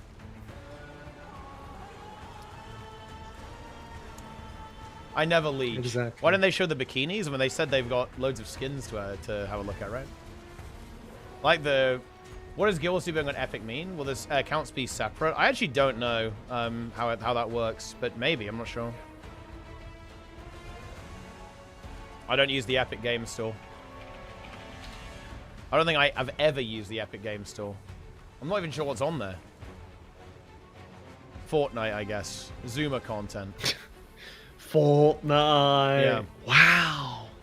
You much of a bat? Do you bat chest? Have you seen Arcane? Have you bat chested yet? I have seen Arcane, yes. Did you bat chest? Well, not batches, but I have been listening to Woodkit for a decent time now. Yeah. So you did bat chest. I mean, I guess if that does clarify it, sure. Yeah. Arcane bad chest. Yeah. Do you think Guild Wars will be a nominee for best ongoing game? Yes, probably. But I mean, will it win? That's another thing entirely. Who knows? You can just add Guild Wars 2 to... Okay, I literally just added Guild Wars 2 to my Epic account. There you go. You did it. You've now got Guild Wars 2. Yeah, it's in my library. I can install it now. Huh. Well, I mean, I guess there's a slight miscommunication between ArenaNet and Epic then, I guess. I don't know. Yeah. I'm gonna DM you something, because I think this is really funny. Since, yeah.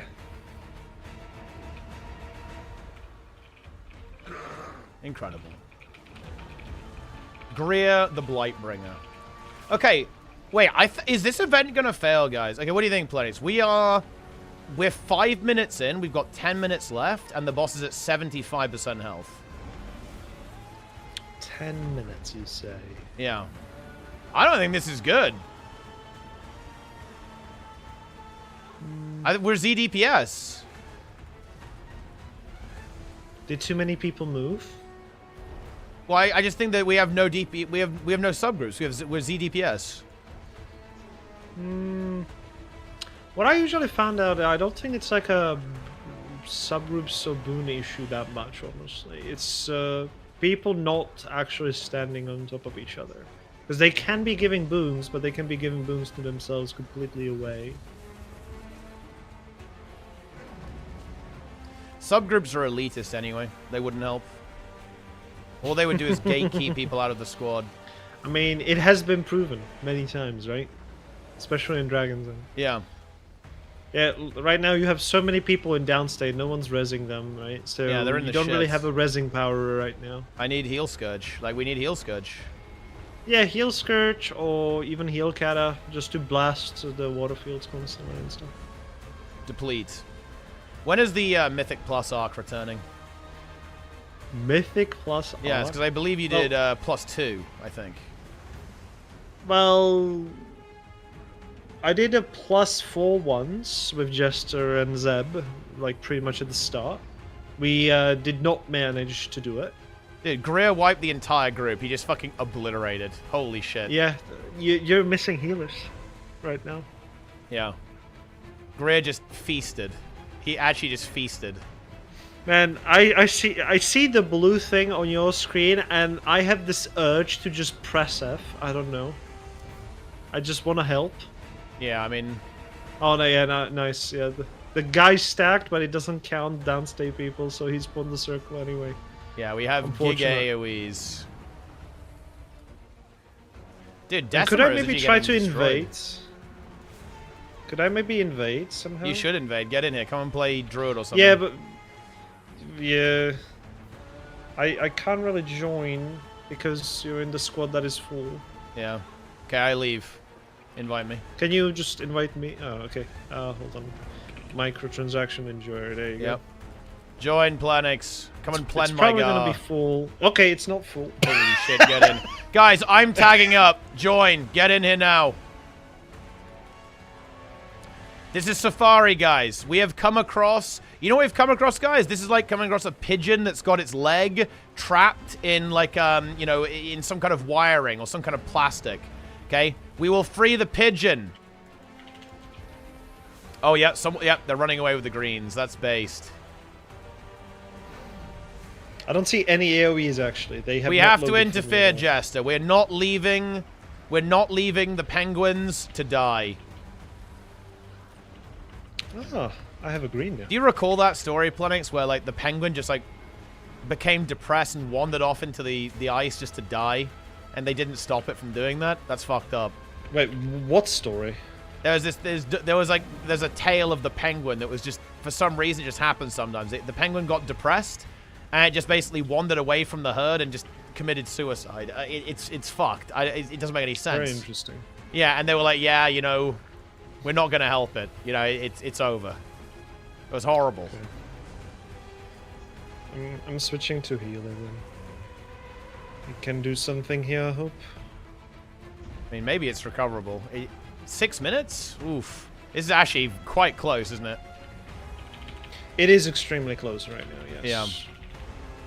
Still doable, though. The problem is going to be making the CC go through. I mean, and we've then making recruited sure that people we've are recruited a staying. lot more DPS. We've got a full squad here. Hang on, I'll make subgroups, guys. Hang in there. Okay, here we go. All right, I'm making subgroups. Wait, what boon are you giving? I'm a lacquer at the moment. Okay. Boom. But yeah, me on a lack is not that great, honestly, but it will work for now. Boom. We're good.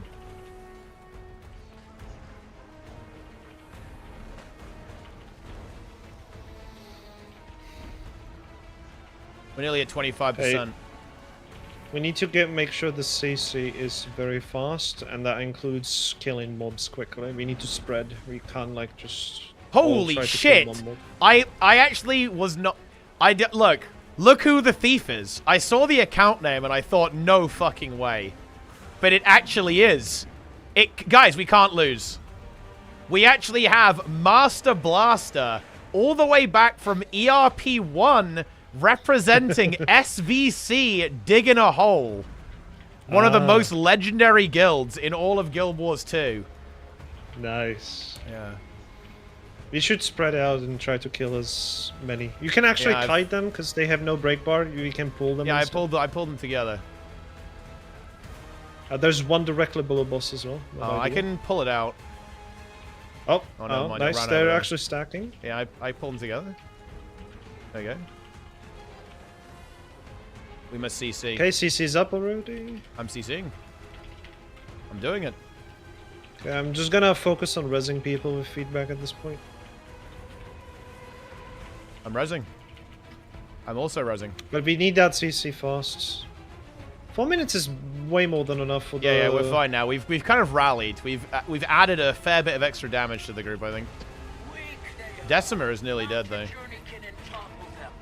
Well, hopefully they're gonna wait. Surely they won't just go without us. I mean, I don't think they will, actually. Yeah, surely they're not gonna pull the same thing you pulled when I was in it as well. Listen, I don't do that. Okay, I never troll. I never troll, ever. Yeah, you definitely did not troll that one time. Okay. Finish Greer off. You know, they should have called Aura the Breaker, right? But they haven't done that. That's disappointing. I mean, how do you know? Well, because it's been leaked. Yeah, I know it has been leaked, but how do you know? That's how I know. I mean, is it confirmed? Yes, it's confirmed. Ask plans about sure? HC Fresh. Who's asking that? Jester. He wants to know if you're playing HC Fresh. The answer. So you are playing HC Fresh then? No. Wait, you're not playing HC Fresh? Yeah. Wait, why not? I said that HC is not for me. Oh, but you're doing... Wait, what level are you in regular vanilla right now? I just broke 22. 22? I'm just casually playing, like... Yeah, well, I'm about to go 22. Yeah. That's big, actually, that's big. Where are you going? Are you going Ashenvale or Stone Talon? I was just wrapping up Stone Talon. So yeah. I'm gonna do Southern Balorans first, and then Ashenvale. Okay. Have you died? Yeah, many times. What have you died 7, 8 times. One, I tried to solo the Goblin in the valley with Dakotas at the start. Yep. There was some fun interactions there. But I did manage to kill him under-leveled. I was really happy when that happened. Okay. But yeah, it took me 2 tries. Yeah. Then I got a DC'd twice. Oh. So yeah, that was unfortunate.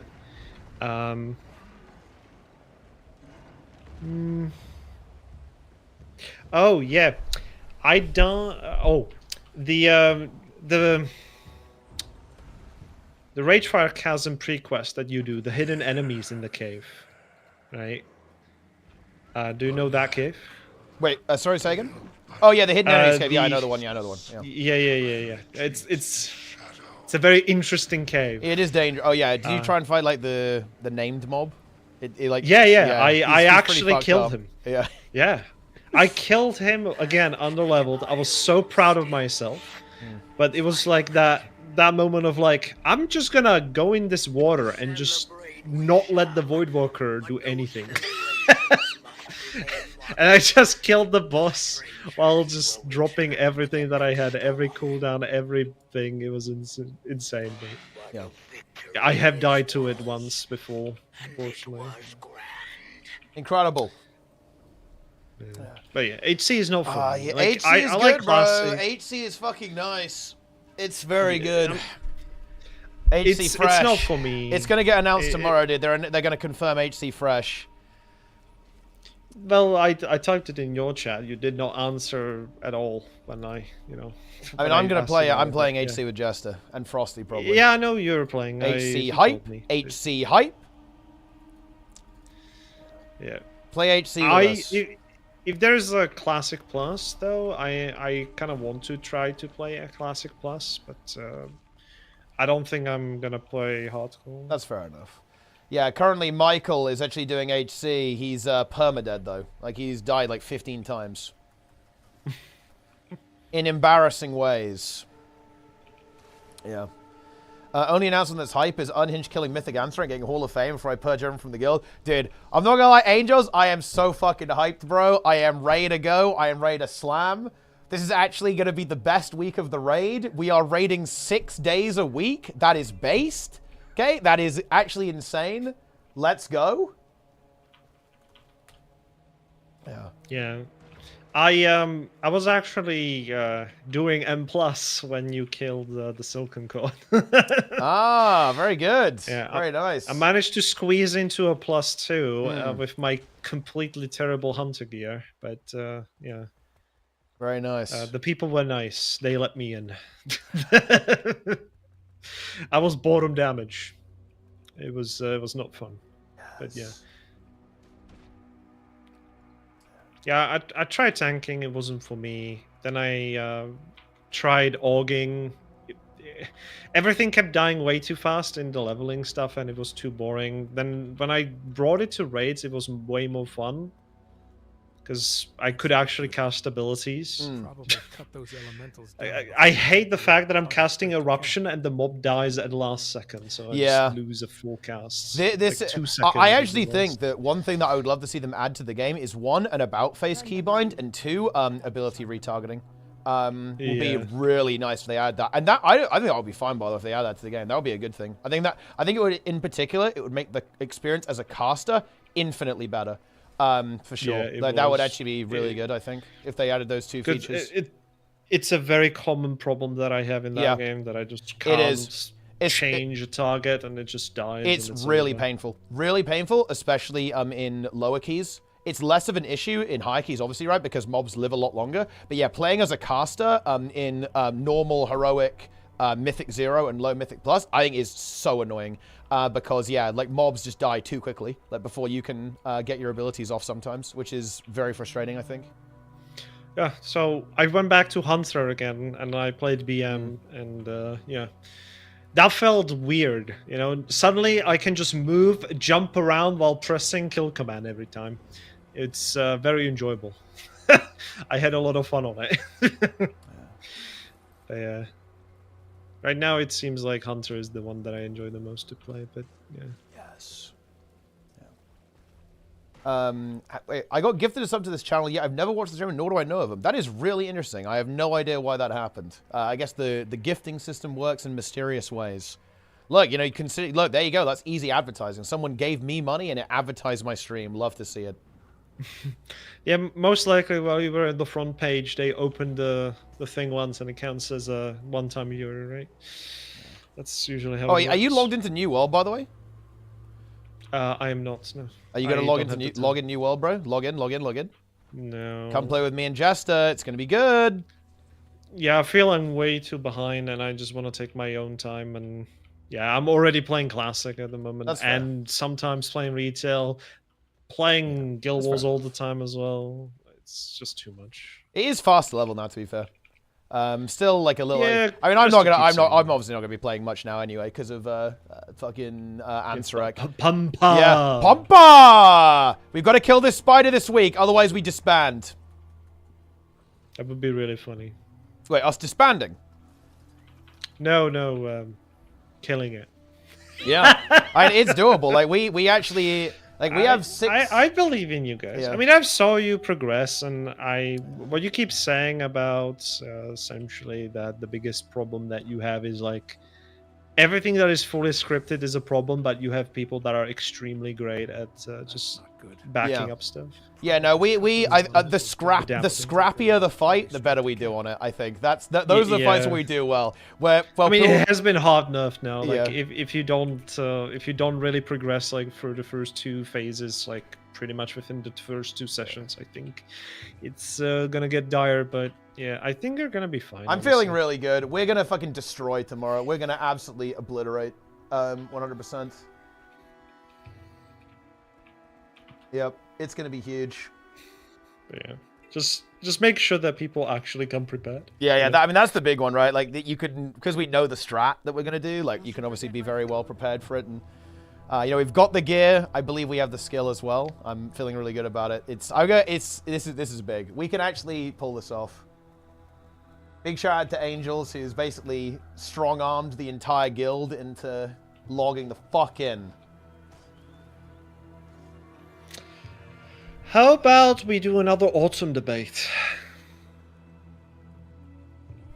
I think we need another autumn debate. You mean the autumn buff, the paladin? Yes. Yeah, and that was good. We need another autumn debate. He was begging for it. He is begging, and he didn't get it, and he won't get it again. He's not getting it on Ansarek either. Yeah. Did you use autumn on yourself? I guess you did, right? When you were raiding. When I was raiding, I actually did not have autumn. I had merciful auras. Oh, I see. Okay. Yeah. Since I was starting like with the whole shebang of just learning how the game even worked, the one less button to worry about, less the better for me. So I just played merciful auras instead. Yeah. Which was the replacement at the time, because it was a choice thing, I believe, right? Yes. Between those two, so I just played that one over that. Yeah. And it was pretty good healing as well, but yeah, it's when we started to bring Aug into the mix for this season 2 for Abros, we no longer had issues with mana, because I was okay with mana management by myself, but yeah, Druid was always Druid was very hungry, low. right? Druid was just burning through mana like crazy. So once we got the Source of Magic buff on it, or whatever it's called, the one from Aug, it was so free, pretty much. Like, they were never running out of mana, and I always tried to conserve it well.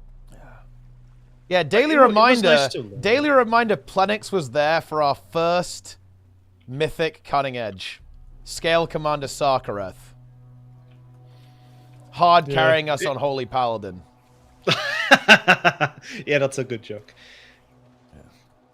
Did you? I was there to press exactly. Did you do button. M plus at all in that season? I thought you didn't. I did some, yeah.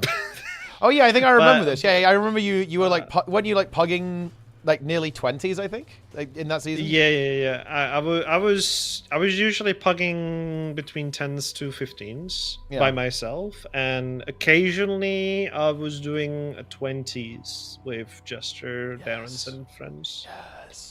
But that was extremely rare. Like usually everyone just, the moment the reset happened, they were already doing M+, and I just came home and I was like, okay, everyone's already in a group, there's no point. And I was just, okay, let's just pug 15. Because I didn't want to deal with like inviting someone really good that would hate me and just leave the group for a +20. So I usually did not even use my key, and I just tried to join some other groups. But because of the mythic progression we had, like, I usually got invited, right? So I had a very guaranteed spot anyway. But yeah, I was the problem. Yeah. Angels was so nice, and he fed me the loot because I did not have enough item level. Yes. And we got it done. I mean, you got cutting edge, right? Like, we did it. Yeah.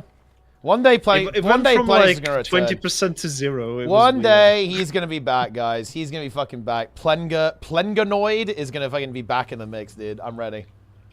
I'm not sure about the heal paladin, honestly. I kind of like Hunter a lot. It's refreshing because I can just press the spacebar while doing the rotation, and it's completely fine. Yeah.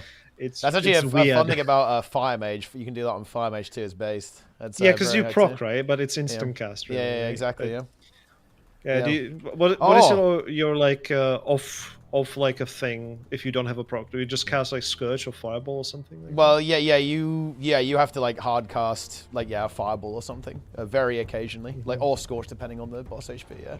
Plansquay Fame /Rantrack. I think he has to have cutting edge as well. No, I think he'd have to join. And we'd have to kill Ansarek for him after it's been nerfed, I guess. And then he could get it. But yeah, soon. I will still be there to watch, right? I will still be there, but I'm just not going to be part of the group really officially. Yeah. You'll always I be do a like legacy the- member, legacy hero. I do enjoy that one time when you DC'd, and it was at Tindril. Yeah. I made a speech, and you killed it that, right? That was Yeah. fun. It was good. If I get pumped, honestly, man, Tindril was such a good fight. Tindril was very high tier. Honestly, I might. I really think we can kill it this week now. Now that we have 6 sessions, that's insane. We're fucking grinding. Wait, yo, Angels, how many hours have we got? Because we're not doing 4 hours every time, are we? How many hours have we got on the boss? Oh, we have 5. Okay, 5. Okay, okay. Okay, potentially 6. Okay, we twist some arms and get the 6 in. I enjoyed double bad cop. Look, sometimes you need double bad cop. And on Tindril, we needed double bad cop. And look, we're going fucking no mercy on Anseret, bro. It's time for, like, full bad cop. Like, 10 bad cops. I don't see any fucking feeding. Wait, bat cops. Wait, No, not bad cops, bad cop. You know, you've got good cop, bad cop. Like, you know, Angels flames people, then I pet the peepos. That's what happens. Oh, I see. But on Tindril, it was like, people were dying to the first beam every time. So it was like, okay, fuck that.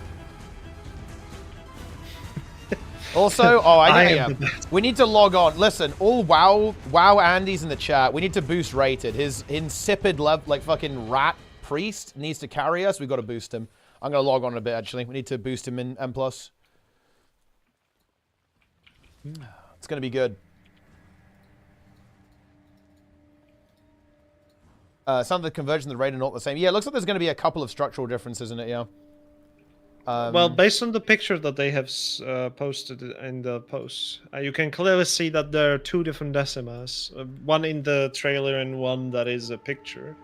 The picture is in like a orange goopy area that is completely different to the thing. Yeah. So there are 2 possibilities. Either it moves or there is a difference between a convergence and a raid.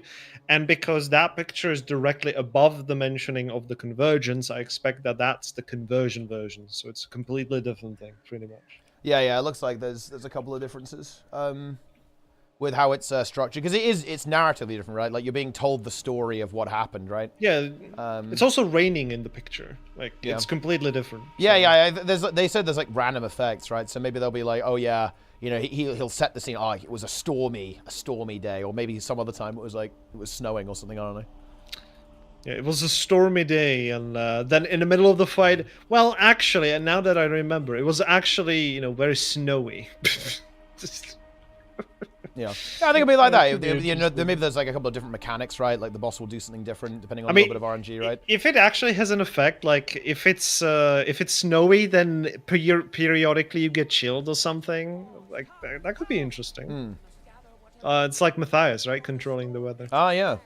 Matthias, of course, being a condition boss as well. Very important to know Yes, that. of course. Largos Largos is also a condition boss. That is why in many weeks in a row, a power DPS is ruling it. It's exactly how that works. Yeah. Condi boss. Yeah. Condi boss. Tick. What are your thoughts on the fact that if you get a mechanic and you have to move away from the boss, the conditions will keep ticking? I mean, that's the definition of the damage over time, yes.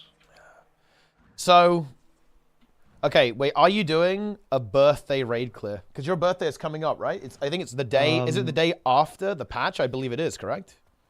Yeah, but I don't believe I will have time to even be live. Oh, that's fair enough. You got some stuff going on in real life?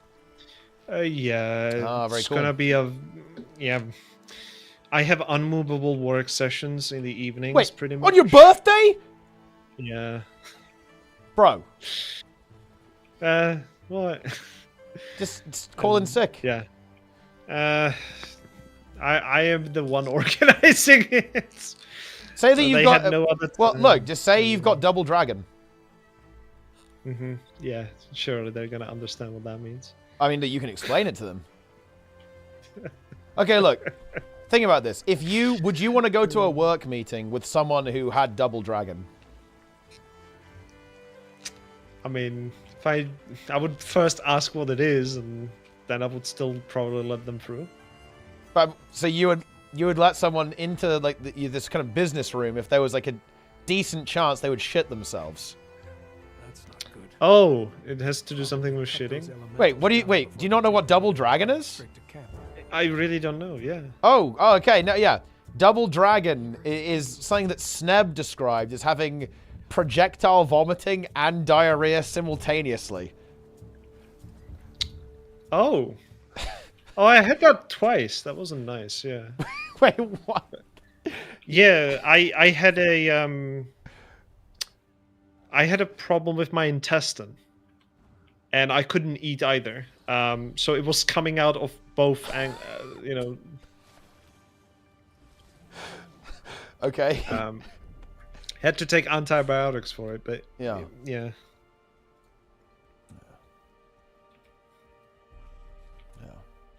And that's despair. That is kind of despair. So I guess to amend the my answer, I would definitely invite them in because you know, you've got empathy, right? Yeah, together, you would empathize with them. Yeah. We had the same experience. We know the problem. But yeah, after work, I am going to a very particular spa place. My parents are kind of inviting me, That's but nice. yeah, they're trying Relax to a hide little it, bit, but chill I down. know very well that they're doing it. So. That's cool. Yeah. But yeah. Is there a birthday raid somewhat. clear? I'll join if there is.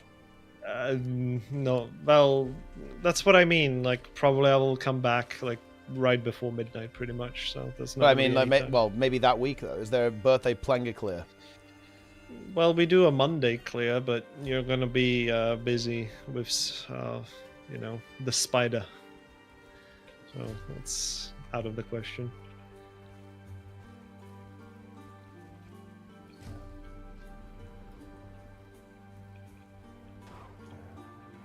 Yes. I've just got an interesting DM here actually, and yeah, I've got another story here.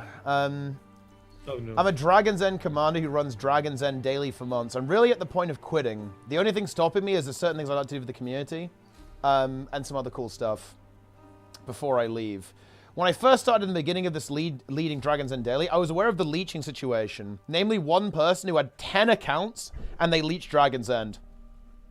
At that time, I was new and I wanted to have fun. I did everything in my power to avoid a fresh map. Don't show online and never LFG. During that time, I honestly started getting more and more bitter. I started being toxic towards them and towards my gamers, unfortunately. I tried reaching out and telling them to stop leeching. Now we're in the current state of mind, I simply don't care. Now when my map gets queued, I simply say, ArenaNet doesn't care, so I don't too, and just let it be. My gamers at this point are fully aware of leeches and my feelings towards them because it's been months and they understand. But I don't LFG, and if a new player comes in, honestly, I know I'll sound very bitter about the game. That might turn them away. I don't want to be that way, but when it becomes that but that's what it's become. I love each and every one of my gamers. They know that I'm far from a toxic person, but I can't put up with it anymore. Honestly, putting up with this nonsense daily is taxing. Yeah, that's unfortunate. Wasn't Snap complaining about the leeching situation and got shut down? He Why was, is it yeah. being blown up now? Well, because it's got worse, right? It's got increasingly worse over time. Yeah, it's almost like some people see the pattern early and try to warn the others. And yeah, he no tried to one warn everyone. Tried to warn everyone. He was called out for being toxic. People said that he was toxic for calling out leech behavior. But that's just how it goes. People think it's elitist for me to ask people to join Discord when I do a training of a CM. Yeah, that's insane. And the best part is sometimes I get people that join my training, even though it's a training that specifically states that it's with Discord. They don't want to come Discord with the simple reason that they already know the tactics. What was the point of you joining the group then? Yeah. It's very similar in this case, because it's just infuriating for whoever's trying to lead and just making them bitter towards anyone else that may be participating in the content and just ruining it. Yeah, it's not great. I'm sniffing right now. I'm going for the sniff. Do you sniff? I've been sniffing the entire conversation we had right now. Kind of similar to one. I mean, we gotta get the coins somehow, right? It's probably gonna require them like 2.5k or something. Oh, you think of the unusual coins? Yeah, of course. I Oh, mean, shit. there's no other use for them, no? Like, that's what I kind of thought, right? Like, Well, don't you you're use gonna them to probably buy use the unusual. keys? Yeah, but that's the only thing, right? Like, that's what I was thinking. Like, probably you're gonna use it for the legendaries as well, and you also need the sniff for the runestones. So, and the runestones are 100% gonna be the Yeah, legendary. I have nearly 300 runestones right now. I've only started sniffing recently, so I'm only at the half of that. But I've been sniffing extensively. Yeah, I mean, I have 900 unusual coins. You think that won't be enough? Well, my goal was to get like maybe 1 or 2 stacks of the map currencies, and then getting 2.5k of like the special stuff. So unusual coins, Ursus obliges, and things like that. Yeah, I've got 2.9k Ursus, so I've got loads of those. I don't have many of the honeycombs though. I have 800. Where do you get them from? How do you get them? Honeycombs? Yeah. Is that just from doing like events on Lowland Shore? Yeah, I think you just get them. That's the map. Well, that's not the map currency, but it's the material, right? Yeah. Yeah, it's the material from the first map, as far as I remember. Yeah. I'm trying to do the Titan meta every day because you can pick any of the the harvestables, right? You can pick the honey flowers and pine blocks. So I'm just gonna have a bunch of those. I was doing it at the start every day as well, but then I had to do the event at different hours, not like the prime hours, and the quality of the pugs. Yeah, I've heard it fails a lot. I've heard it fails a lot actually. Yeah, so it started failing, and I've been very. I'm kind of split between joining as a healer versus joining as a DPS, because usually when I join as a DPS, we don't have healers and people just die, like the situation that we had on this run. And if I do the other way around, then yeah, no one does damage. So it's very difficult. But I did tag many times already just to kind of get the run. I did let many successful kills, and I was very happy about it. Yeah. It's gonna be interesting to see what the future holds. Kind of want the Convergent CMs. I think it's. I almost wish the Convergent CM was dropping at the same time. Yeah, unfortunately, gotta wait until the final patch for that. Yeah, it's a long time actually. Then we'll be going into the next expansion after that. My referral link is ready. Of course it is. Yeah. Buy the Ultimate Edition using my referral link. Yeah. Let's not talk about money. I saw the Dapper suit and I bought it instantly. Yeah? Yeah. Okay.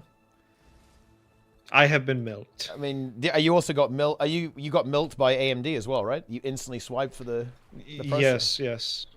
Are you getting a 5,000? You getting a 5,000 series? You swiping for that as well?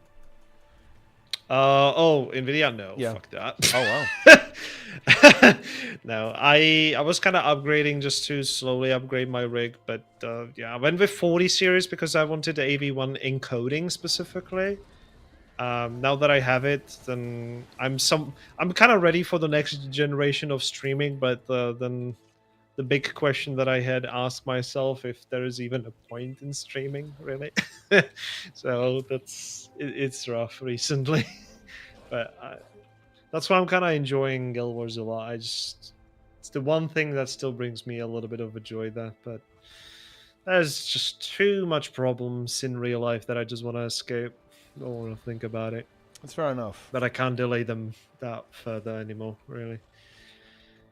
So, and yeah, I mean, 15 hours streaming, that's can't really upkeep that. 15-hour streams, daily short Planic stream. Well, it's not daily; it's just weekly. Yes, weekly short Planic stream. When are you doing a 12-hour World vs. World reset? Just 15-hour World vs. World reset, 24-hour World vs. World reset. I don't know. I've made too many promises that I still couldn't keep, and still, yeah, I mean, 10-hour IAR didn't happen. Wait, when? Yeah, you got to do 10-hour IAR stream. Yeah, there are too many. But we were discussing the legality of like the 10-hour IAR stream. I never said that I have to only, have that like the last time. So what I was thinking, maybe I can do like a day of streaming of Guild Wars 2 and just have 10-hour IAR intensifiers in the background the entire time. Yeah, that's fair. I think that's legal. Yeah, and every time I leave the PC, I have to pause it, right? Like that would probably be the way. Yeah.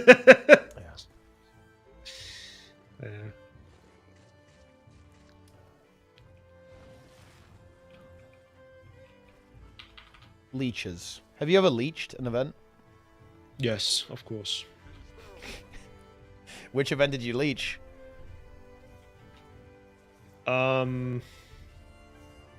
Usually it's Tequaddle. Well, it used to be Tequaddle at the time, but I've not been leeching recently at all. Almost, I usually am actively participating in the content because some of the things like I know for a fact that they can fail, so I'm just trying my best to help if they have a very high chance of failing. Okay. Wow. Well, there you have it. I mean, yeah. I mean, that's correct. No, like sometimes you want to leech. I mean, sometimes you really have to go to the toilet, and it's not my fault that the world boss is at 15%, right? Oh, and that's not leeching. I can just like, if you pump it, then you have to AFK. That's not really leeching. I can pump with auto attacks. That's what I'm trying to say here. Interesting. And just at the end of it, I'm just gonna leave. That has happened many times. Yeah, I mean, Double Dragon. If you got Double Dragon, yeah, you can't really wait, guys. You've got there's no time left over. If Double Dragon calls, you have to answer. Man, okay, no, I'm not gonna discuss that. No, that's disgusting. Wait, what do you mean? No, I was talking about I wanted to talk about my experience with Double Dragon, but no, it's unsafe. I mean, I think the chat would like to hear it. The chat would appreciate the information. I'm not sure. Okay, I need a confirmation from Teapot's chat then, if you guys want to hear it. But yeah, you have to want to hear it. This yeah, good take. Yeah. I agree with Nike. You guys don't want to hear this. No, good. Okay. Good. I'm gonna do a poll. Let's do a poll. You gotta do a poll. Question: Double Dragon? Question mark. Yes. No. Let's do the poll. Okay. I can do a tease if you want to. And they're voting now. They're voting. They're voting if they want to hear about Double Dragon. Okay, I'm voting no then. And there's 13 votes in favor currently. It's yes is winning. Well, we need more no's then. I'm not voting. I'm ambivalent. You know, it's. I don't. You know, I'm not invested. The thing is, Double Dragon is now dominating with 82% of the vote.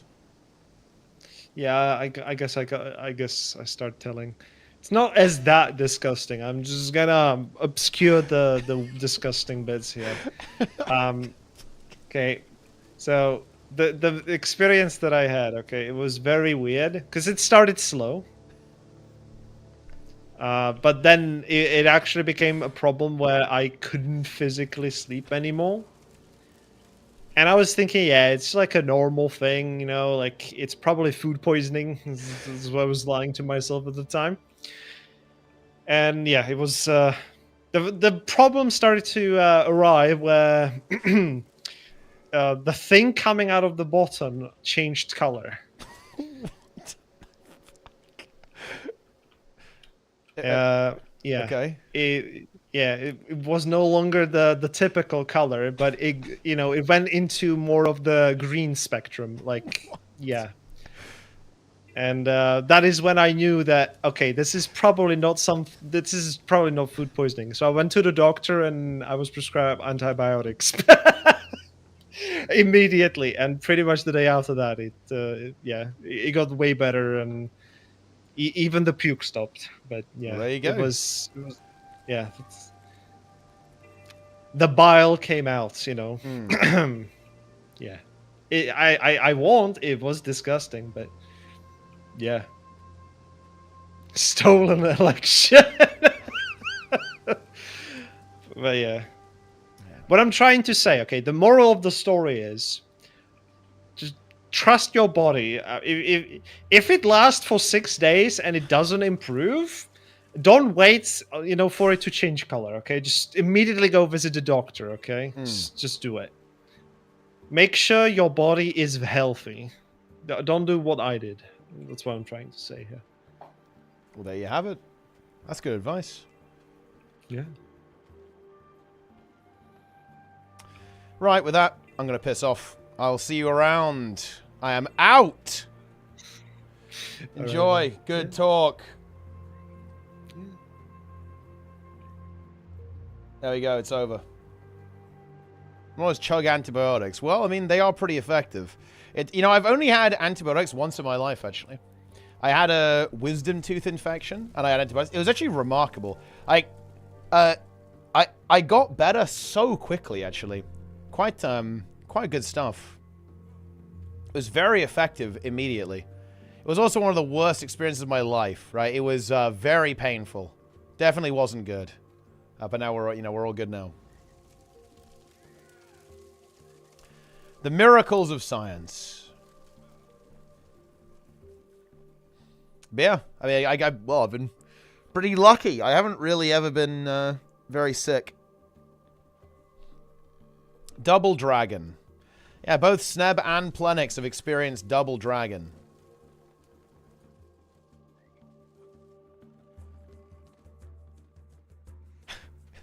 I mean, that's just, it's something.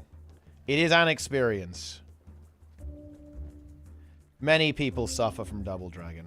What do you get from this jumping puzzle? I mean, you get a runestone at the end of it. It's not really worth doing, but I'm just doing it because I like jumping puzzles.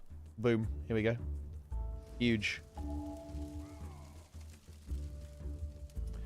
Praying I never have to. You're lucky. You haven't had Double Dragon. Although I haven't had Double Dragon either, so I guess maybe it's not that unlucky.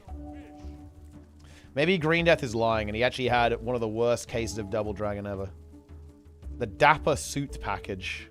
Dude, 1k gems, man. That's a lot. Look, what is this? What is this fucking item, dude? Look at this. You just got a suit and tie on. You got like a helmet on top of that. That's big.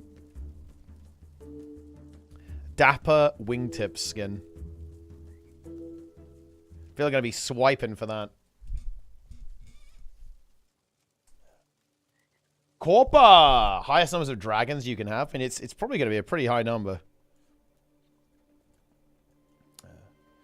That is Dapper, though. I mean, it definitely is Dapper. It's accurate. It's certainly an accurate descriptor. All right, I'm going to quickly be right back, guys. And, yeah, then we will continue. Need to boost rated pretty soon. He needs crests.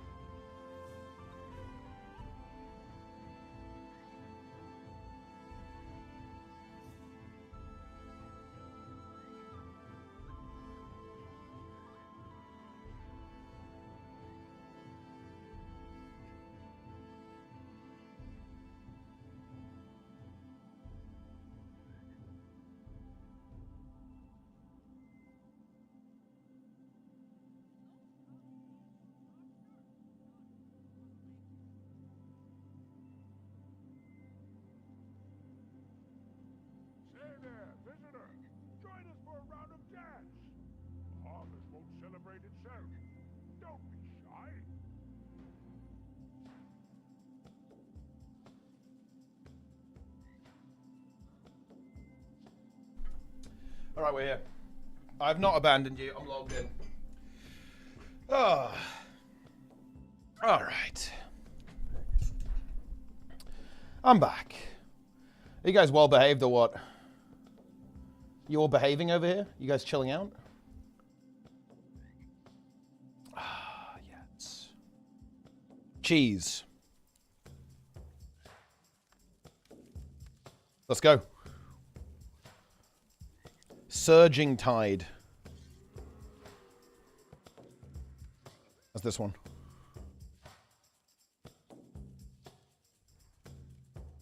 There's not even anyone in that one. Not enough people. We've got to spin.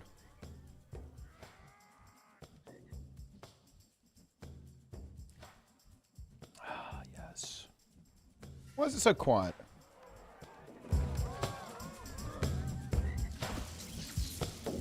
Cooked. Chat is quiet. Well, it's because I left. Chat will now reactivate. Make things interesting.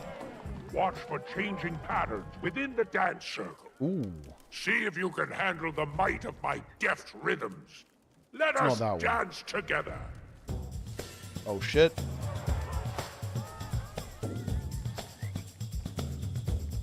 Right, go.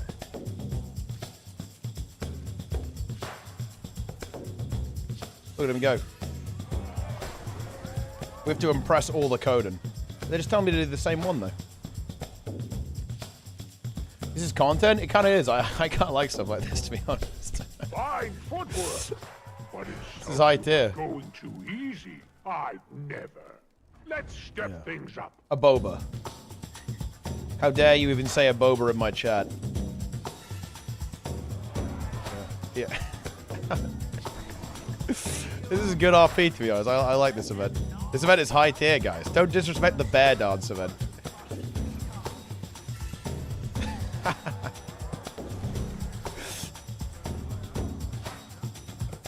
Yeah. Look, people really hated on the yoga in Amnatas more than it deserved. That was just wacky and crazy. That was the best part about that event. Welcome the harvest in glorious dance. Keeper of the groove. Shed the final husks of summer. Yeah. Shut them goodbye. Shut them. One of us all died for this. I mean, honestly, if that's the case, it was worth it. Ooh. What's the meteor shower one? That's this one.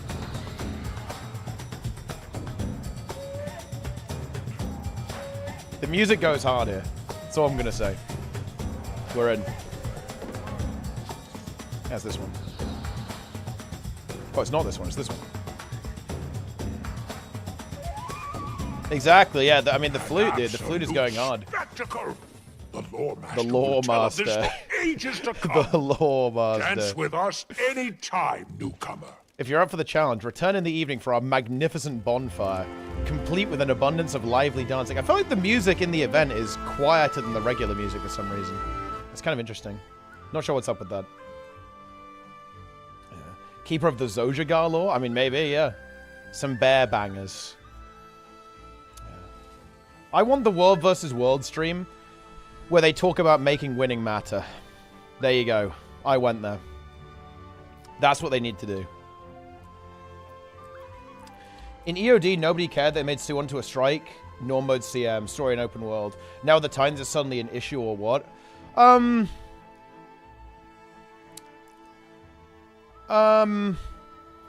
Yeah, I think that's an inconsistency, for sure.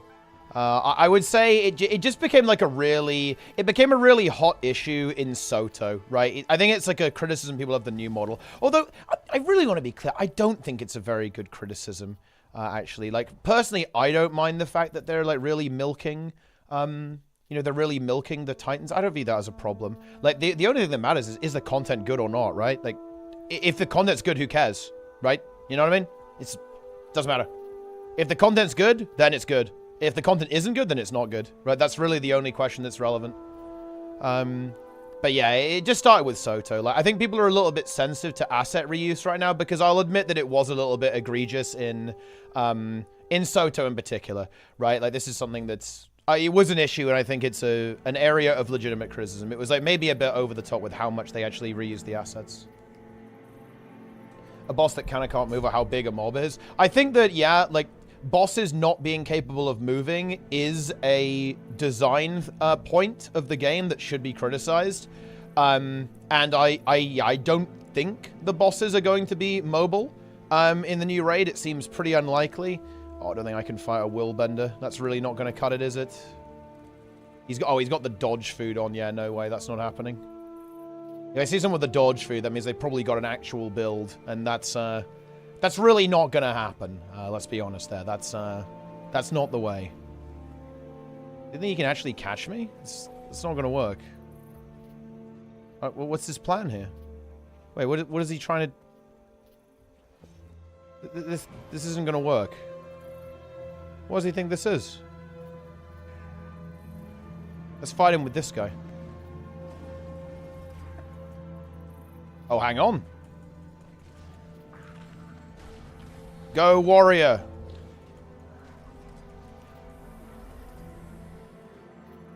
Don't run away. We got this. No. Come back. Why is he running? Why are you running? Well, can res him, I guess. What? He's still running. What? Stand! Stand and fight! I really don't understand. Like, what is going on here? Like, this guy just kept running away. This is nonsense.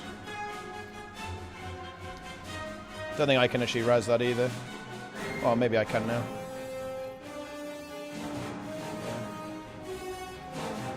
It's a bot? Nah, it's almost certainly a real player. A bot probably would have fought. This Reaper is kind of running and fed. I'm ready to heal him when he drops out. Holy shit, there's a green group moving in. There we are. Okay. Well, there it is then. Yeah, now there's a large green group here. This is time to run away.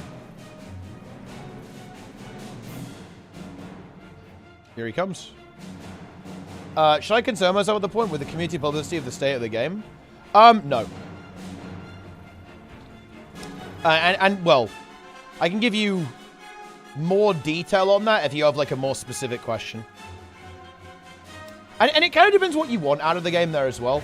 To be honest, it kind of depends on the environment that you want. If you're looking for, like, a really high hype, high conversation, this is a weakness of the game. The game's community is very bitter and very cynical. There's a lot of context behind that. It's been a rocky road. This game's had a bumpy one. And its future is still a little bit uncertain. Not in the sense of the game shutting down, to be clear. Like, the game is definitely not going to shut down. It's doing absolutely fine population-wise. But specifically the more veteran player base, more hardcore player base, and people who like a lot of endgame, like people who've been around for a long time, there's a lot of cynicism there. And people are very slow to get excited because they've been burned a lot, historically. And again, the game has had a bumpy ride. In terms of its development cycle. That's basically the context. But yeah. I'd like to invest a lot of time into the game. It kind of depends what type of experience you're looking for. Like, if you're looking for example, like a really competitive PvP experience, Guild Wars 2 probably can't really give you that. If you're looking for, like, a really fun game to play and kind of just, like, you can put a lot of hours into, and just, like, play a lot and, like, grind and progress, right, and play with friends and stuff, then Guild Wars 2 is going to be great. So it kind of depends, like, exactly what you're looking for. But if you're asking me, like, is the game good? Yes. Is the game fun to play? Yes.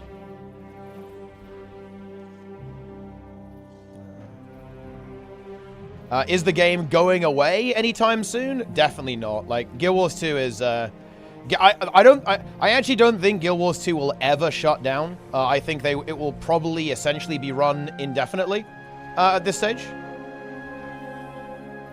So I think that the only thing that that's likely to change, and this might change at some point in the future, because it's kind of maybe they're doing Guild Wars 3, maybe a little bit, right? It's not confirmed yet, but there's, you know, it was basically a shareholder in a meeting of ArenaNet's parent company, NCSoft, basically kind of leaked that they were kind of thinking about doing Guild Wars 3. That would be the only thing that would change the development status of the game, as if it went to exactly that, right? If they did Guild Wars 3, then Guild Wars 2 would probably slow down.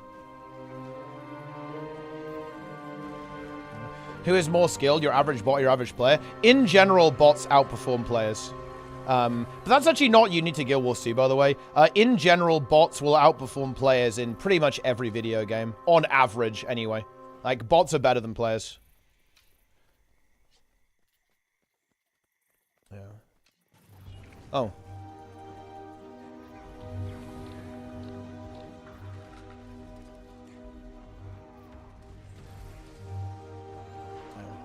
I will lose to a bot 100% of the time. Indeed.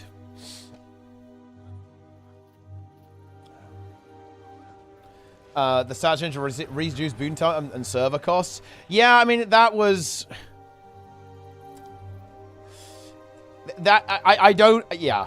I mean, to be fair, Solar said that. And Solar is Solar. So it's not quite the same, but... Yeah. Solar is Solar. We should be fighting this. Let's go. I almost need to invite people into a group so we can actually call targets.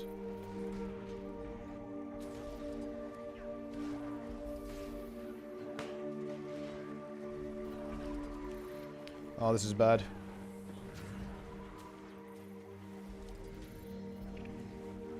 Well, yeah, there's a few too many of them now. That's quite a lot. Yeah. No new content as exciting as it used to be. I think that is slight cope. That is slightly true, but that's not giving you the whole story. To be honest. Okay. Like, here is an example. I actually think WoW is a very good example of this and why it's not the same. WoW had, like, really bad expansions, right? Like, Shadowlands and BFA were pretty fucking despair for a large amount of the player base. But the thing is, people are very much like, we are so back, right? When it comes to Dragonflight and the War Within. You don't see that level of rebound in the Guild Wars 2 community. Like, it's a little bit deeper than it is in other games, in my opinion. But of course it does happen in other games, but it's not the same. It's not quite the same.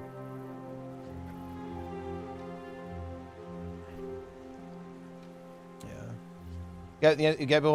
I don't really like rhetoric like this, because we all know that's not true. Guild Wars 2 is a good game. It's just inconsistent. It's just inconsistent.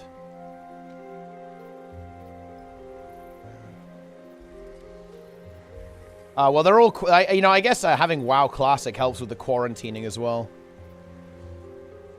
Or the people who want BC, they can just go play Burning Crusade.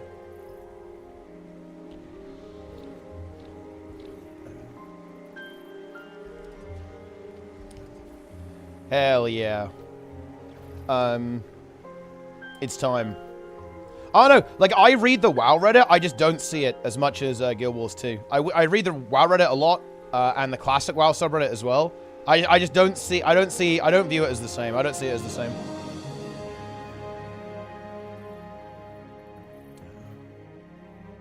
I don't think that the morale of the community ever really recovered in Guild Wars 2. I don't think it's recovered even now with Janthia Wilds. I like how Green Team is just kind of chilling out over there. Like, but realistically, we're not going to fight you. We have like 5 people. This is not it's not really going to work for us. Feedman is here. Feedman has arrived. I guess I'm going to actually make a squad.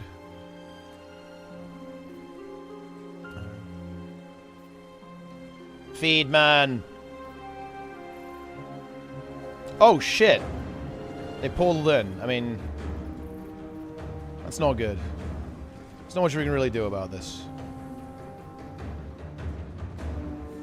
We cannot engage.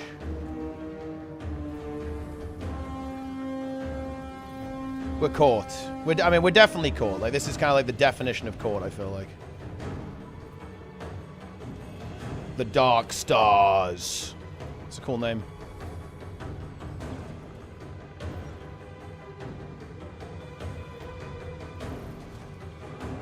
It's not looking good. Don't think we're getting out of this one, boys. This line is going to save the day. Thing is, they can glide here and we can't, so there's not really much of a way out. Kind of push this guy off. Yeah, there we go.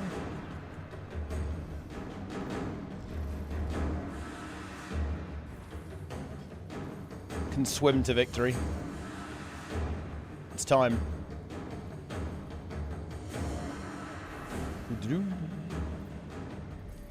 I'm really not entirely sure how we're alive after all of that. Am I wait, I'm actually out. Well, I mean, there it is, I guess.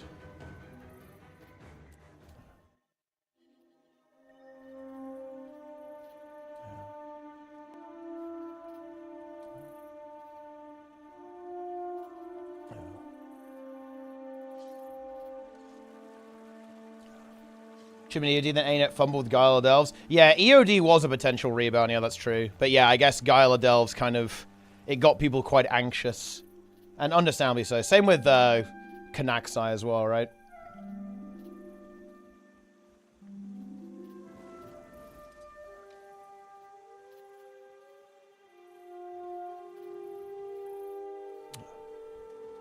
Crow of Vile Bloods. Whoa. Actually got a little bit of a squad here. Get some subgroups going. That's probably... Yeah, that's actually a heal Scourge. Okay. Actually got a little mini squad here. A little roam squad.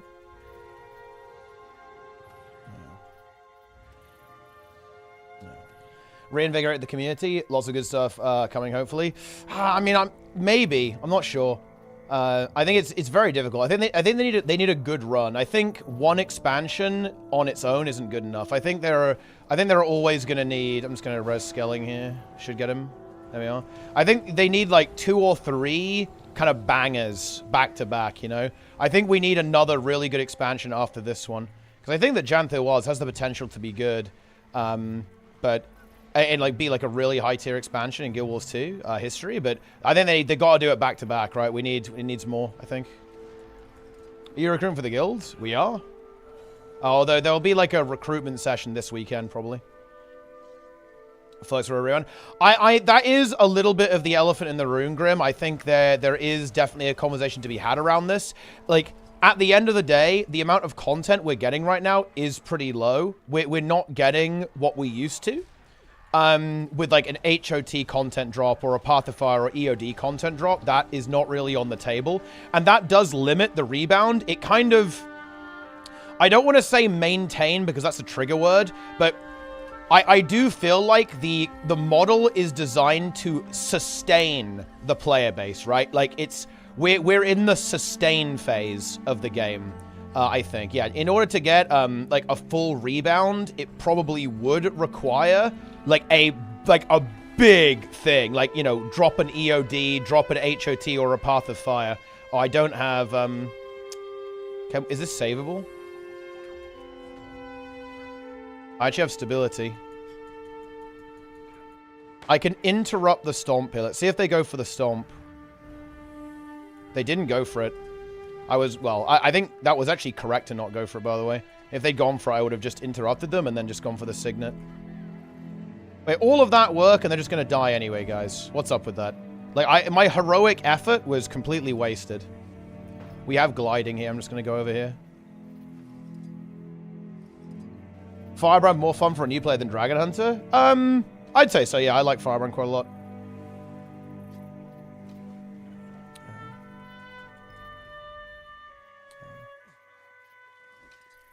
Final Fantasy's expect cadence, expect them 5 patches over 2 years. The amount of content is easily more than the last two X-Files. Is that how it is in Final Fantasy? That's honestly, it sounds pretty good then.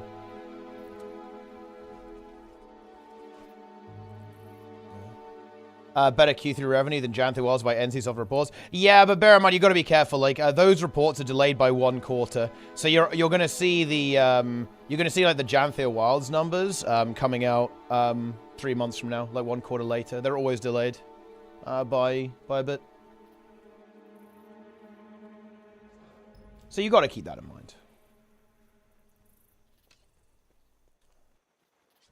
Yeah. I think, honestly, you know what I'd say, Hammy DG? I'd say try Willbender, actually.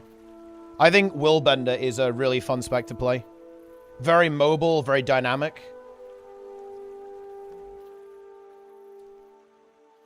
Very fun, I think.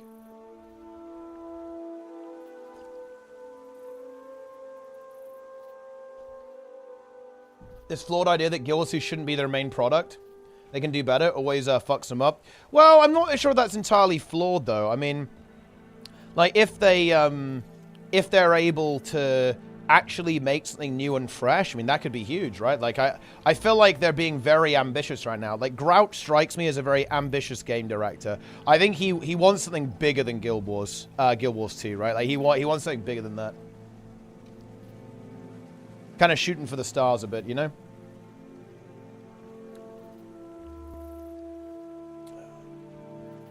Here we go.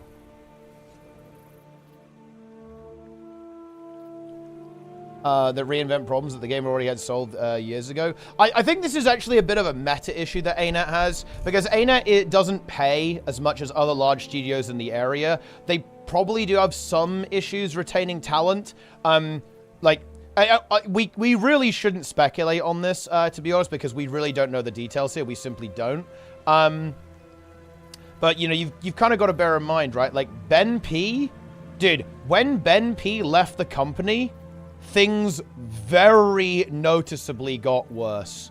Ben P not being there anymore was actually quite bad for the company. So, like, losing a dev like that is very impactful. And I'm not sure exactly. We don't know why he left, right? Like, what, you know, maybe he just wanted to go do something different, right? Like, just, like, a little bit of a variety in his life. But, yeah, is what it is.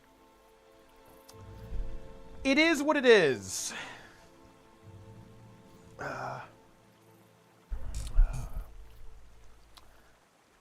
Just what's your opinion about the new Legendary Spear? Actually, I love it. I think it's really cool. You've got six different appearances. That's kind of exactly what I was hoping for, to be honest.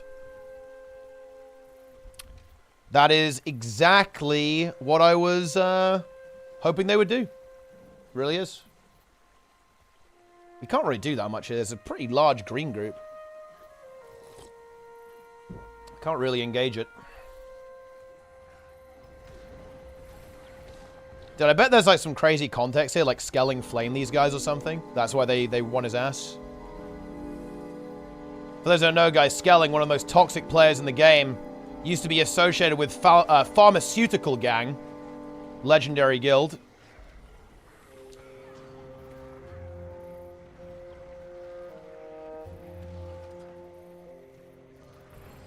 Okay. We need a target.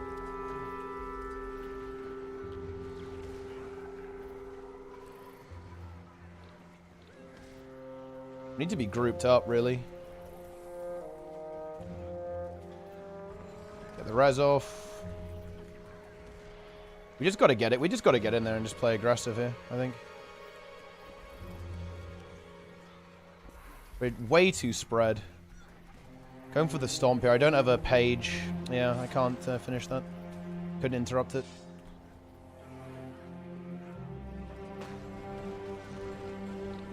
I don't think we really have any damage.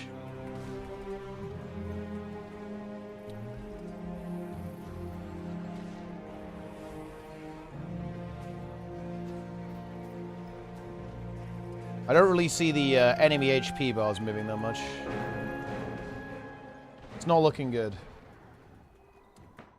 Is Hearthstone supposed to be brutal, or is my build just scuffed? Oh, your build is scuffed.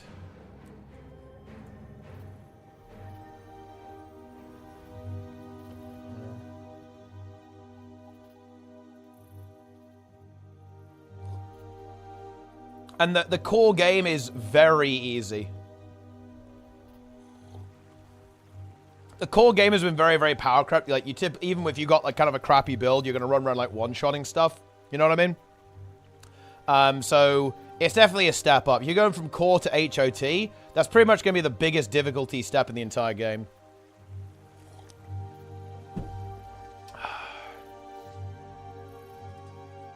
Alright, I'm going in.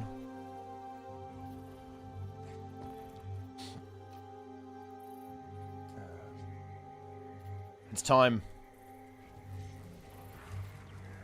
Kill this guy. Get him. I think we could use a couple of extra secondary supports as well. We don't really have a lot of secondary supports. So we don't have a lot of healing. We have kill here. I'm going to stomp it. That's probably a cleave moment there, realistically. I can get an Empower off. That should be a pretty juicy heal. We have Signet. I'm Signet resing him. Oh, he ported. Okay, I cancelled. That's really unfortunate. Yeah, he died.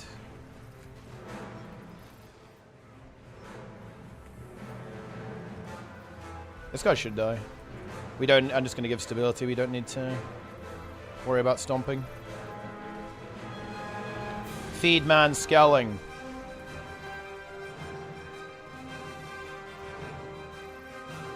Okay. Oh, that was a bad line by me.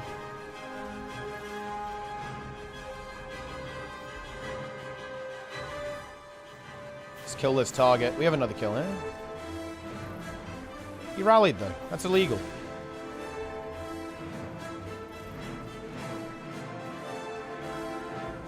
Dude, the music's epic. It's appropriate. I have a Signet for this. Okay, we stow. Oh, dude, I hit a tome by accident, so my stow didn't work. GG. Dude, Skelling is feeding again. He's literal feed, man. The res in there. Oh, he had a Mercy Relic too. That's big. We should go for this Ranger.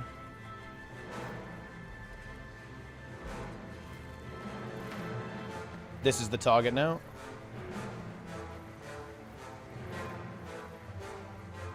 I have a line I can block him off. Well, I guess he's out now. We're crazy with the core event. Yeah, that in those meta events that's pretty much like peak Guild Wars, that stuff. HOT maps are absolutely godlike. Heart of Thorns.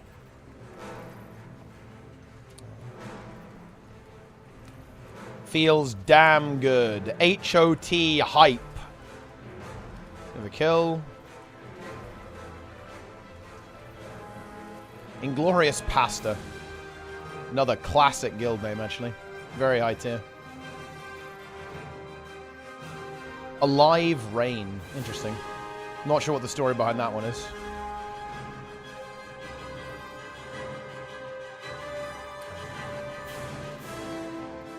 I thought something was a trap. Oh, it is a lot of the time, but because I'm a support, it was that time. Stomping there was definitely incorrect, but sometimes it's good. But in that context, yeah, it was no good. I was a little bit worried about res utility, because there's a lot of it in World vs. World. Like, stomping can be really good if there's, like, res utility, right? And there's a lot of it in World vs. World. And the enemy team was using some. They were using some res utility. So I was concerned about that. That's why I went for it. But we actually have so much cleave with the double power. We have, like, 2 power willbenders. Wait, someone's down, stay over here. Get the rally. There we are. So I was concerned about that, but it definitely, in retrospect, it was definitely incorrect to go for it.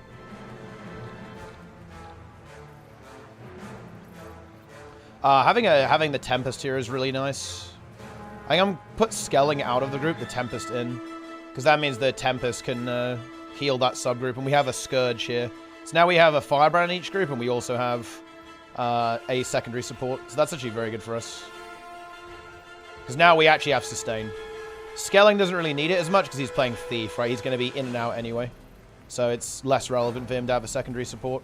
But now that we've got a secondary support, like, we can actually sustain as a group, which is nice.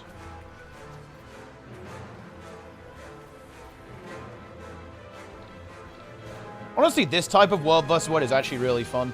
Like, I'm not actually that into the really large scale stuff, you know? I'm just gonna go signets. There we are. I prefer slightly smaller. Like, up to, like, 25 people, I think, is really good in World vs. World. Anything past 25, I think gets a little bit too blobby. We should just be going for this, I think. We have a downstate. I'm going to just hold out. Yeah, I'm just going to press F on this. We have big kills. We have big kills. Then we got a Warband Reservoir as well. That's juicy.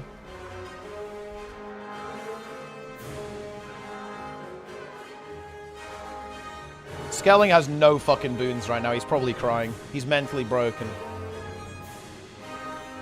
Core campaign. Oh, HOT is like fucking peak Guild Wars 2. Like, you know, for many players, myself included, that was the best expansion of Guild Wars 2. Like, HOT is just... It is insane. It is incredible. HOT is one of the best MMO expansions of all time. Like, you can put HOT up against any MMO expansion. Doesn't matter what game, doesn't matter when.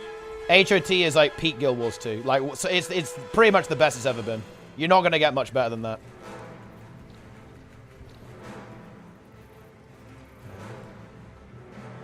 Wing 8 bingo. I don't get, dude. I'm not gonna lie. I don't really care.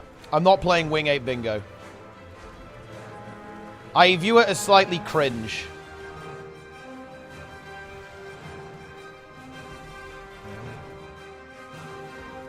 Okay, here we go. I won't res a non-fungus, I think. Maybe we can hand res it, though. Oh, big kill, actually. 2 kills. Taunt, interrupt the res. Ah, stability, unlucky.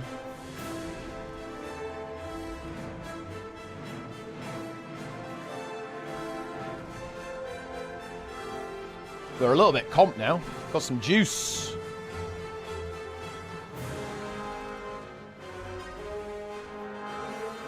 I think, honestly, I wonder if in this situation it would be better to be playing Selly. I actually think it might be.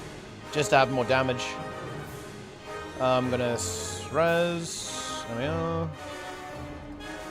We need to be a little bit careful here. Fighting on these stairs is sus. In my opinion.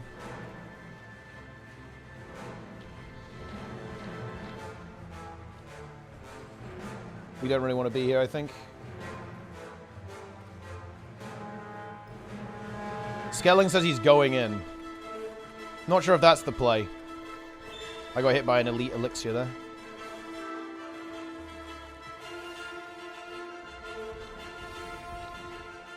Big target. Target killed. I think we just win rally war here, I think. I'll just press F while the team cleaves. Oh yeah, me and the Scourge were pressing F. That was fucking based, actually. Because he got the Mercy Relic proc as well. People underestimate how good pressing F is. It's actually surprisingly hard to out-cleave like 2 or 3 people pressing F. It's much harder than people think.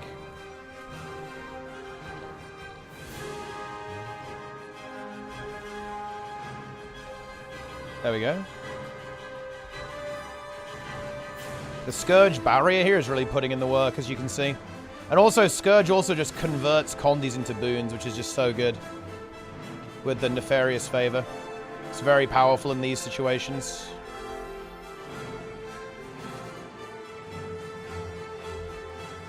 These players are CC'd.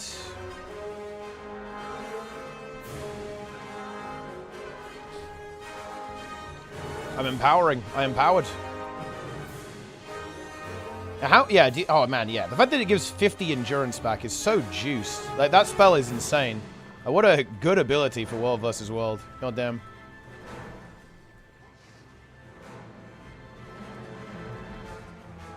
That is a good skill.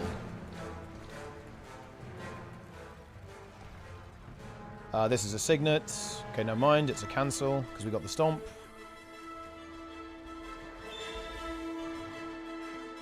We have big kills here.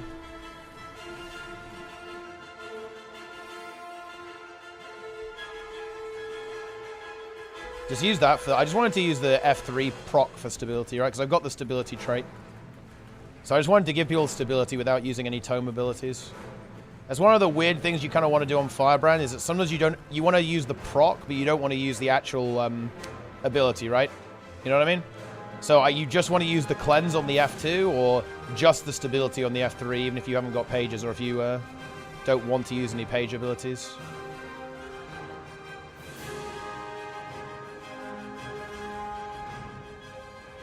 That's unfortunate. I think people are a little bit trapped there. Okay, Signet here. There we go. Ooh, another downside. We have to rally war now. We have we can maybe rally this in a CC. I think we win. Yeah, we won the rally war. Need to actually press F on this guy though. We have another downstate. I think we can just press F on that. Yeah. Good.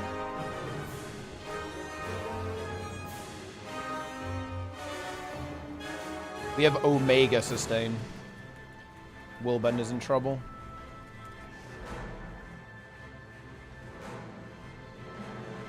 We need another support really at this point, because we have a third group starting to form. And you kind of want...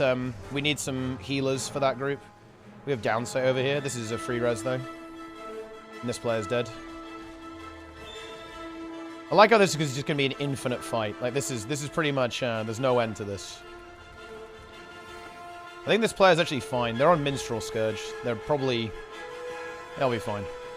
Actually, will they be fine? Yeah, they're fine. More stability.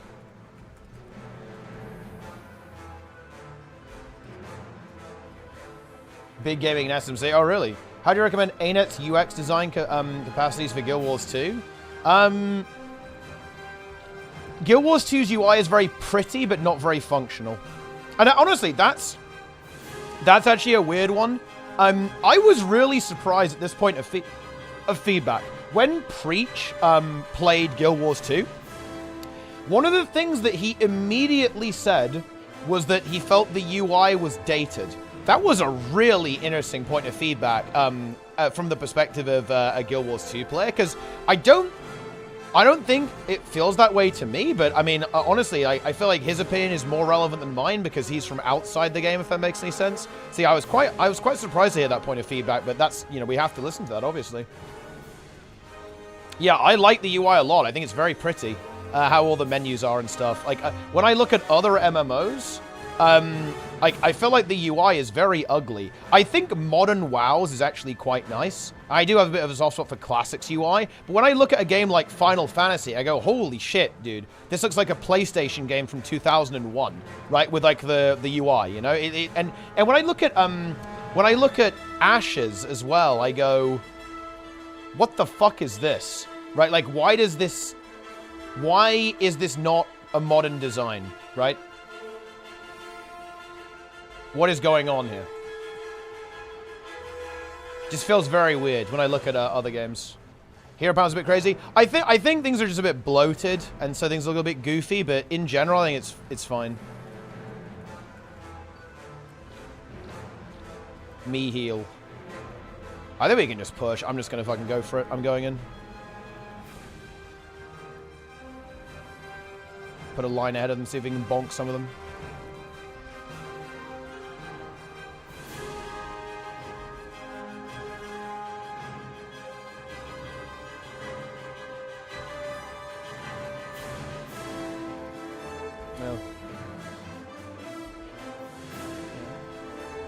UI equals UX. Well, I mean, the user experience is linked to that. I mean, I think the user experience in Guild Wars 2 is okay outside of UI customization. I think things in general are pretty...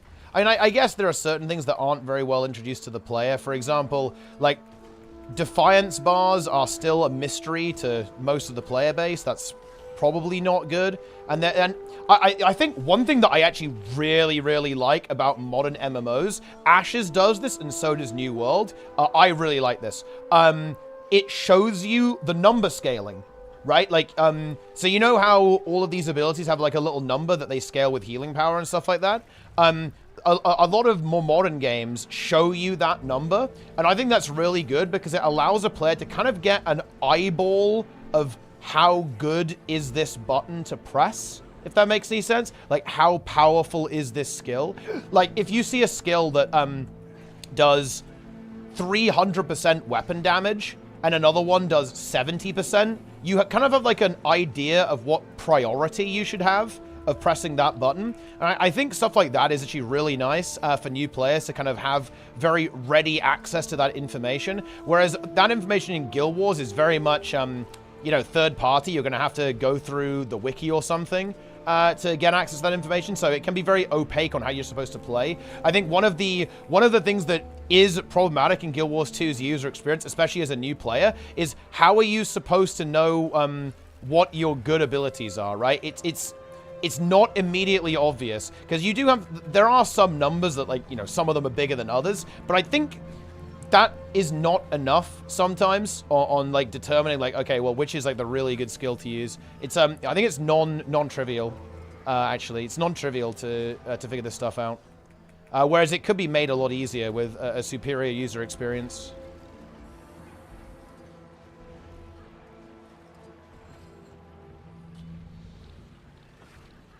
Okay, got the Empower off. This is big. Yeah, I'm just booned. I'm just perma-booned. Guys, I'm booning! I'm booning! I'm rezzing this guy. It's time.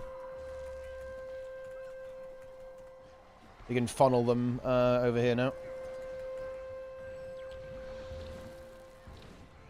I'm gonna boon!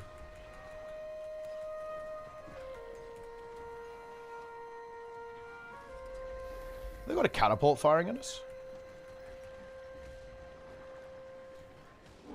Don't goon, guys. All of you right now, stop gooning. Oh, that was a juicy pull from our DH. That was actually a disgusting pull, holy shit. Surely there aren't any gooners in the chat right now, right? Are there any gooners?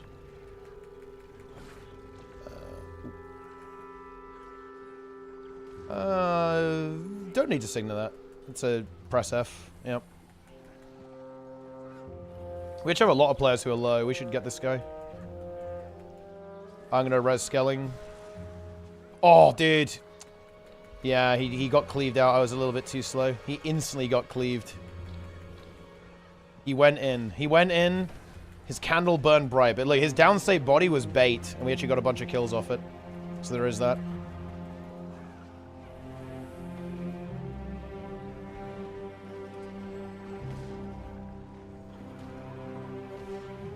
We've made it all the way to the top. This is huge. There's a lot of them up here, actually, I think. You need to be very careful.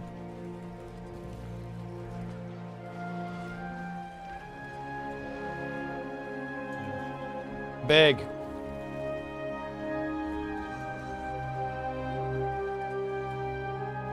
I'm going to be banning all gooners from my chat.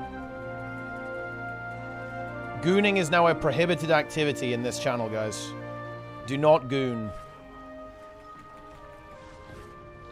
I think we're actually going to die here now.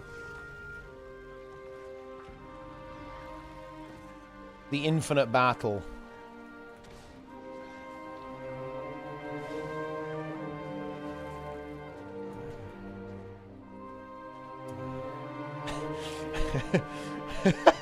This is a good photo. Yeah.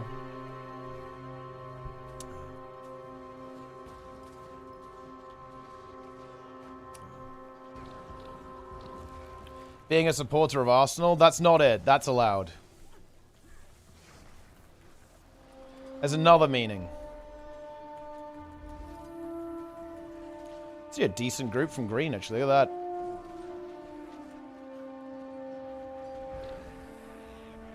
Yeah, we can't fight them now. We lost quite a lot of gamers.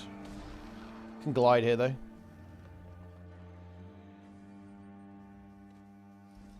I think I have to run this way. I think going that way would get caught. Arsenal fan? No, I don't really follow football.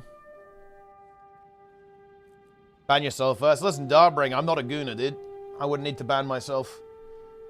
Darren's is a gooner.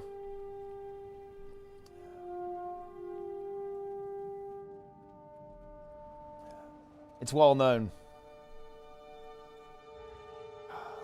Darren's, how do you explain your name in my Discord?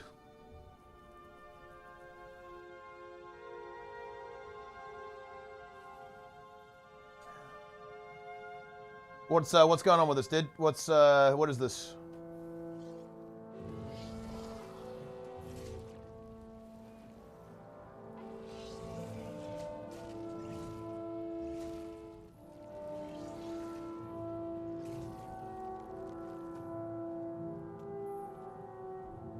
Let's see, where is he?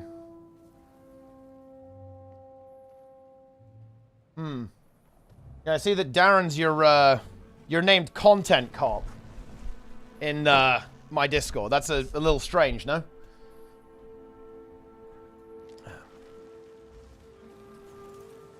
He would never be able to kill Ansarek. He would goop off CD. Dude, Michael, how does it feel? How does it feel to join Mythic on the last boss and leech Hall of Fame in your first Mythic raid tier? How does that feel? You better grind that rotation, bro. If you don't beat Angels on DPS, you're exposed. You're actually caught.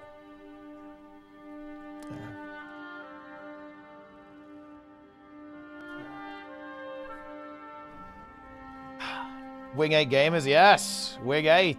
Very exciting. A fungus among us. He is caught. I'm not caught, dude. Wait, Michael's caught. Wait, oh shit, Michael is caught. He's lower DPS than Jester. That is completely caught. It's over. We're never clearing.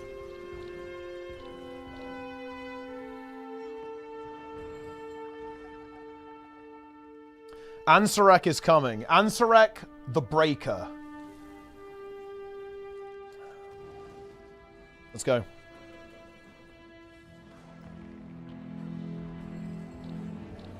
I'm just gonna go in. Fuck it, let's go.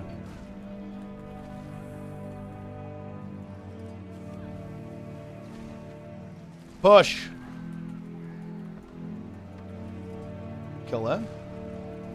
I think we could just sustain here. We have 1 million healers.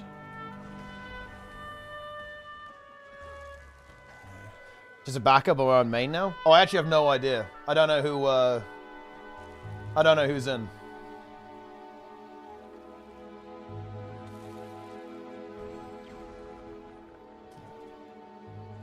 Yes.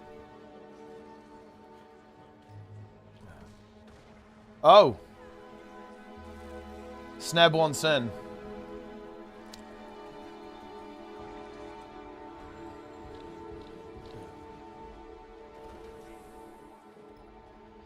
Days one person can't make it? Wait, are we sure about that? Well, I guess we'll see. I've like less than 5 hours of... Oh, wait, what's going on? What? Yo, Sneb, what's up? Wait, it's not loading properly. Shared chat has started, but I can't... the call's not working. I'm just calling him on Discord. I'm calling him on Discord. Calling the goose.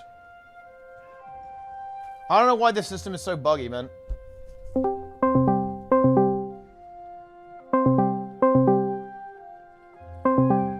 I'm calling him. Enjoy the Discord sound. I'm not muting it.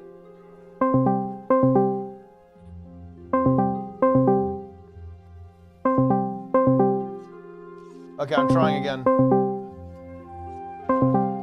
I accepted. Yo, Chomp. Chomp 3 party. Wait, it didn't work. I just pressed accept and it didn't work. Nothing happened. I'm going to his channel now.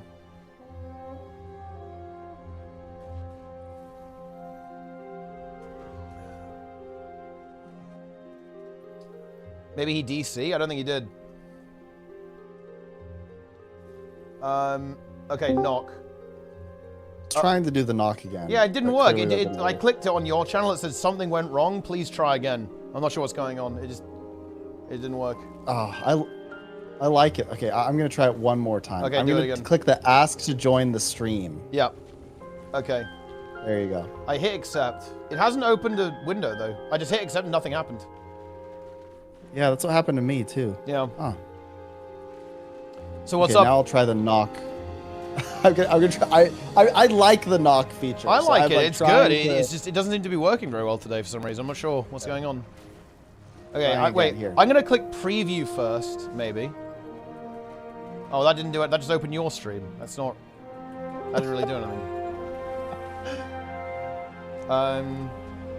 Okay, I'm gonna press accept. Oh wait. Okay, it opened. Let's see if it's working. Ooh. It's just loading forever. can't- Look, it's just loading forever now. Really? Yeah. Oh, because it shows that you're in here for me. Wait, can you hear me though? No. For me, Only it's just through Discord. I'm showing the window on stream. It says Twitch TV pop out, Snebs or guest star, and then it just says it's just got a spinny, like a loading spinny forever. F. Yeah, let me Right. let me try and open it in a new window.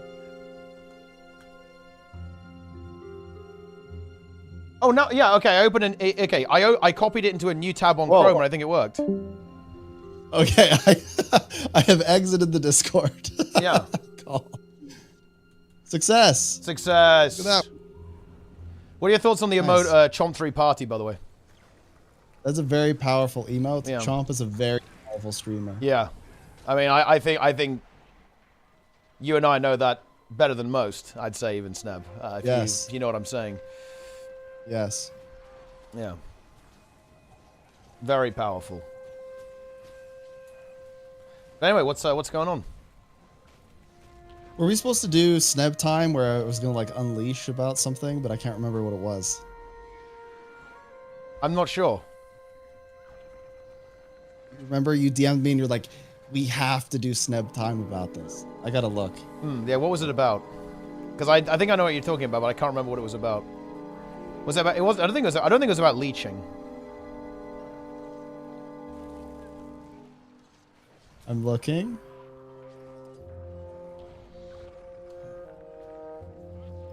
I see nothing. I actually can't find it. There was was it like about communication? It might have been. Let me see. Oh, it was about this. What was it about? Remember, it was there's the Reddit post where somebody said, "Funny thing is, they have complete opposite mindset of what they should have." I sent you this comment. You design something that the enthusiastic and dedicated enjoy, and guess what? New players will yes. get attracted to it. Yeah, this is a real. Yeah, this is something that I find very interesting. Like, because basically what the thread was about, it was about the idea that ArenaNet is trying to design the game to attract new players to it, rather than kind of targeting changes at people who are already there. And I think that's quite an interesting thing to do, right? That's an interesting strategy. What do you think about that? Yeah. I mean, the reality of all of this is this is just a very simple like marketing thing that a lot of people say. If you market to everyone, you market to no one. And I think by trying to appeal to people, okay, this is what I think the perception is. I think people are like, why are you trying to appeal to people that don't play World versus World? If by appealing to people that don't play World versus World, you won't appeal to the people that do. And the people that do play World versus World are the most important players to appeal to, because that's kind of like your tribe. People that really care, your fan club, so to speak. The most enthusiastic consumers are the ones that are the most engaged. And if you do not appeal to them, then at some point everyone else won't care either. At least that's my take on it. Yeah.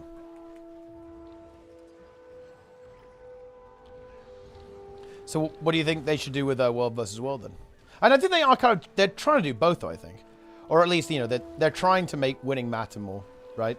Which is something for players who already play the game. They're trying to add more rewards and stuff. So I think they're doing a pretty good job of that with World vs. World, at least. What was the context of the post? What were they complaining about? It was just people. I believe that the original poster was just like, "This ain't it," about the World versus World stream or whatever. Yeah. Like they were kind of upset by that. I view this as, okay, hang on. Especially with the context we have today, do you not view this as just a straight up just marketing fail? Like, because in the studio update today, they said that basically their top priority is making winning matter, right? So, surely they should have just said that on the World versus World stream. Say that, yeah, that we're working on that. We're going to have some stuff on that in 2025. We can't wait. We want to get the victory point thing in before we start doing that. But they just didn't. Like, isn't this like a very clear-cut case of they actually weren't in the wrong and they just basically... It was an unforced mistake, right? It was an unforced error, no? Like, there was no reason for them to have this negativity. Yeah. That's how I see it anyway. What I think is actually going on, and I want to make this very clear. I really like the devs. Like, I consider many of them friends. I think they're good people. I think that they do care a lot about the game. If I were to give them a friendly critique, especially of the past streams and such, I would say that I feel like they're a bit nervous. And that anxiety is transferring onto me, the consumer. When I hear, okay, I'll give a very good example. When they were walking through Janthier Wilds and doing that stream, there were a few things that were top of mind. One, I had no idea that was going to happen until like basically the day before the day of. So it felt kind of weird that wasn't. I think it probably was planned, but it didn't feel very planned because I was just like, oh, whoa. And maybe it was announced in other places and I just didn't see it. Anyway, I digress. Then it just felt kind of, I could tell that people were maybe a little bit uncomfortable. At least that was my perception. Maybe I'm reading into it too much, but I think that it's hard being a dev and going in front of everybody. Right? I think it's just hard being very front-facing and not having a front-facing community manager, somebody who's willing to like hear the really bad stuff essentially and also celebrate the good stuff.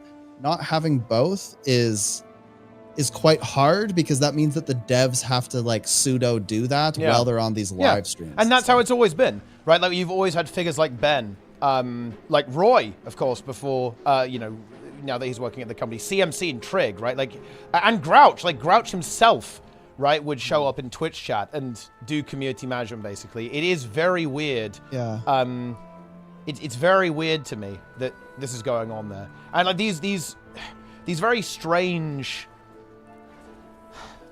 The World versus World situation is absolutely bizarre to me, right? Like, if they'd released the studio update and then done the World versus World stream, I genuinely think it would have been fine, and you wouldn't really have had any, like, major negativity. But because they did it the other way around, like, they have a huge amount of negativity, and now all of the World versus World players are really salty because ArenaNet made it look like they're out of touch, right? And I find that very frustrating because I really don't believe that. I think that ArenaNet has a bad reputation for being a little bit clueless about how people actually play their game and not really being in touch with the community. But I really don't believe that to be the case. Like, from the personal interactions that I've had with developers, right? Like, speaking with, a wide range of developers over the years, I really don't think they're out of touch. It's just that they make themselves look that way, right? Whenever they communicate, that they often come across as very corporate, right? Like, not... And yes, very, very corporate, right? With the way that they communicate with the player base. When they do that stream where they're showing off Janthier Wilds, I just want them to be having fun. Yeah, I think if they're having fun, that spreads onto the people watching. That's what you want. But if people are worried about saying the wrong thing, or they're worried about going along a very, very strict schedule, and I have no idea how they planned this or anything. But that would just put it's a game, right? It's supposed to just be fun. And I think if your devs are having fun live on a stream, then it shows that they care, and other people will have fun too. Yeah, I don't know. I agree that they're very knowledgeable. They know what's going on. I think the problem is that as the consumers, we don't necessarily understand all of their different restrictions, roadblocks, problems with development. Like, we don't understand their world. So to us, it seems so simple. Like, I'll give an example, like a personal example. I look at the LFG and I go, this thing has been like this for literally years. Why can't they just delete a few categories that don't ever get used? Or why can't they change the guild recruitment so that it's squad? You know, like I look at those things and go, couldn't they just do that like this afternoon? But the problem is that view is probably very limited. I don't understand what it actually takes to go and make that a reality. I don't know the implications for changing that. I don't understand what kind of funnel it has to go through, who has to approve it, et cetera, et cetera. I think the decisions that they make are a little bit bigger than we understand, and how those things interact within the game are probably more important than we understand. So I feel for the devs, because I think that they really care. Yeah, and I do too. I think it's probably actually very defeating to go and do a stream and then have people just complain, right?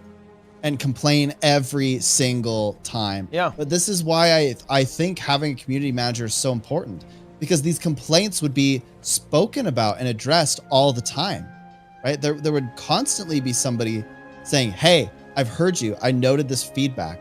We're not going to be able to implement this kind of change until this kind of patch, but we're still looking into what the possibilities are.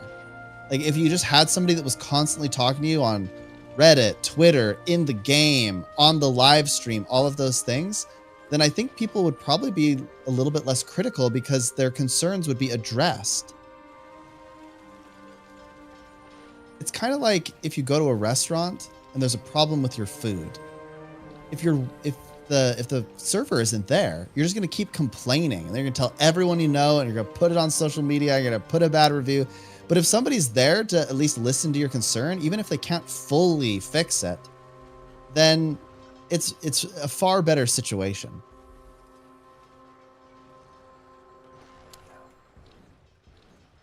Yes. It's unfortunate. Yeah. I would really like to see a community manager for ArenaNet, right?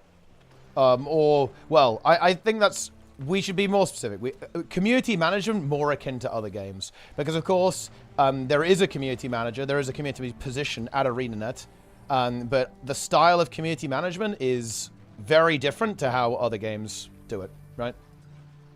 Well, yeah, and the problem is that it's not like it doesn't work. Like, and what I mean by doesn't work is the game is still successful, right? So it's not like there are all of these negative monetary implications for not having a front-facing community manager. The question was, would the ROI be there? Yeah. Let's actually imagine this. You put a front-facing community manager in right now. What changes? I think morale improves.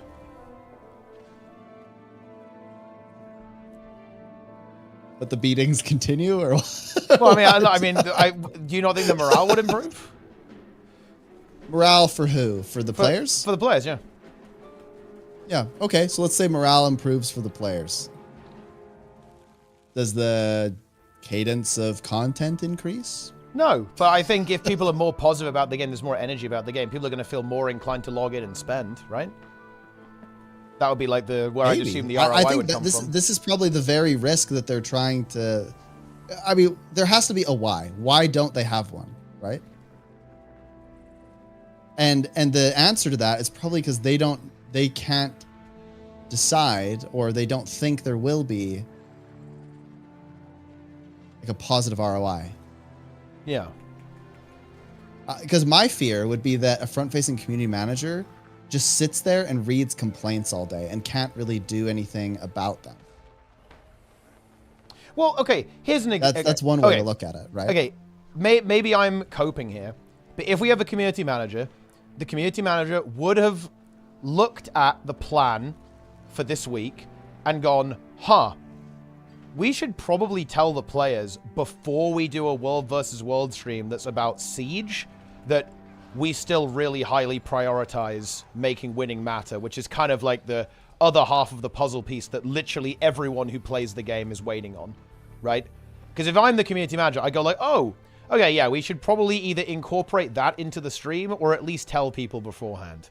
And then you don't have like all of these negative, like very negative Reddit threads, and you won't have a really angry world versus world community, right? Where you know, I mean, were you keeping an eye on the chat, the guild chat, Guild Wars 2, like Twitch chat, yesterday? It was like I wasn't there. They were like banning people. Like a lot of people were getting banned because they were like, people were going in there and they were saying, "This is fucking bullshit. What the hell is this? ArenaNet clueless, etc., etc., etc." Yeah, like they lost themselves a huge amount of confidence from this group of players who are watching the stream because of essentially no reason, right? Like just kind of, they did the announcements the wrong order. So if you've got a community manager, then you'd be able to mitigate that, right? You'd be able to sort that out. Potentially. Because that's not good. But here's the thing. Right? Like that's not good, is it? What part of that are they mitigating? Well, the negativity.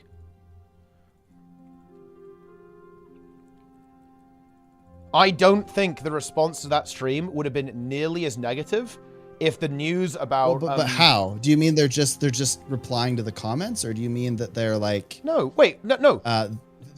Because in the today's studio update, wait. You mean before, right? They would tell them to do it in a different order. Yes. The community manager would. Why isn't that? But that's not a front-facing community manager anymore. Well, yeah, but the community manager would have seen that was going to be there. They'd obviously be aware of these events, right? I would assume. I don't know how it works. I haven't worked as a community manager, but I'd assume they'd be aware of the schedule, as it were, of things that are going to be announced or communicated to the player base, and they go, "Oh yeah, we should probably do it the other way around," and then that wouldn't have happened. I agree with you, but I don't. But I literally think they have someone that could do that right now. Well, why didn't they? Well, that's a good question, right?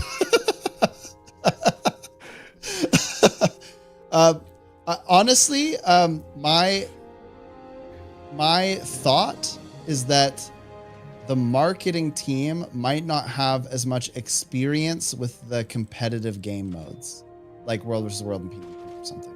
Well, correct me if I'm wrong, Sneb, but if you're a community manager, it is literally your job to understand the concerns that players have. Yes, I agree.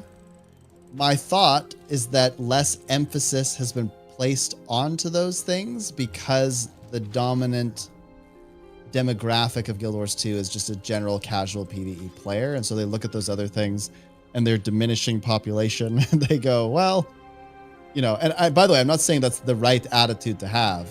I'm just saying this is probably the reality of the situation, that it's not as prioritized as the other thing. Okay. And you know what? To be fair, maybe they're just not even involved in some of those things. I feel like that can't be the case, though, because they have said cornerstone game mode. You know, World versus World is a pillar of Guild Wars 2. We want to shore it up. We want to go hard on it. Like that can't be true. They can't. Are the marketing people saying, or is this other people who have said that? Grouch said that. I mean, that's where the whole cornerstone shit came from. Like Grouch specifically said cornerstone game mode regarding World versus World. Yes, but I'm sure Grouch is at least partially, he's like the head person, right? But I'm sure he has some involvement with directing the marketing team. But I also don't think he is the marketing team. Well, I mean, he's the god of ArenaNet, though. Like he's God. Well, yes, like he can say those things, but then if the marketing team has to go and act them and they don't fully understand it, I mean, that's a whole other thing, right? Because we know that Grouch is a big World versus World fan. Yeah. But if we were to think, who on the marketing team regularly plays World versus World and understands it? I don't know anyone personally that plays a lot of World versus World that's from the marketing team. That doesn't mean that there isn't someone, right? I mean, I only know a handful of developers anyway, so it doesn't really mean much, I guess. Well, I mean, I'm not gonna lie. Like, am I wrong here? Like, It's never surely forget that CM is not a marketing position. You're actually like fundamentally incorrect. Community management is very often under the marketing umbrella because it has such a big impact on marketing. Huge impact. Whether it's a tech company doing community management, because that's seriously a thing now, or whether it's a video game and their consumers, it's a huge part of marketing. A huge part. Yeah. But I mean, again, I guess it's going to be under the marketing umbrella. What I would say is that, I mean, surely, you know, if the marketing people don't understand the concerns of players who play their cornerstone game mode or a cornerstone game mode, then, I mean, that just seems like that's a skill issue, no? Like, that's not good. Yeah, I would say that perhaps more emphasis needs to be placed on those things then. It's really like, okay, so I worked in sales a little bit. One of the hardest part about working in sales is you must know your product very well. Yeah, of course. And this is my opinion. If you want to be really good at sales, you have to believe in your product too. So which means that you kind of have to use it or at least know how to use it. So I worked in tech sales and I went and had to learn how to use the software so that I decided if I believed in it or not.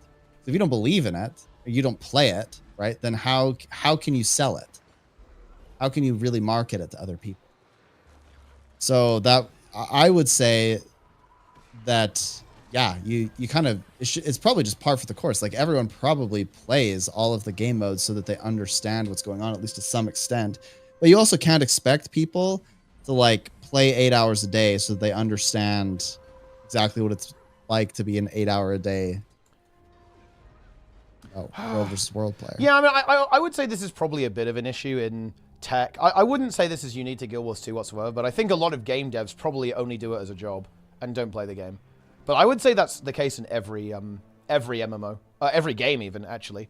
Rather than really? I do. Do you not find that strange? I understand rationally that must be the case. I think it's really hard to envision that for me because like this is just, I love the game. I love the community. It is like so.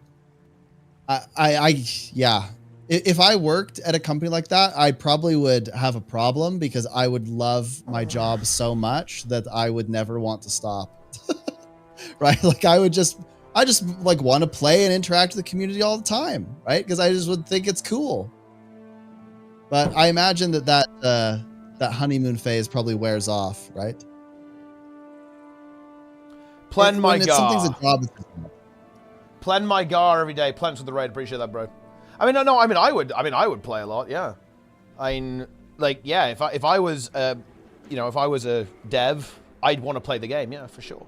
But I think that's not an industry standard. And I want to be really clear because I don't want this turned to like I like ArenaNet as a company a lot for multiple reasons actually. Not only kind of personal interactions I've had with devs, but also I like the ethics of the company a lot. I view them to be ethically superior to more or less every major game studio. Ethically superior. Yeah, absolutely. Yeah. 100. Am I wrong? Like, yeah, absolutely.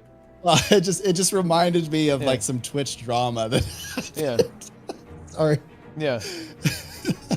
Hey, I mean, yeah, they absolutely are. Like, no joke. I'm saying that unironically.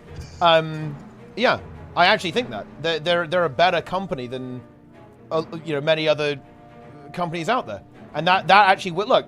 Maybe I'm being soy about this, but yeah, that actually wins them a lot of points in my book. No, I like that they treat their employees fairly. They don't do crunch. Their business model is fair. It's not perfect, but it's a good business model. Yeah. So I like the company. I just want to kind of say that before I say that. Yeah, I think it does suck that maybe some people don't necessarily play the game. It's not ideal, I think. I'm gonna leak something. Yeah. I went to visit the studio, and everyone there was super nice to me. Yeah. Everyone, even the people that were like, "Who the hell are you?" Everyone was just nice. They're just people, right? And they have snacks Yeah, and like they it's treat good. their people super well. They have like a giant fridge with like different things. They have cheese. Cheese is good. Oh, nice. Little cheese snap. And then they also like bring lunch for their employees. I just think it's cool, right? Like the studio is really cool. Yeah. People are really nice. I agree. I think the devs are all pretty good.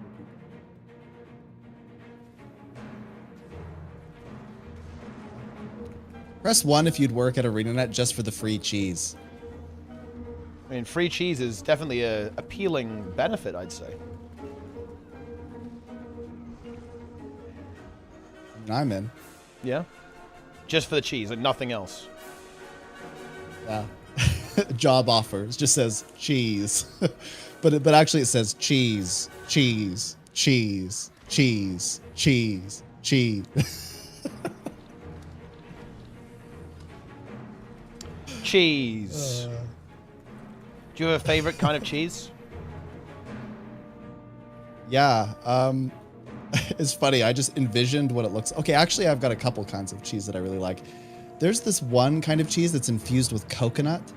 I don't know why that is good in particular, but it is. Okay. Yeah. The fine cheeses.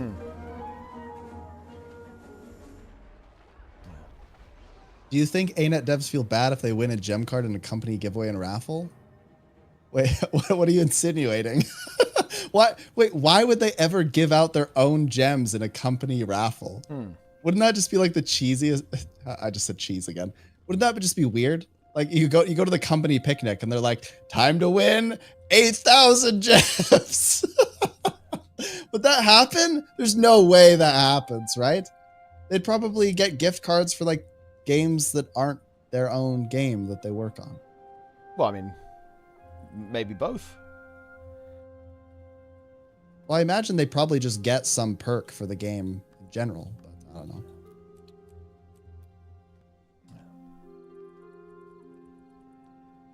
Cheese. Maybe they get cheese gift cards. Yeah. Could be, right? Blizzard paid their interns overtime with store balance and gift cards? Okay, that's messed up. Holy crap. Jeez. What? There's no way.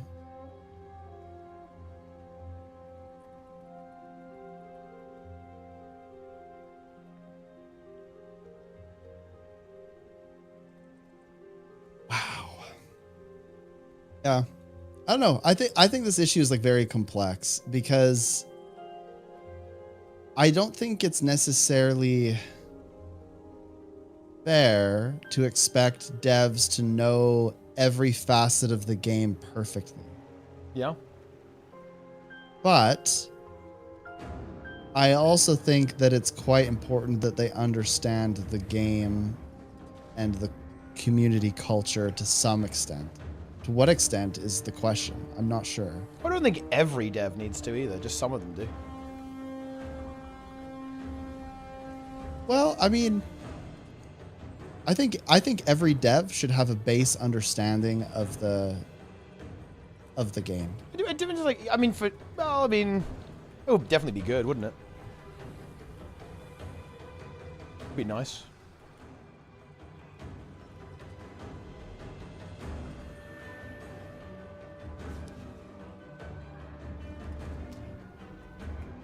Or at least, like, you want to have some devs that are capable of kind of communicating to devs what players want.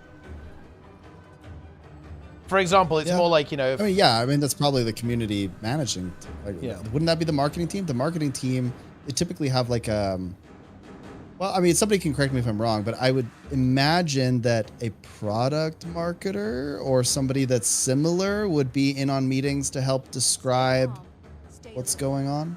Yeah.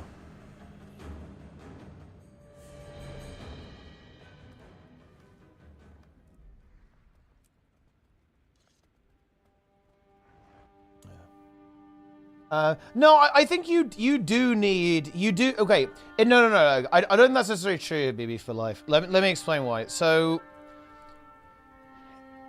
if let's say you're a balanced dev for Guild Wars 2, you need to understand the metagame. So in other words, you don't need to understand everything about the game, but you need to understand how people play your game. So in other words, if you're going to be a balance dev, you need to understand that people do quickness and alacrity in every single subgroup. That's like part of how people interact with the game. If you don't understand that and you try to balance the game around it without considering that variable, you're not going to do a very good job, right? It's also more than that. You also need to understand, this is kind of as a balance dev or a skill designer, you need to understand that people won't play something just because it's good, or they need to, like, it's weird. Like, people refused to play Scourge when it was 30k DPS, even though it was probably the most overpowered build in the game. Because you, as a balance dev, need to be aware that your own player base doesn't understand the game. And you need to balance around people not understanding the game as well. So it's kind of... and there's loads of other things. Here's an example of this going wrong. The skill template system. So, why... Here's like a really, really notable design problem. So, these are not build templates. These are build loadouts.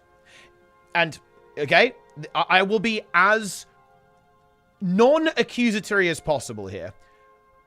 As someone who is kind of the target audience for build templates, I would not have designed them this way. That's all I'll say.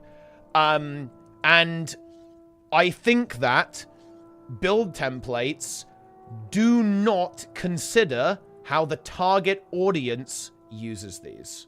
And this is like another really key thing. If you're designing a system like build templates, you want to be in tune, right? So that you're able to determine how a user would want to use that system. And build templates are kind of the opposite of this. There you go.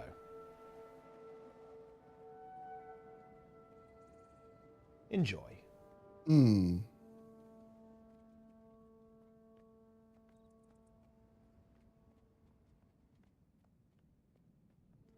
the same development, making the functionality of templates. Yeah, you're absolutely right. And there needs to be someone who does understand it, who can then relay that information to those developers. Right? There has to be like a very base understanding of foundational understanding of how the game works, and then a lot of other things can be filled in by other people whose core job it is to understand. But I want to point something out.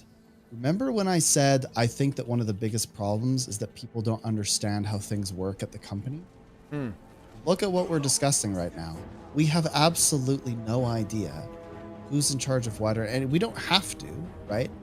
But we don't have a community manager to be like, oh yeah, like you guys are just wrong about this. This is how things go, or this is how things are. But we're literally squabbling over how these things work. It's interesting to me, right? Because I mean, I look at the old school RuneScape community and I go, I know exactly who does what, right?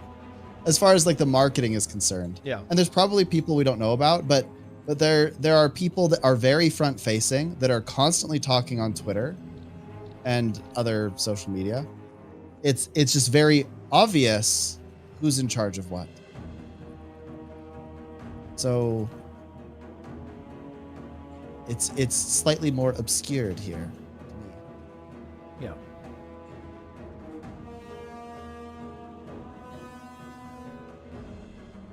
Magrost. Are you familiar with the Magrost emote? Yes. Thoughts? I mean, it's an emote, that's for sure. Do you want to do raids with me? I don't really want to raid, no. Not even a birthday raid? I can do a birthday raid. Okay. I'm just about to finish a gate on Wing 7, and then we can do Wing 7 CMs. Okay. It's double gold. Yeah. I'm on EU right now. Yeah, I'll log in.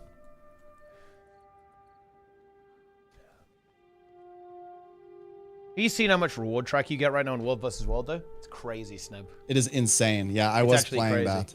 It's fucking crazy shit. I was doing it for a while, but then I ran out of content because I was doing it on NA, right? And this is the worst time of day to World vs. World. Like, no one's online. So I just kind of ran out of... We took the whole borderland, and we were, like, holding it down for, like, an hour. And there were 2 roamers on the map. So we just all spread out and sat at camps. Yeah. I started to, not really... There wasn't anything to do.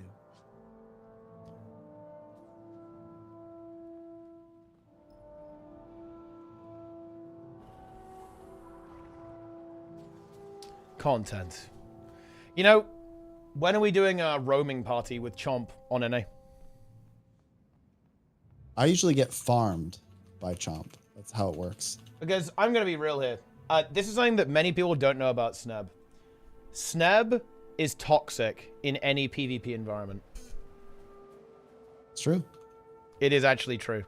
Like, when we do 2s in StarCraft 2, he actually flames very often. I have to attempt to stop him from flaming.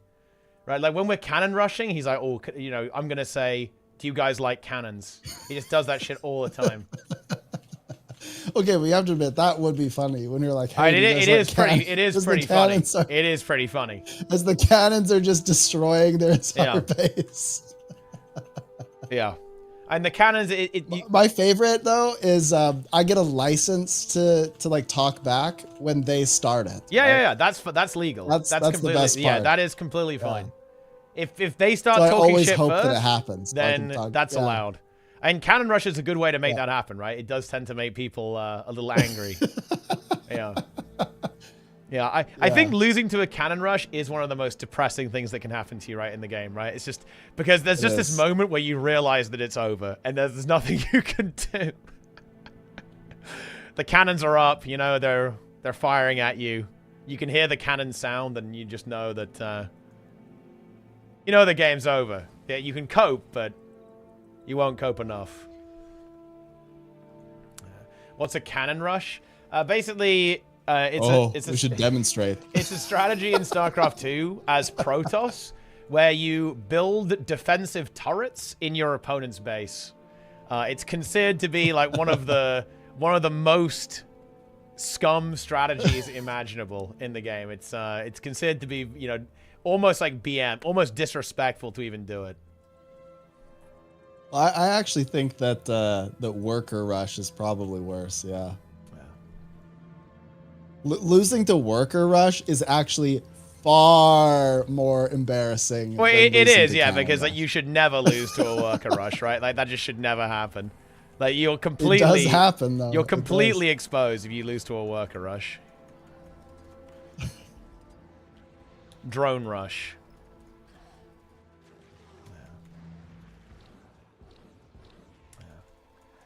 I like the Zergling rush. I mean, yeah, Zergling. I mean, look, rushes are good.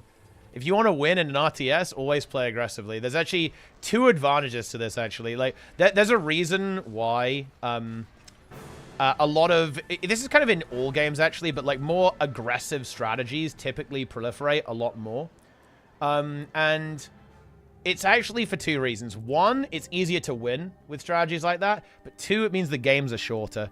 So you get more games in, so you can gain rating faster.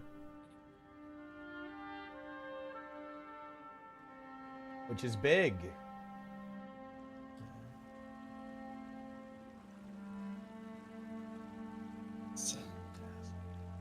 I've done it. That's a gifted sub, VCS. All right, okay, I'm coming to... Let's go raid then. I'm logging in. Birthday raid. It's time. All right. I'm playing Heal Scourge, I guess. It's time. Playing Selly Heal Druid, because that's the garbage that I have. That's what you've got? That's the best you've got? On EU. That's what I've got. It's actually fine.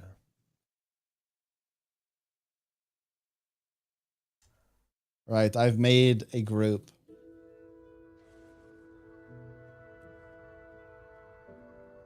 I'm joining. People on EU, join, but don't make me depressed. I think that's a fair recommendation. Wow. Yeah. You could mentally break. You're aware of that. This could mentally break you. Could happen.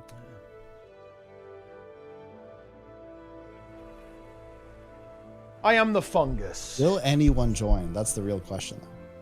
Will anyone join? Well, you just got raided. How does it feel? I did. Sin, thank you. Appreciate the raid. You've been raided. I've been raided. Slug stream waiting room. Oh boy. Ooh. Yeah. This is true. Does it normally take like half an hour to get a convergence group together, by the way? Is that normal? It takes longer, honestly. Oh my god. It takes forever. Yeah, thank you so much for the raid again, by the way. I really appreciate it. Thank you for the happy birthdays and this. We will do slug stream. It'll probably happen in December because I broke my foot. So I feel like it's a slight danger to myself to try to roll around on the ground. But I will do it when my foot is better, which is probably in December. It's crazy. I am very happy today. He's old. That's why he's happy. Yeah. Are you in the? Every Would you year, say that a slug has age one the foot, game, you or does a just slug not have jealous. any feet? What do you think? This is a very good philosophical question. I would probably say that a slug has no feet. Yeah. That's my feeling. Yeah. You know? Eyes now are prime. Nice. That's actually very interesting. How many? I'm gonna Google it. How many feet does a slug have? Well, Wikipedia does say that a slug has a foot. Are you serious? Ask ChatGPT. AI overlords. Ask ChatGPT. Yeah, okay, so the external anatomy of a slug includes the following: tentacles, mantle, tail, keel, and foot. The bottom side of a slug, which is flat, is called the foot. Like almost all gastropods, a slug moves by rhythmic waves of muscular contraction on the underside of its foot. It simultaneously secretes a layer of mucus that it travels on, which helps to prevent damage to the foot tissues. Around the edge of the foot in some slugs is a structure called the foot fringe. Wow. And this is kind of interesting too. Vestigial shell. Most slugs retain a remnant of their shell, which is usually internalized. This organ generally serves as a storage for calcium salts, often in conjunction with the digestive glands. An internal shell is present in a variety of slug species that lack shells.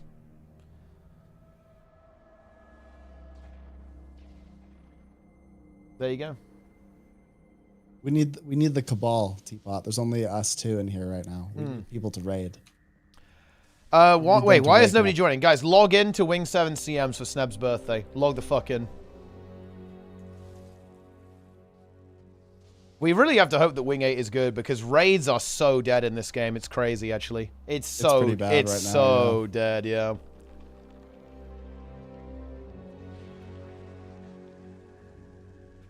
I don't know what'll happen. Part of me really believes that a lot of people will like log in to play the new raid. But the problem is that they might log in to play the new raid, and then because it's only normal mode, they won't have that much to do, and then they'll run out of things to do, and then they'll stop playing. So I don't know. Whoa, that thing like sniped me. We're not getting anyone into this raid. No.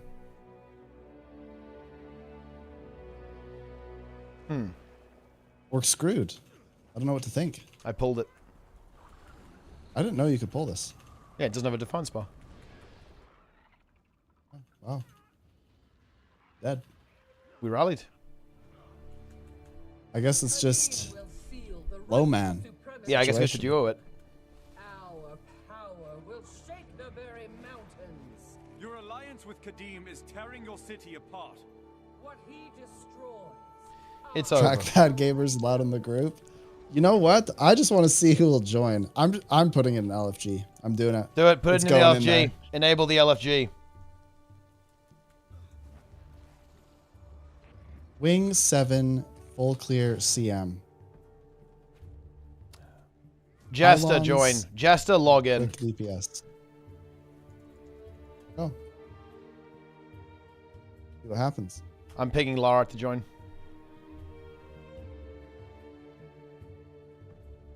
Got a quick DPS. Nice. It's a good start. Yeah.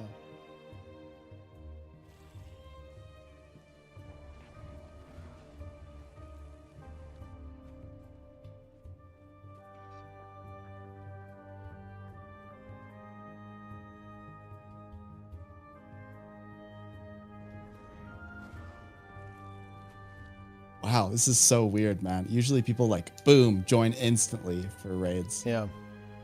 Wing 7 is very too quiet. too difficult. Is it? Yeah. Wing 7 CMs is too hard. True. It's simply too challenging. Yeah, and everyone's got you blocked. That's okay. This actually happened to me. I tried to make a group on one of my alt accounts, and I kind of remembered, and I went, "Yeah, this ain't happening. There's no way." Just blocked by too many people.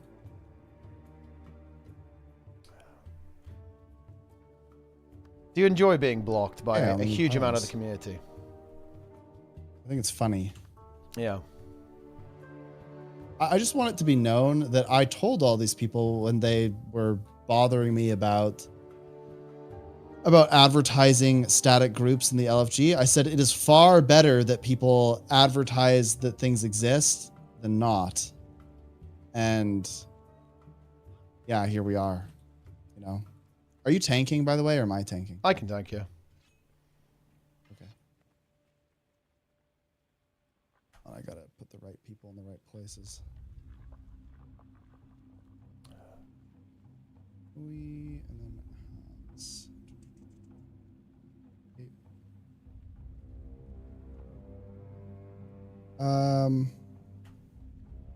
Mr. Maddock. Oh, wait, what? Oh, that's why. I read the thing wrong.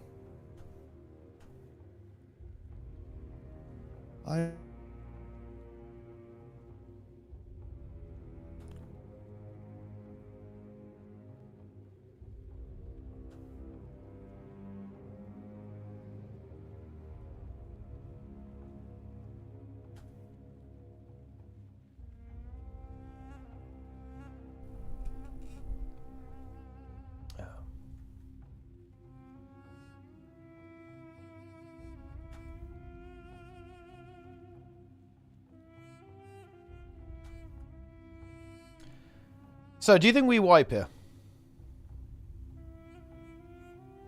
Yes, almost certainly. I've imposed 0 requirements. I guarantee someone dies to the first pylon. This happens every time. CM's enabled. I'm not even mad about it. It'll just be funny. I actually don't have... do you have a DPS meter running right now? I do.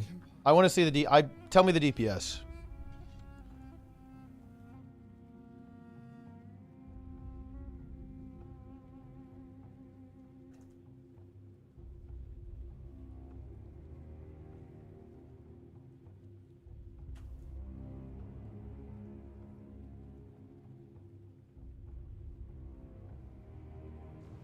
I don't even have Arc. I don't have Arc on right now. So I can't see it. It's over. Sorry, my wife was informing me that she was making soup. Yeah, what kind of soup? I accept potato soup. So I accepted the potato soup. Yeah. My flesh golem's going to start the encounter, by the way. No way. Impossible. Please, please no.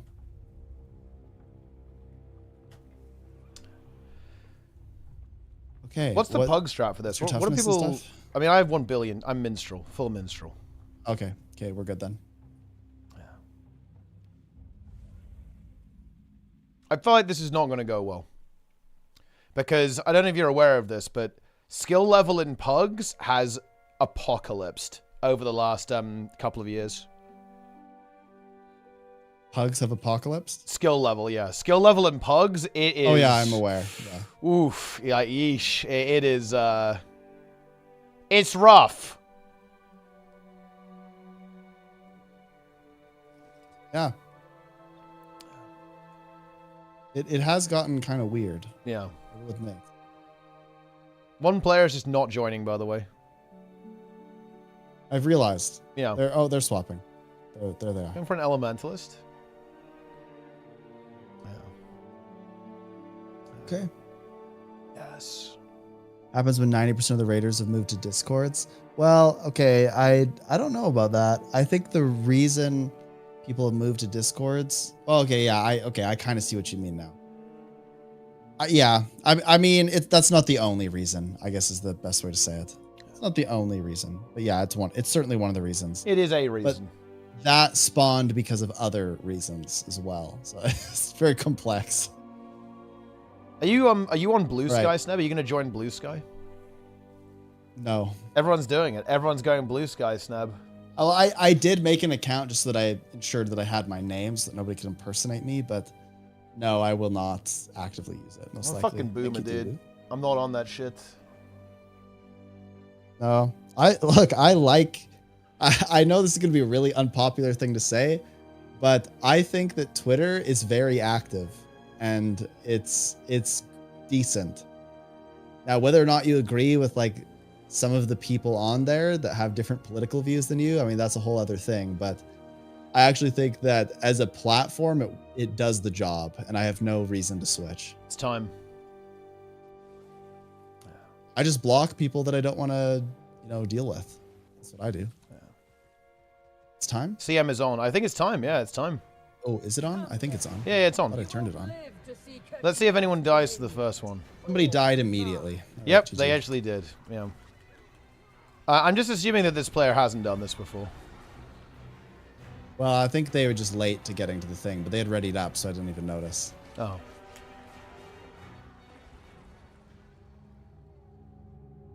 Nice.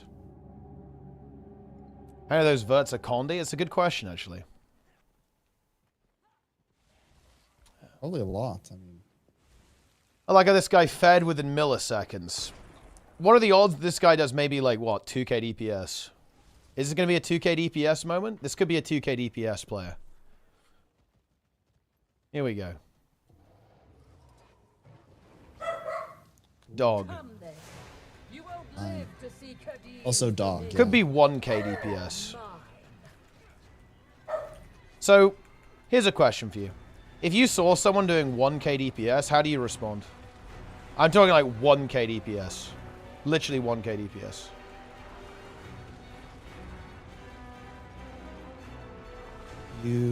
I mean, kind of depends on the context. They're full berserker. They're full DPS. Crap. I tried to go to a place where no one was, and of course, everyone else had the same idea. It's kind of amusing if you think about it.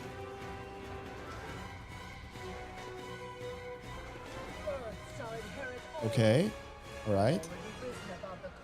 Will someone die here? This is always the interesting place where people die. I mean, what's the answer to the question, Seb? You see someone doing 1k DPS. How do you respond? I don't know. It just depends.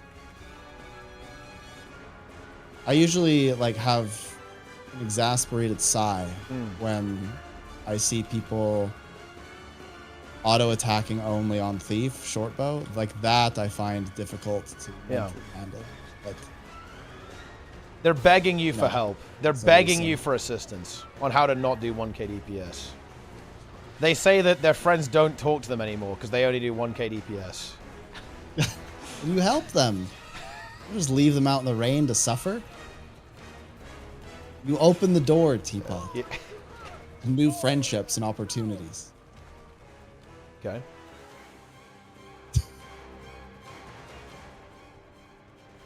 They say they've lost all hope. All? Yeah. They just have no hope anymore to ever do more than 1k DPS. Wow. They tell you that a year ago they were doing 300 DPS. I would So say they've you like need to get a massively better improved. build. They've improved hugely.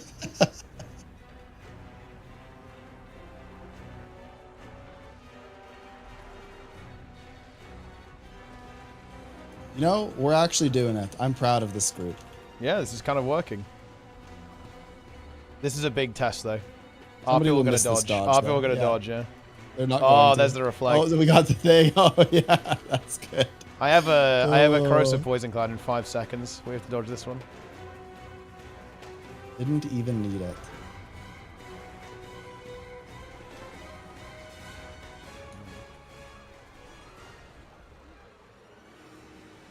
Thing is, they have the correct build. They're doing 1k DPS in the full meta build. Oh boy, we have a death. How much DPS was Joey Moe doing? 11k. 11k. What's top DPS right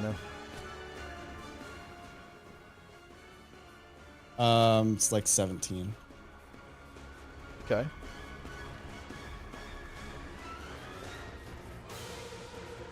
Somebody else has died. Well, that kind of works. We can just destroy one every time now. Yeah. It's true, we can. Oh, there goes another one. Yeah, someone beamed. Yeah, I mean, that's probably still fine. I think people tend to rush in these phases. Leads to deaths. Is anyone feedbacking? Oh, okay, I'll do the next one.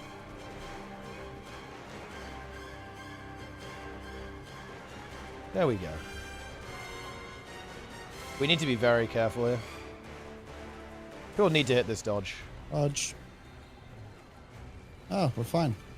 I also put up an Aegis there. I don't know if that helped, but... Dodge. No one ever dodges that. Yeah, they Notice don't. that? It's Papega. Would you ever pronounce the word Papega as Papija? No, I don't think I would. Hey, why not? Why? Why wouldn't you do that? Like, what? Well, why would I do that? Like, what are we talking about here?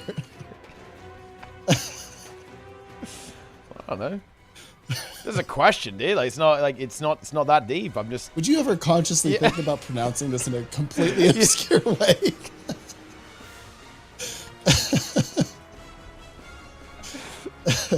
What are you trying to say here? Like, what? I don't understand. Just a question. I was just asking.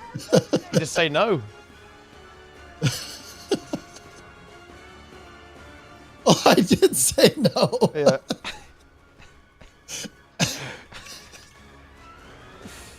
Wait, am I the tank? What's going on? Oh, you're just not moving. You're too distracted by. Well, no, I was rezzing. I was rezzing. Someone was dead. Right. Pressing F, bro. And I was just too distracted by the fact that you would pronounce Papega as Papija. Like, I don't know. Impacted the city's energy balance, but I think it's getting more volatile. Was that really such a crazy question? Like, it's so random. I don't even know what to do.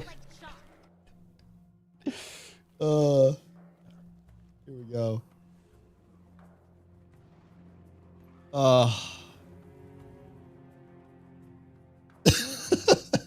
It's kind of like you're just like, would you ever go to the hardware store and just scream random words? You're like, well, no. And you're like, why not? I don't know. Why would I? Yeah, I mean, you haven't answered the question, have you? Though? You haven't answered that you haven't really. I did. I said no. I wouldn't answer it, or I wouldn't say it like that. Yeah. Why would I? Well, it seems that you've been. This is not how the words work, Teapot. The letters, they work together. It feels like in a you've been caught out, systematic right? way. You've been caught. Do you not feel caught right now? I feel like you've been caught. Why would I be caught? Because I mean, this question clearly threw you off.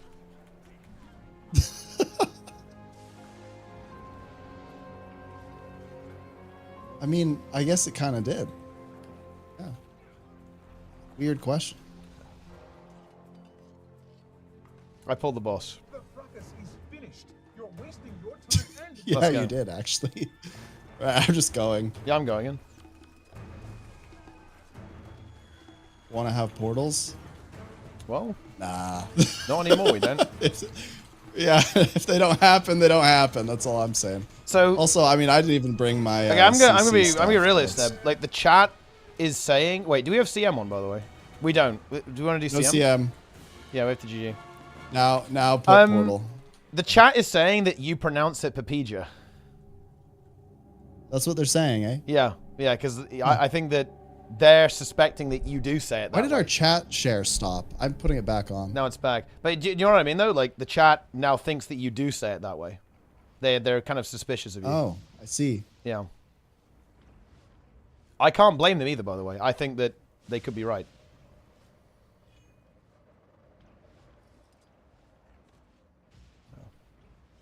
Has anyone ever heard Sneb not say it like Papija? I mean, that's a good point. Yeah. Oh, by the way, you should watch the movie Heretic. It's good. Okay. What's it about? It's a very good movie. I watched it last night. Is it a new film? Yeah, relatively. What's it about? It's like a thriller. It's like a horror. I don't even really know how to describe it, honestly. It's like did somebody turn it on? Yeah, they did. Okay. It's the theme is like belief versus disbelief. Okay. So this guy, he like kind of abducts these two missionaries and then like forces them to choose belief or disbelief. And, you know, I won't spoil it, but it's like, it's very intense. The fracas is finished. You're wasting your time and mine. Interesting. Yeah. Honestly, it made me slightly uncomfortable at the beginning, if only because I recognized that I had been in situations like the two characters in the movie several times. And so I was like, oh man, yeah, that can happen. Yeah. So anyway, back to the initial topic. Sneb, can you please pronounce the word Papija? Why should I fight and lose when I can act No, I'm not going to. I'm gonna let everyone just imagine how I would say it. Yeah. Notice how he isn't doing it, guys. This kind of reminds me about the whole, you know, the snake question. Are you familiar with... Yeah. Are you familiar with dogwarts, Sneb? Oh my gosh. Why does this come up for you so often? Like, is this what you think about all the time? Oh no, Joey Moe. He's fallen and can't get up. Joey Moe is my quickness, though. Yeah. So I will revive. Need that guy alive.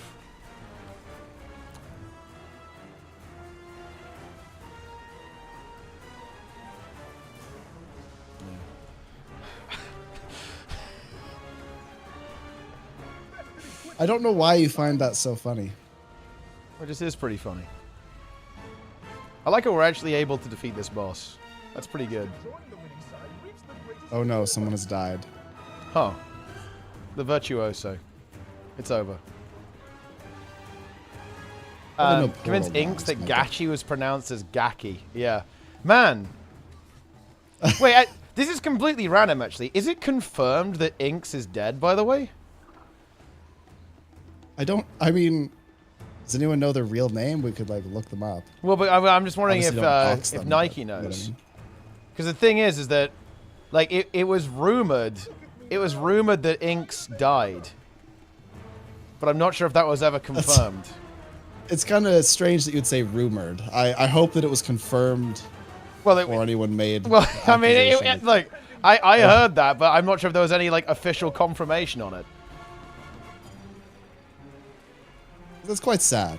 Yeah, I mean, it's not good. Also, we should probably CC. Are we gonna ping the action key or No. or what? Oh yeah, okay. That's me, I guess. Yeah, it's you. CC now.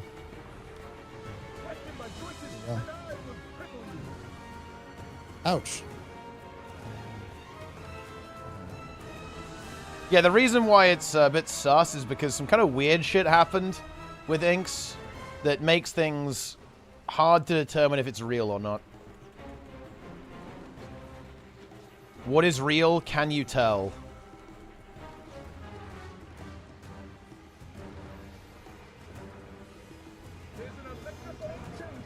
We CC. Man, you know what's weird to me?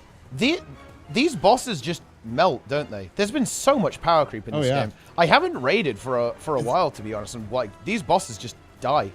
Holy shit. Well, and keep in mind, we're doing this with 8 people right now alive. Yeah, it's just and it's like dead. not even close. It's right? just dead. It's weird. And like nobody's This taking used any to be damage. way Right? There's like harder. no damage. There's like no damage going out. Yeah. It's crazy how much more that powerful is weird, isn't it? players are. It's really weird. Like there's just no damage.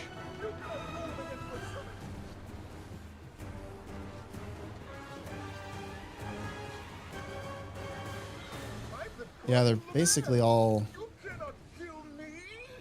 immortal. This guy's dead. I don't think I can save that, actually. I don't have transfusion. Doesn't matter. It's 1%. It's... We yeah. did it. We did it. Wow.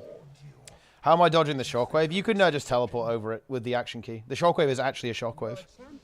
So I'm just doing that. Teleporting over it.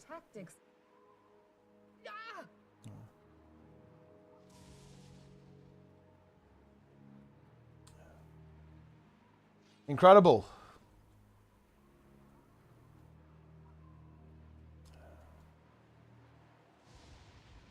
Whoa, is there some like extreme?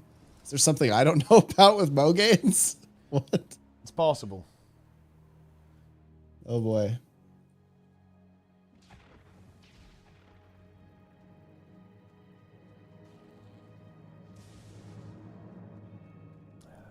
Sounds like a caught moment to me. Caught.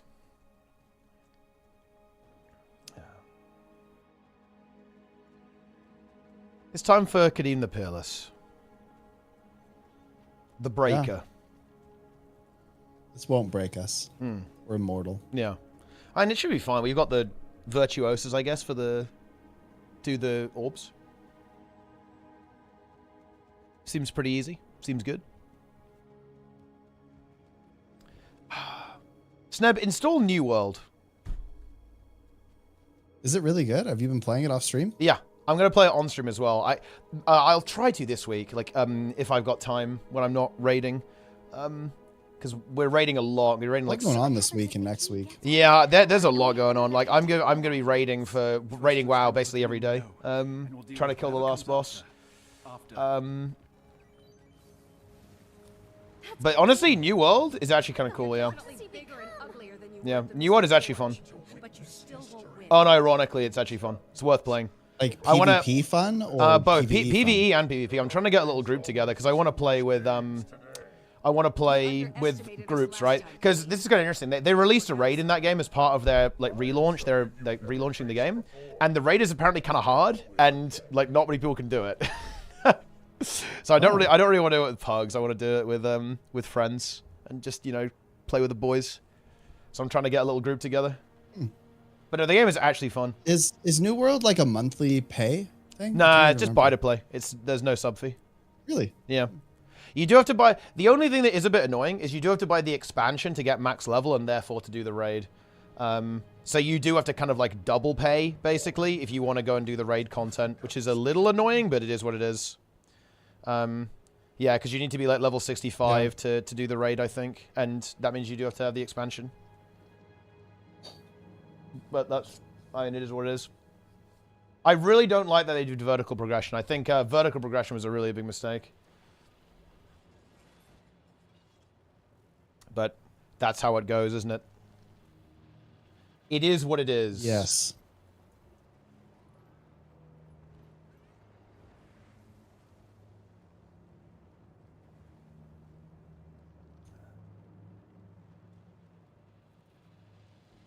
Most non-sub MMO games do it, no? Yeah, but that kind of sucks for trying out the game, though, North 3, all right? That's why, another reason why I actually like the sub model. Because you can just buy the game once and then just pay the sub, and you don't have to like double buy or anything to go try the game out. We have pylons everywhere, right? I think so. It looks that way. It's time.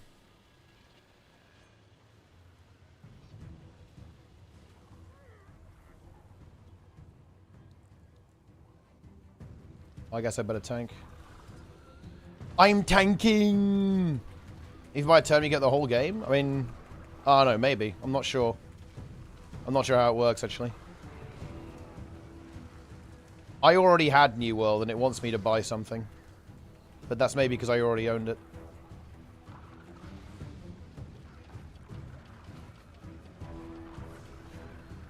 Oh, I still have Corrosive Poison Cloud. Whoops. It's over.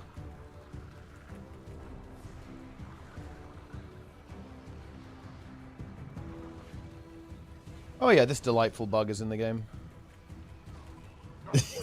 Yeah, that bug is so bad. Holy Yeah, crap. that one is, that's really not great, is it?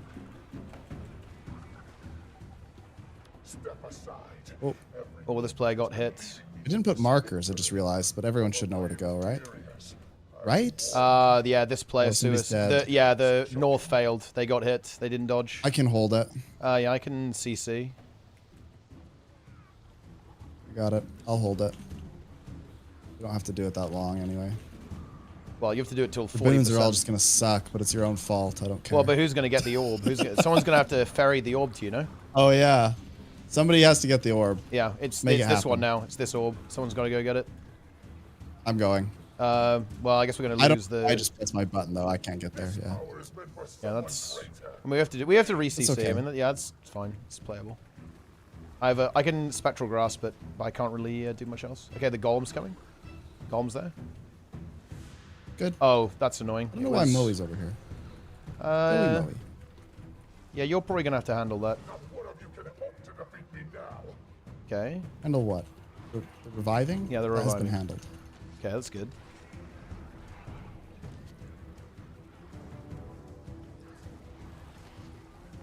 Okay, well, I mean, this is... I think we'll be okay. Yeah, I mean, it's playable. It's playable. We just need someone to get the orb for you. Trying to. Well, we're good this Original strat, this vanilla strat. Well, you have to do one more, right? time. What? Yeah, I probably do. at 40%. Well, 55. Are you so ruled by the past that you destroy the future? Yes. Boom. The key's right. Interesting. All the power you've taken has corrupted you. I Boom. emerged from the forge with greater vision. The What are your future thoughts on the Plenga emote? to be. Powerful emote. Do you have a favorite emote on Twitch? I think Bible Thump is really funny, and so is the. Oh wait, but didn't they? Oh well, shoot. Okay, I'm about to lose the thing. I pressed the wrong button. Yeah, I think you What? made it. Did I get it? Oh, I did get it back. Oh, how? I made it. I can't. We've got a problem with that orb. Like, that's, yeah, that's an issue. That is a problem. Yeah, we got problems here. Someone's got to grab it and take it to you. I think it's actually playable, but someone needs to take that orb to you. It's doable. Yeah. Okay, yeah, we're good, we're good. We're we're actually good. good. Yeah, we're good. Someone from one of the side pylons needs Somebody to... needs to go res the other vert if I can't heal them. No, I can't healed them, heal I healed them, it's fine, it's fine. Okay, yeah. Yeah. This power is meant for someone great. Oh, ooh. Oh, we missed we it, lost yeah. a pylon. Someone just didn't stand on it. I mean, that's unfortunate. It's not ideal. We come back? Yeah, I mean, as long as they CC. Since you hunger for my power, have a taste. Not really sure what that was. Okay. If we can make it past 40. Yeah, we make it to 40, Then we're I fine. think we win. Yeah, we're totally fine. Oh, it's your orb Okay, again. my though. orb. Crap. Yeah, I mean, that's just going to go off. We can't... I can res one. But they need to... The group needs to res that player. And then we need to phase. Yeah, it looks like they'll We get should there get the eventually. phase here as well. Yeah, there's the phase. Somebody get the orb though? No, it doesn't matter. It doesn't matter. Oh. It despawned. It's gone. Oh, okay. Surely we make it. We're gonna lose another player though, and that was the pylon. So Yeah, so it's not over. But there's no more orbs, so it's that means I fine. have to do this again. Yeah, but it shouldn't okay. be. I don't think it's as much of a problem. We need to CC. We need to get the oranges too. I need to heal. Yeah, we've got to get these orbs. We need to people CC die. and get the orbs. Get the CC. Now get the orbs. We got to get these ads too. Like the ads are kind of farming us. Oh my gosh, I just did the same thing. We need to CC that ad. That ad must be CC'd. I cannot help. I'm on resing. the other side. We're also guys. We haven't picked up any oranges, by the way. We just failed. People didn't pick up the oranges. But like, what the hell? You is and I going were on? trying to do too many mechanics. Yeah, I mean, people did not do the mechanics whatsoever. That's unfortunate. Yeah. You know, you win some, you lose some. You do indeed. Okay, well, I mean, we try again, but this time less death. I need some heals. Well, I mean, I can give you heals if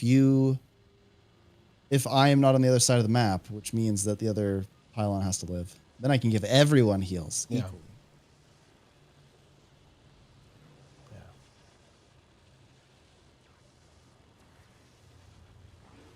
Let's go.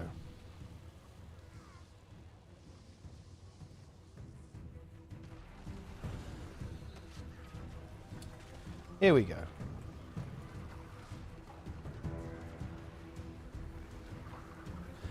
Gw2 raids looking spectacular visually. I think this one is honestly not the most impressive raid. Wing 7 looks pretty cool, but this boss honestly not so much. Wing 6. Really? I always thought this one was pretty cool. I feel like Wing 6 looks better than this. Wing 6 is like giga epic.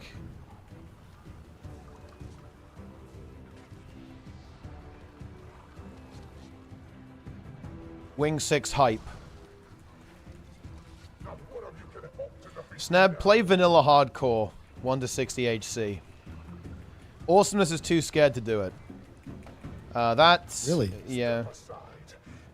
Oh, boy. The Scourge failed instantly. So you're on kite duty again. Well, yeah. They failed within microseconds. I got it. They are a feeder. I actually think that I can theoretically get this myself. Yeah, if you staff 3 over to it, you might be able to make it back in time. Yeah. It'll be close, but I think I can do it.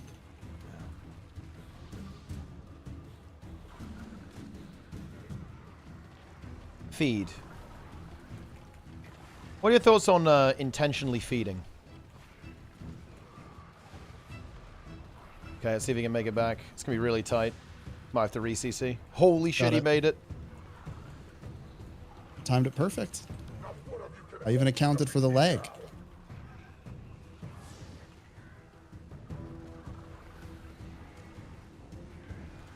One player missed their orb. They did not make it. Yeah, well, I mean, they You guys just are gonna have to go res the other I mean, tower. yeah, they just completely missed. Yeah, I can res them though. The problem is we might die to the dot. Oh.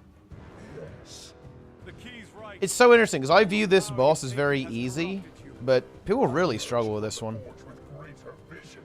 It's crazy. Yeah, it's kind of the same for me. I view pyloning in particular as like the easiest It's task. so easy, yeah. Like pyloning is unfailable. Like it is so Yeah. fucking. And I'm not free. saying this to be a Yeah. jerk about it either. I'm just saying I've probably done it so much that to me it feels very easy, but it is one that people tend to struggle with. Yeah, it's such an easy thing to do. That's the thing. Like it's so hard to die on Well, pylon. I actually think the real problem is that people play the more aggressive. Like if you wanted to just win, just play like Selly Scourge and pylon on that, and you'll never die. When you, Right? I Like mean, on that's- Scourge, like, if you really want to win. on Scourge, it's very easy to take Parasitic Contagion these days. Then you're just unkillable. I need someone to go heal that other player. I cannot reach them from this pylon. I don't have Signet. I can't move. Oh, We actually missed Did that hit the ground? Yeah, it did, unfortunately. It's probably some slight lag or Oh, something. sorry. It's fine. Timing, yeah. Oh, I just hit the fire too. I'm in trouble. I had no dodge. I tried to dodge. I still have no dodge. Yeah, I'm dead. Yeah, but I can't. I got caught. I got caught because I had to double dodge to get back to the pylon, and then I got the mechanic, and then I had no dodges. It's over. Fortunate. Do you think New Order is a good game to play? I mean, certainly temporarily. Long term, I have major concerns, but temporarily, yeah.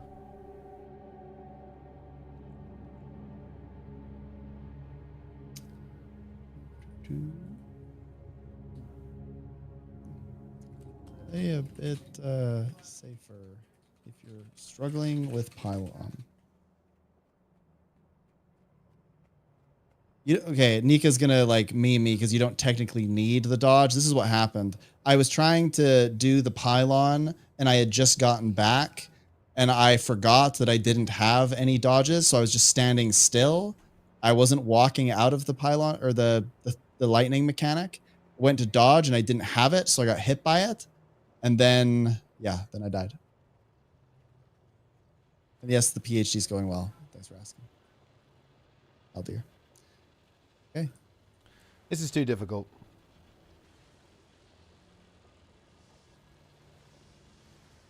What trait on Vert? I mean,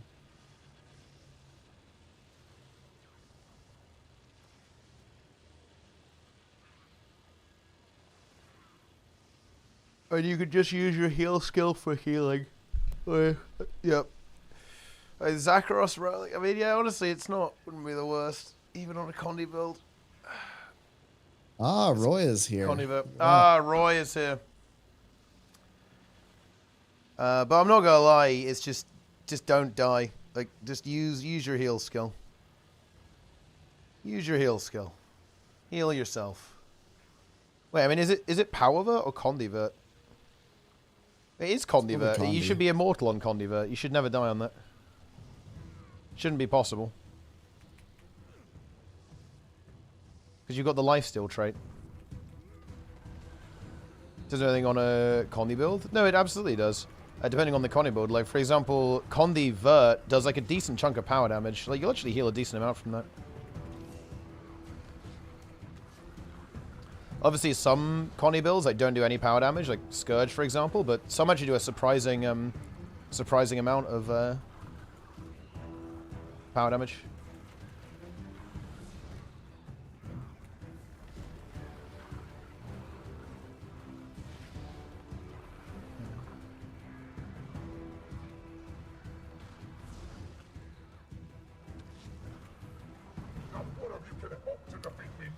Incredible. Oh my.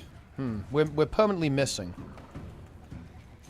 The player is just failing the mechanic. It's a bit unfortunate. I warned you. Did you think I was joking? Yeah, I'm dead. Oh, I here. tried to heal you super fast. Are you dead? I'm fine. Yeah. Oh, but you're dead though. It's over. Oh, I put the thing down. I must have rezzed you in time. I didn't think we were going to.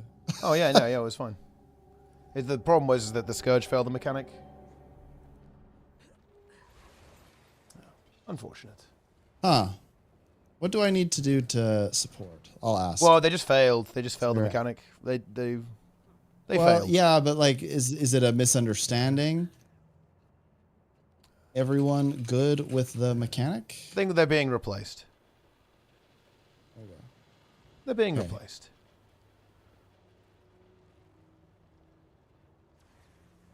We have an extra. I think people overthink this a lot. Yeah. When I teach people how to do this, I say stand left of the blue line, look left when you see circle, teleport, then teleport back when the ball hits. Yeah, that's and it. your damage is only relevant in as much as it will allow you to heal yourself. At least at the beginning until you want to speed run and stuff. Pretty much, yeah. Oh man, it's fucking rough. It really is pretty much the easiest mechanic on the fight. You just have to teleport. That's it.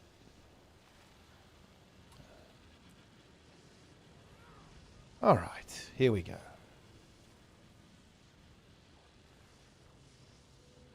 It's time.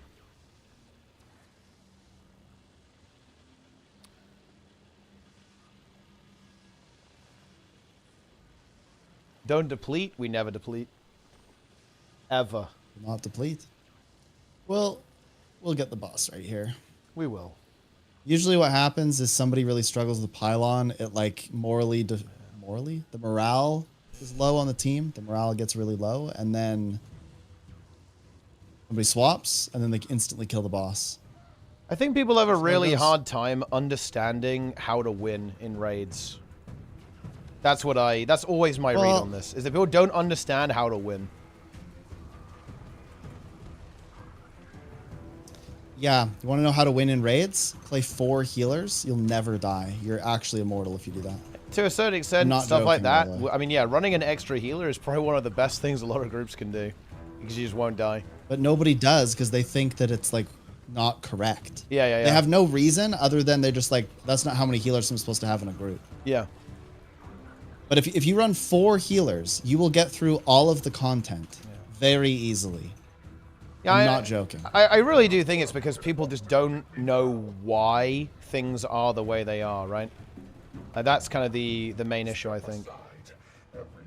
People don't understand why they're doing what they're doing, right? And that's where things go wrong. You had great potential. Yeah, I mean, that's fine. You don't have to know everything perfectly. You are not even Jin. You are an outsider. Four healers a pug will fail the enrage charm on Doom CM. Yeah, on Doom CM you can probably only get away with 3. Doing 4 healers on Doom CM in a pug is probably not the way. But you can do 3 healers. I mean, honestly, 4 healers is probably fine. The enrage on Doom CM is really long. Like, with today's numbers, like, doing it with 2 less DPS probably isn't really that hard. But, yeah, you might enrage. But just run 3 instead. Do you know why? Of course. The reason why you run 2 healers is because basically that's like the... Ultimately, it's like the... It's like the minimum number of things that you need to cover all the boons, pretty much. Like the standard meta comp is basically like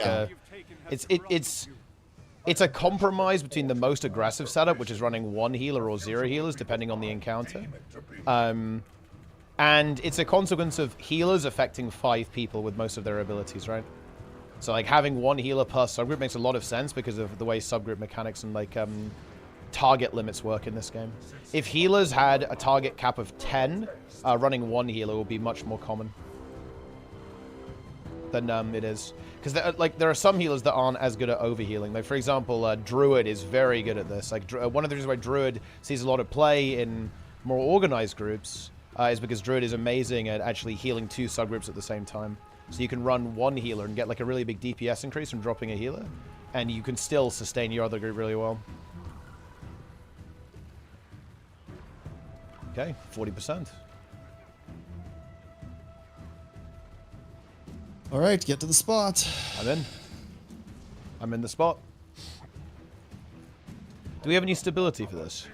I guess we do. Just need Aegis. But yes, I do have some stab. We did it. I'll use Glyph of the Stars if I can. We did it. We need to make sure we get the Remember oranges the this time. orange. I'm going for the oranges. I'm oranging.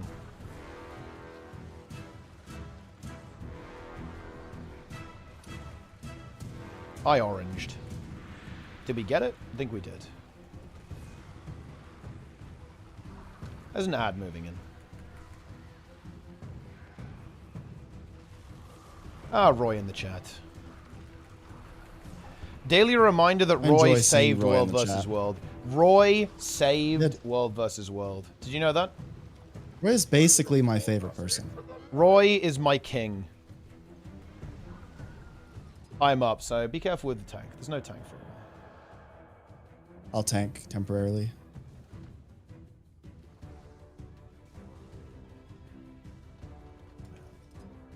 I'm down. Oh, you're back? Okay, then I won't tank at all. Well, the action key isn't working right now, actually. Wait, what? Oh, no, you guys did it too fast, I think. Oh, no, we fucking bugged it. Yeah, it's over. It's bugged. Are you serious? Yeah, Oh it's my bugged. gosh. We got the bug, which will never be fixed. Yeah, you have to do the oranges too. Yeah, with the, we were too slow here. Yeah. Oh, no. Oh, hang on. No, it unbugged. We're fucking good. Holy shit. That's very lucky. Since you hunger for my power, have a taste. They won't fix that, by the way. Everyone's probably dead here, though. I got one res. I'm up again. What the fuck? That's crazy. Okay, this is the one where it actually the speed matters. Wait until second bump. Yeah. This one. Yeah, don't do it too soon, or it's fucked. Okay, it didn't bug this time. We're good. Okay. I think we're actually fine. It's gonna be slow, but I don't think we should die, right? It shouldn't be a problem. Joey Moe is tanking right now. Yeah, but I'll get I it do back. fear. I'm in position, and Joey Mo just needs to run away. Joey Moe. Yeah, Joey Mo just needs to move away, and it's not a problem. Dude, it fucking blows my mind how people do not understand this boss. It's. I almost feel bad for the devs. Yeah. I almost feel bad for the devs. Because the devs made this rather intricate boss, actually, and players do not understand how it works. Yep, that player just ran in and fed as well.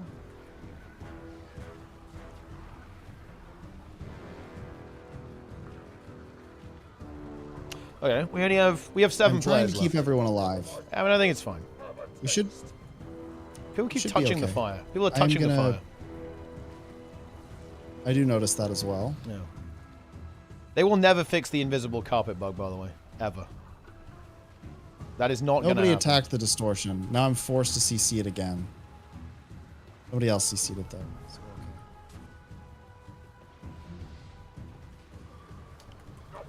okay. 10%.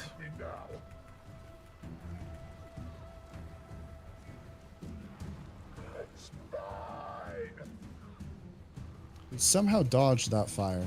Yeah. The golem is in. Wait, why would you assume the carpet being invisible is a feature? Like, why? Wait, hang on. Two people have said that to me. Why would you think that? That doesn't make any sense. They're trolling you. They don't actually believe that. There's no way. There's no way you could actually believe that. It's just supposed to go invisible. I mean, maybe they do though. I guess it's not impossible. But it wouldn't really make a lot of sense, would it?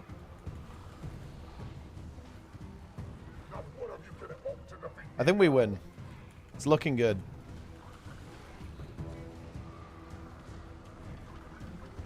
Question: what's worse, Wing 8 is too hard or too easy? Too hard.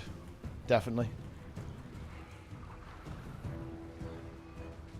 Yeah, normal Because mode. if Wing 8 is too hard, it will just be a complete DOA failure, and that reduces the chance of getting future content like that in the future, right? If it's too easy, they can always buff it up a little bit, like give it more health and make it more damage. Yeah.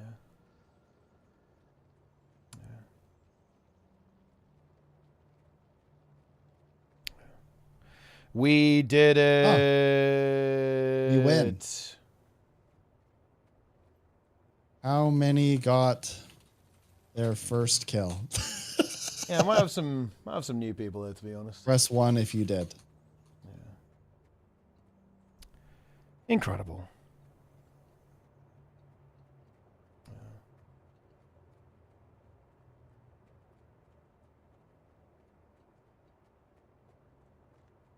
I don't think anyone did.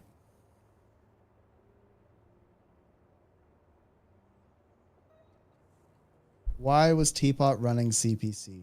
Because he can see your I comment, didn't even too. change. I didn't change. Could have gone for Serpent Siphon. We did it.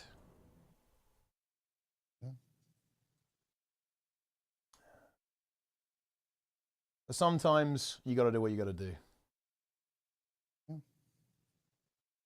The CPC was why we wiped all those times. It's actually true. What an experience that was. Orb got in at GG. 0.02%. Ah, yeah, that is a bit rough, isn't it?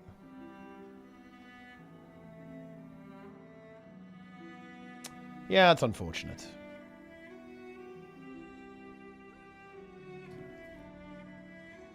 0.02%. Wow. Yeah, 0.38% barrier. Yeah, wait, it has 26k HP. That's fucking rough. That's 1 second. It would have died in 1 second.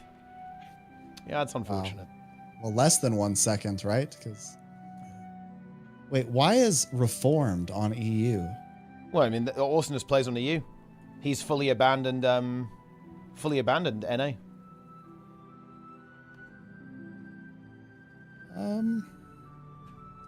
Hold on, this is a good comment. I feel like I don't fully understand Paladin Avert because I used my heal as much as I could and I still couldn't self-sustain without some help. Wait. Because your healing comes from your damage. Yeah, it's lifesteal. So probably aren't doing enough damage. Yeah.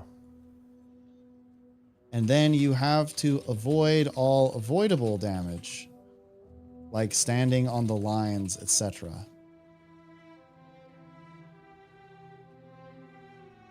It's kind of interesting to think, but you know, if you're playing Scourge, Blood Fiend is enough to sustain you. You don't need any other healing except Blood Fiend.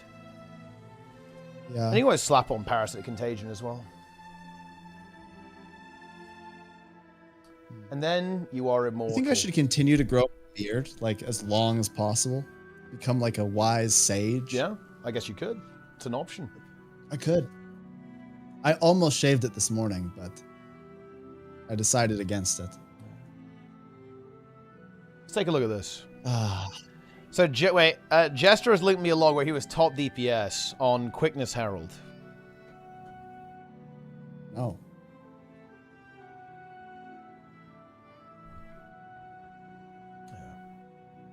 Wow.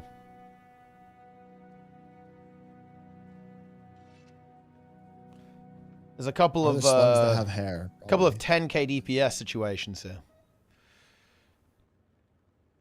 Oh yeah. Oh.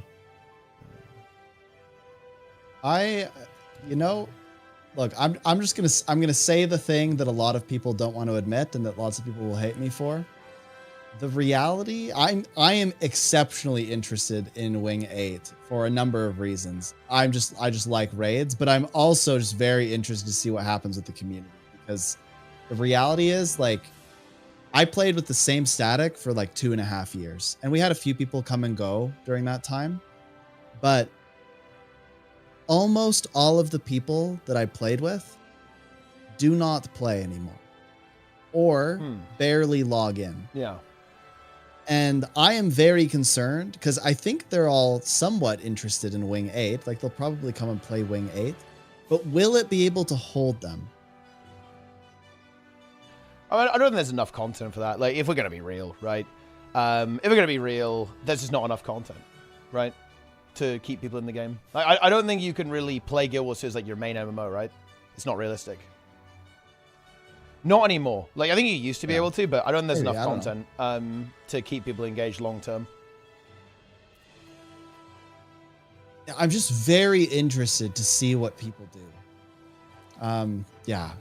I'm also very curious because the larger community, people haven't been, there's been very little knowledge transfer. Like, I've tried to run training events and stuff. I ran one the other day and I had 3 people show up, and one of them, I think there was only 2 of them had never done Wing 1 before, but they had all tried like Wing 4. So there's just very few people that are trying raids because we've gone such a long time with legendary armor in open world that legendary armor in raids has just completely fallen by the wayside.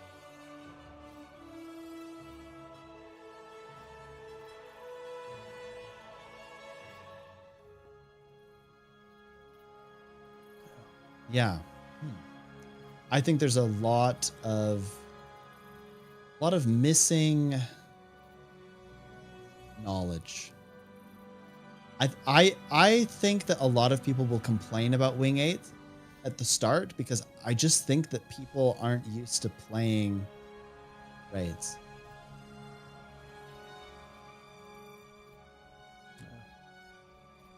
What if Wing 8 was just one giant slug boss? I mean, that would be a great shout out to me. I know this is probably stupid, but I also wonder if there will This is just like a personal interest, but I'm very curious if some dev will have put a slug or something somewhere in Wing 8. Like, I'm actually super excited for Wing 8 just to see if somebody puts like some hidden lore in there, you know? Yeah. Or it would actually be one of the funniest things imagine of if all the time. third Titan is a giant slug. Imagine that. It's an actual just giant slug. That'd be kind of crazy, right?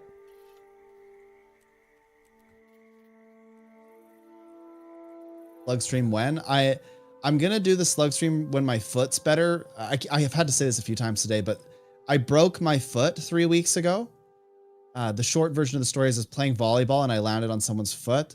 I fractured my foot in 2 places and one is an avulsion fracture. So it's pretty painful. It's really bruised up.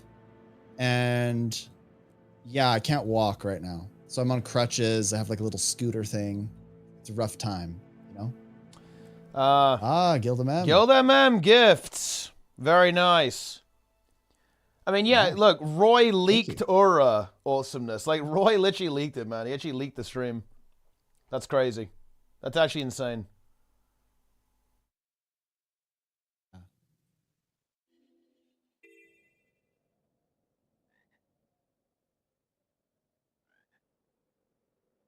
I will, yeah, my foot, I think, still needs probably 3 or 4 weeks before I can start putting weight on it again, which sucks. Yeah. But I don't want to like hurt myself. If I do slug stream, I want to go hard for it. But like currently, I just can't. If like you probably saw, my wife came in earlier and gave me soup and stuff. If I try to go like make my own food right now, I have to like stand on one foot or sit down and it sucks. Like it's a rough time. So I want to be able to actually do it justice. So I'll just delay it. Yeah. I mean, the thing is, guys, I just don't think that Guild Wars 2 is really a game that tries to grab your attention indefinitely, right? And I think that there is actually something going on there that I do think kind of is at odds with raiding. I think if you want to have a really healthy raid community, you do kind of, the game does need to kind of grab you and hold you long term. And Guild Wars 2 doesn't really do that for multiple reasons. Like, you know, I think content release schedule is the really big one. So I don't really think it's... Like, Guild Wars 2 is a game that kind of wants you to log in when there's content and then log out when there isn't, right? And that does cause a couple of issues. It means that the community is a little bit ephemeral in a sense. You know, it's a little mushy sometimes. It's not stable, right? It's not as stable as other games. Or like less solid than other games.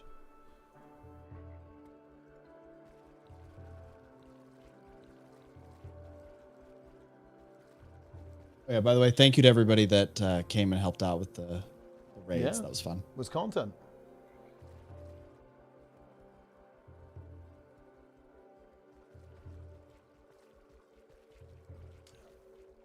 It's time for the... Wait, I think the Bog Queen pre-event just failed. It's over.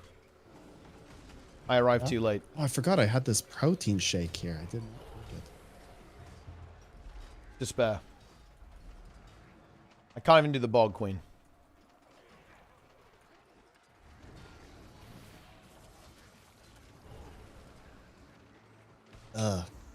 Some protein shakes are good and some are not. Ugh. That was not good.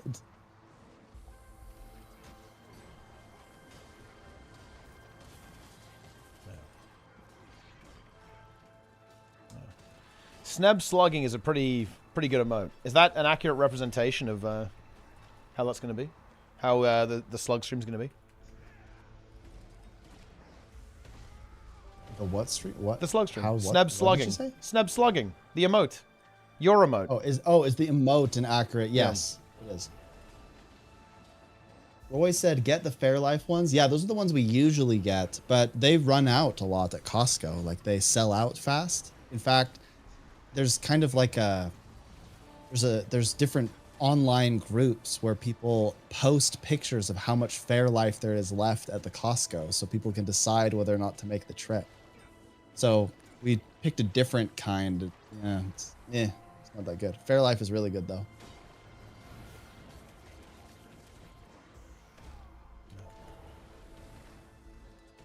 Sneb does admit that he says Papija. He did actually admit that, yeah. Sneb pronounces Papega as Papija. He didn't deny it. So that means he confirmed it. Yeah, right. Do you pronounce cache? Wait, as in, no, I wouldn't. No, I wouldn't do that, no. Does anyone do that?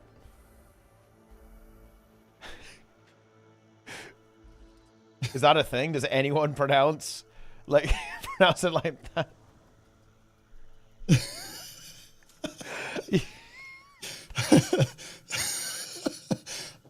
I'm just asking, just answer the question. I did. I said no, I don't. Do you? Why not? The thing is, the fact that you ask it that way, the fact that you asked, it makes me think that you do. It makes me think that you pronounce cash as cachet. Why are you being weird about it? Why don't you just answer the question? Well, I mean, I did. I'm just saying, you asking it is sus. You're being sus right now. Yeah. Did you know that Darren... Why is it so sus? Why is it weird? Did you know that Darren's is the official content cop of the gw2 community? Woo! Yep. Yeah. Wait, was that like a police siren? That's what that was? Yeah. Yeah, do you pronounce it woo or woo? Yeah.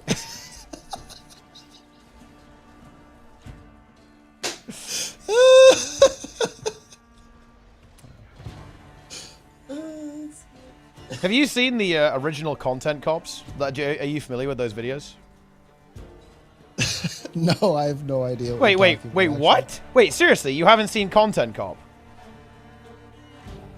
No, but have you seen the guy that goes around and catches predators? What? That guy is based. Holy.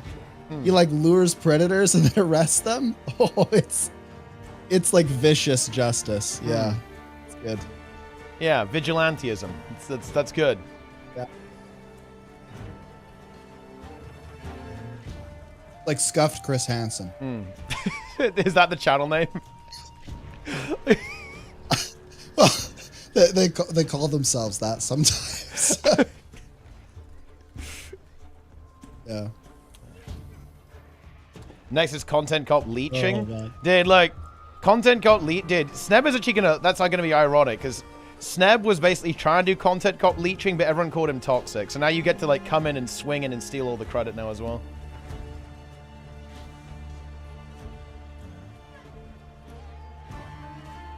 I like how everyone's accusing me of being on drugs. What if you're all on drugs and I'm the only normal one? Think about that. This kind of reminds me of the I-100 stream. A little bit. Yeah, that was a good one. I really wish I had saved that stream. Oh, man. I should have. That was legitimately one of the best streams of all time. It was pretty good. What are your thoughts on I-100? I mean, it's good. What else do you want me to say? You're a fan? Yeah. Okay.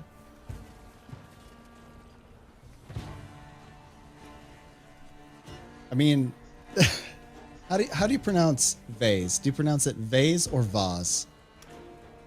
I think my default will be vase, but I think both is fine. Interesting. Yeah, because I'm from the south, so we would say ah. There are people in the UK who would say vase though. So I'd say ah. Yeah, there are definitely a lot of people in the UK who would say vase. Because basically that's like one of the... My dog just gave a check on me. Yeah. It's one of the key parts of English in the UK is that the A sound is different in different parts of the UK. Yeah.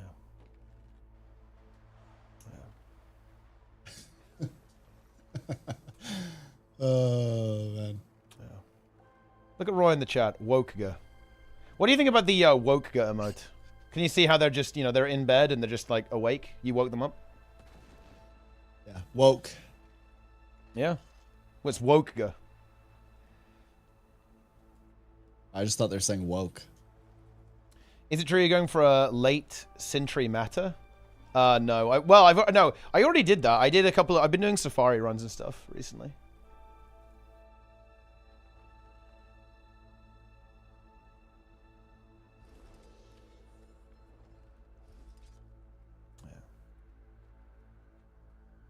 It's the same in Swedish as well. Yeah, I mean, again, it depends. It's like some people in the UK would say grass, and some would say grass, like that. I like how we're just talking about different ways to pronounce words. Dude, okay, look, I am not memeing, bro. There is nothing to talk about in Guild Wars 2, dude. This is the problem. There's no fucking content, okay, bro? Am I wrong? Yeah. I don't know. Roy baited us into thinking he was going to save World versus World, and then they just reworked Siege instead. Okay, like, you know, that happened.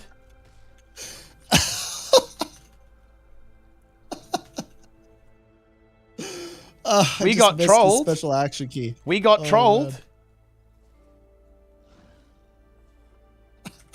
Well, I mean, did we not get trolled? Yeah. Roy hitting Degriddy. We actually need to get this upgraded version. I have an upgraded version of this.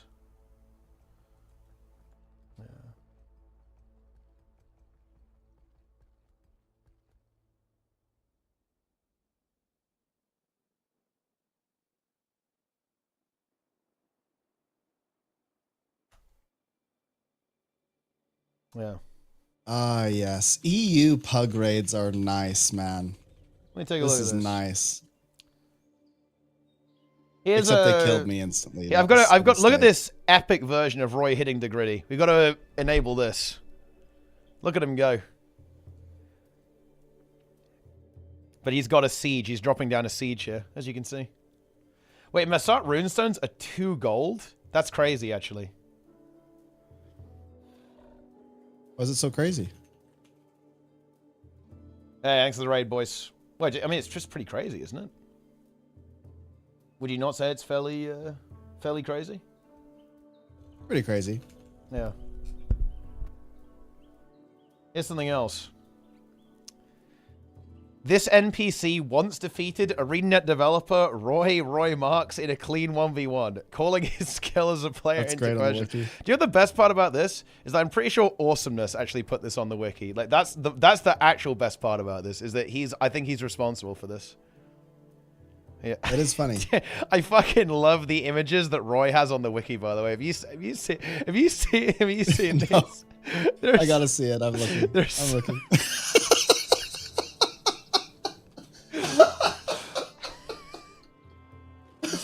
Fucking based. Holy shit. They're so good.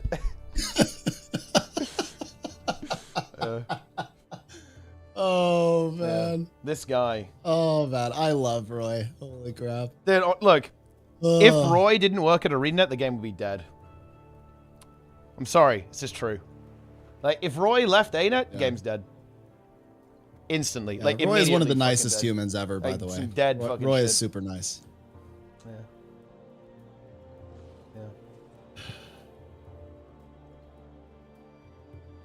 Yeah.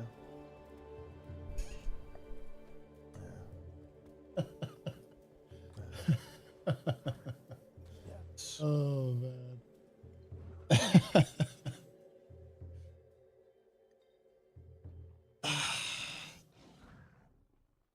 You say ask or ask? People from where I'm at would say ask. But ask. People in the north of the UK would say like ask. Yeah. Not quite like that, but a little bit like that.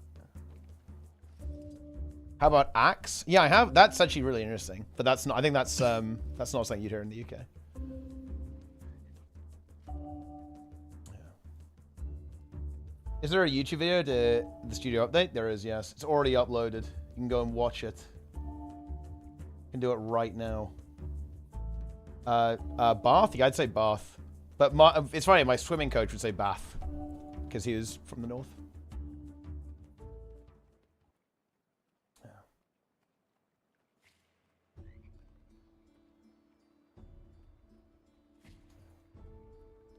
The trailer showed some bosses in action. That's correct, yes. Or at least a little bit. To an extent, anyway. I like Decima. Yeah, I think the bosses are really cool, actually. The bosses do look cool. I mean, I like Greer more. Greer looks insane. I like Greer's voice acting, though. Like, Greer's voice acting is giga good, in my opinion.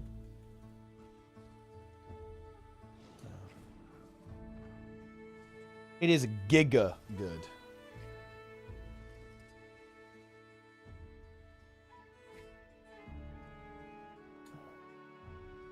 All right. I think I'm actually done with the stream. I'm going to raid Sneb because it's his birthday. I'm sending them over. I'm sending them over to infest your stream. Chat, you need to interrogate Sneb about his pronunciation of a variety of words and phrases. Okay, like that is your mission. Okay, that's what they're gonna do. Okay, you're gonna be interrogated. Sneb, how does it feel? It's good. I like that. Yeah. And you know they're gonna ask you how you pronounce Papija. About? Oh, he's Canadian, so he says aboot. Okay, that's how it works. That's more of an Eastern thing, you know? It is. Yeah? I don't know why everyone always thinks I'm going to say a boot. Yeah. What about A? I mean, I said it literally like 4 times today. During your stream. So, I guess it's probably going to happen. Yeah. So that's how that one's going. Yeah. Incredible.